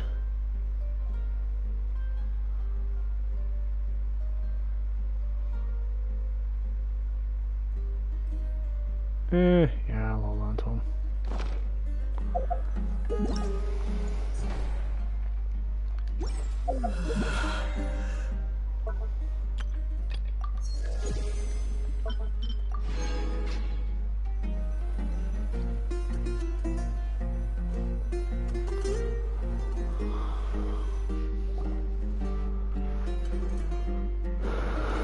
Ha! Well, if it isn't Dia. Haven't seen you in nearly half a year. Boy. Word on the street is that you're a bodyguard for the Homayani family now. Ha! Don't you find that kind of work boring? Nah, you get used to it. How about a menu over here? You got it. Huh? Isn't this little Miss Homayani herself? We don't get to serve personages like you very often. We'll be sure to prepare our very best. Thank you, sir, but there's no need. I don't have a lot of Mora on me, and I really ought to save as much as I can. Please bring these two the best food you have. They're my new friends, so I want to be a good host for them. No need to break the bank, but eat whatever you order. Don't worry about it. We'll pay for our own food. Wait, we're paying for ourselves now? Aw, Paimon kinda wanted to try something fancy, but we aren't exactly loaded. You aren't. Guess Paimon will settle for something ordinary. How about our charcoal-baked agelenach cakes? They're our signature snack, and they run cheap. Look, other customers over there are eating some now. Oh. They look kind of burnt and dry. Paimon will pass. Picky Paimon? Now that's impressive. But you've cooked slimes before. What do you have against my slime dishes? After all your chat-ins are about Lesser Lord Kusanagi. We asked a lot of people when we first arrived, and almost nobody was interested in Lesser Lord Kusanagi. So, what made you want to follow her? Well, remember when you asked me if I knew how to meet the Dendro Archon? Even though I don't know how, I think I've actually seen her before. Huh? Really? Yes, it was when I was a child. At the time, my illness had kept me bedridden for the better part of a year. I was stuck inside and couldn't make any friends, and my parents did their best to find treatments for me. But even then, the Akasha didn't have any helpful information. My younger self no longer had any hopes or dreams. One flare-up was so bad that I was in a semi-conscious state for several days. Then one night, I woke up alone in my room. I was terrified. My body was paralyzed. Even if I cried, there was no sound. At that moment, an ethereal voice spoke in my mind. Dunyarzad, don't be scared. You don't have to cry. Dunyarzad, don't be scared. You don't have to cry. Who are you? How do you know my name? How do I explain this? You might not be able to understand, but actually, I know everything about you. Really? Of course. I know that you're scared of thunder, that you hate taking medicine every morning, and that you love counting the petals on your mom's skirt. Wow, you really do know everything. Dunyarzad, is there anything you want? Want? Not really. I can't go anywhere or do anything. Huh? But Aren't you a child? All children have wishes. Tell me what you want, and maybe I can make it happen. But, can you make my illness go away? Oh. I'm sorry. But I'm not powerful enough to do that right now. Then, can you be my friend? After that, the voice said, "Okay, I'll be your friend." Although my body was suffering during those days, that voice encouraged me and told me many wondrous things. Beyond my window was the flourishing Sumeru city. Beyond the city was a lush rainforest. And beyond that was the wall of Samiel, deserts, and all of Teyvat. Once I finally made it through that bout of illness, I couldn't hear that voice anymore. I told my mother about it, but she said that I must have been dreaming. But I know that that voice wasn't a figment of my imagination. Before that, I had never heard of Teyvat. So you believe the voice you heard was Lesser Lord Kusanali? Yes, for sure. If it weren't for that voice, I would have never grown curious about the outside world, nor would I have learned how to read and enjoy so many books. That voice sparked a desire for wisdom. It had to have been the Dendro Archon. I've been hoping for a chance to repay her kindness. In fact, I was running around today to help prepare the Sub-Zerus festival for her. What's the Sub-Zerus festival? It's Lesser Lord Kusanali's birthday, which was the day that she was found by the sages. It's actually an old holiday that originally celebrated Greater Lord Rukkhadevata's birthday. When she passed away, the holiday eventually became a celebration of the Lesser Lord's birthday. I heard everyone was overjoyed when they welcomed her back to Sumeru. In those days, the festival was a huge deal. But because of the Academia's influence, people have gradually lost interest in the festival. The Academia actively participates in Sumeru's many holidays dedicated to Greater Lord Rukkhadevata. But when it comes to the Sub-Zerus festival, forget any funding. They practically act like it doesn't exist. Maybe they see Lesser Lord Kusanali's birth as confirmation of Greater Lord Rukkhadevata's death, so they're reluctant to celebrate it. Aww, but that's awful. It is. It's absolutely terrible. Sure, the Greater Lord founded Sumeru, but hasn't Lesser Lord Kusanali been the one quietly protecting us for the past few hundred years? Just remember that we're still out in public. Don't get too carried away now. I know that people over by the Grand Bazaar still hold the Sub-Zerus festival to this day. But I hadn't met any of them before, so I was never able to contribute. But recently, I made a friend there who also follows Lesser Lord Kusanali. I gave her my savings because I want her to throw a wonderful festival this year. That's the least I could do for Lesser Lord Kusanali. Hold on, my lady. Does this friend happen to be Nilou, the one who sends flowers to the estate? Yes, that's her. I saw her leaving the other day with a nervous look on her face. It seemed like she was hiding something in her arms. Did you give her something? Yes. Initially, I didn't have much more prepared, so I had Nilou sell one of my skirts. I've agreed with Nilou to meet up at the Grand Bazaar today, and see how things are coming along. Dia, would you accompany me? Sure. That's quite the trip, though. I'll carry you. No, that would be too much, even for you.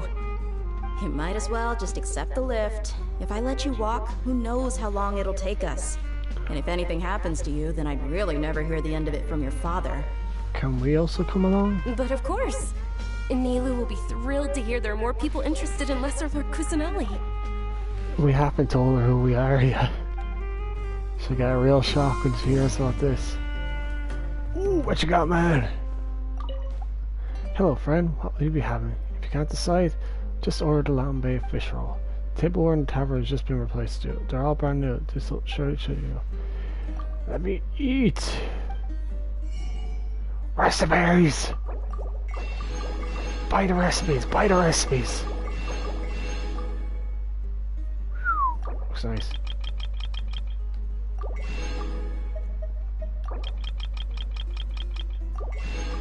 Whoa. Why is it so expensive? Oh, it's not that expensive. It actually looks good.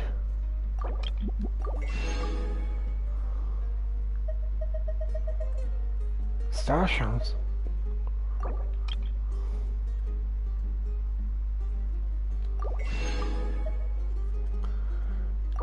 Hold off on that.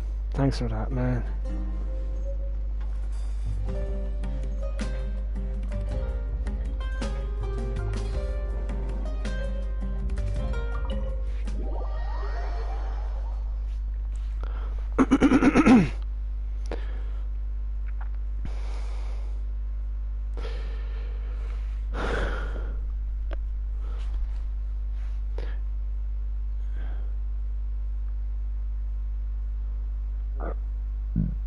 Sissy.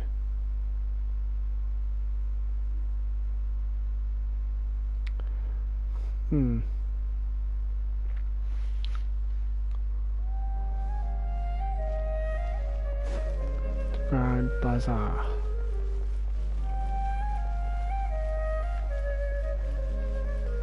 Sorry there. Great job. We're doing a great job. Oh! This is cool. Wait, it's a shortcut. Oh wait, it's not a shortcut, it's underneath. It's so cool.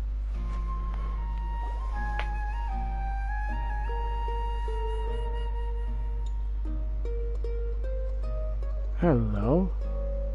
That's our friend, Milu. Sorry I'm late, Milu. Oh, Dunyarzad. It was taking you so long that I assumed you got trapped at home, but you made it in the end. Uh-oh. But if Dia's here, that means you got caught, right? You could say that, but everything worked out. She's on our side now. Not completely. Oh, and who are these two? Oh, meet the Traveler and Paimon, my two newest friends. They're visitors who just arrived at Sumeru City, and are looking for information on Lesser Lord Kusanali. So you're followers from another land? Truthfully, no. Oh, really? Well, that's okay. You're still invited to the Sabzerus Festival. By the way, Dunyarzad, we've already started decorating the Grand Bazaar. It looks spectacular, thanks to your generous contribution. You're very welcome. It's the only thing I could do. Do you still have enough Mora? Probably? But don't sweat it. We've already finished renovating the stage. Come on, I'll show you.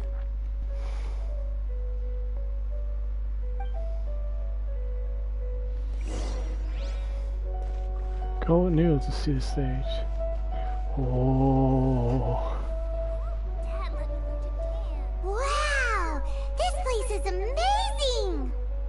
Not bad. Last time I was here, the stairs were full of holes. Oh. The stairs were nothing. A little while ago, we discovered that the tree above the stage had a huge chunk of bark ready to fall off. Mr. Zubair was worried sick. We reported it to the academia many times, but they never sent anyone to deal with it. We didn't want anything bad happening, so we were going to cancel all the stage performances. So why didn't anyone come to handle it? Oh, probably because it was the theater asking. Oh. The academia looks down on performers like us. They probably think it would be best if the theater closed down completely. We can't let that happen, though. Not only would everyone involved in the theater go hungry, but then we wouldn't be able to hold the Sabzerus Festival anymore. Thank the Danger Archon for Dunyarzad. But the more she gave us, we hired someone to patch up the tree, and we also gave the stage a much-needed makeover. The stage is going to be even prettier when it's festival time. I can't wait for you to see it. And I can't wait to see you on the stage. You've been practicing so long already. It's almost time for your dream to become reality. It's our dream. I'll do my best for the two of us. Milu, what are you gonna be doing at the festival? She'll be dancing the dance of Sabzerus. The most important performance at the Sub-Zerus Festival. Dunyarzad, have you told him the origin of this holiday? I only told them about the Greater Lord and Lesser Lord so far. Okay. Then I'll tell you two about how this holiday came to be. According to legend, the Sub-Zerus Festival was originally the Goddess of Flowers' birthday celebration for the Greater Lord. A long, long time ago, on one of Greater Lord Rukkhadevata's birthdays, her friends threw her a celebratory banquet. Some of the gods got drunk. One started playing music, and the Greater Lord started singing. So the Goddess of Flowers began to dance. I know who this god was. As she danced upon the grass, countless beautiful Padisaras began to bloom wherever she stepped. Those brilliant purple flowers became her dazzling stage. All the gods clamored, "Oh, if only time could stop at this very moment." Sounds like they had a great time. That sounds somewhat bittersweet. Huh? Really? Oh, you probably mean because all the gods in this story are no longer alive. You sure? Although they aren't around anymore, they're preserved in our tradition of dance. This outfit I'm wearing is apparently based on how the Goddess of Flowers looked. Though we're just tiny people compared to the divine, we still have to do our best to make sure that the birthday girl feels loved on her special day. Nilu, you of all people will definitely be able to convey our well wishes to the Dendro Archon. I also noticed that you went the extra mile and scattered Padisaras around the stage. They symbolize the Goddess of Flowers, after all. It's just a shame that all the real Padisaras went extinct after her death. Yeah. The Greater Lord brought forth Padisaras in memory of the Goddess of Flowers. But she ultimately could never truly replicate that beautiful purple. Thinking about the Goddess of Flowers dance makes me wish I could have seen it. If my stage were anything like that, I'd be thrilled if I had just 2 real Padisaras on the stage. Hold on. So, Traveler and Paimon, what do you think? Interested in the Sub-Zerus Festival? Will you two be coming? All of Lesser Lord Kusanali's followers will be there for her birthday. It'll be a good opportunity for you to learn more about her. Ooh, Paimon thinks that's a great idea! You sure it's not because you want in on the fun? You sure it's not because you want to watch Dinahu dance? Of course Paimon wants to watch! Those two things aren't mutually exclusive, you know. So how about we all attend the Sub-Zerus Festival together? Sounds like a plan. Dunyarzad, let me show you which stage decorations we've picked out so far. Traveler and Paimon, if that doesn't sound interesting to you, then feel free to explore the area. Everyone at the Grand Bazaar loves Lesser Lord Kusanali, and we're all looking forward to the Sub-Zerus Festival. In that case, we'll take a look around. Okay, I'm gonna end the stream for now, and I'll see you later, okay? Like, I'll be back in probably half an hour to the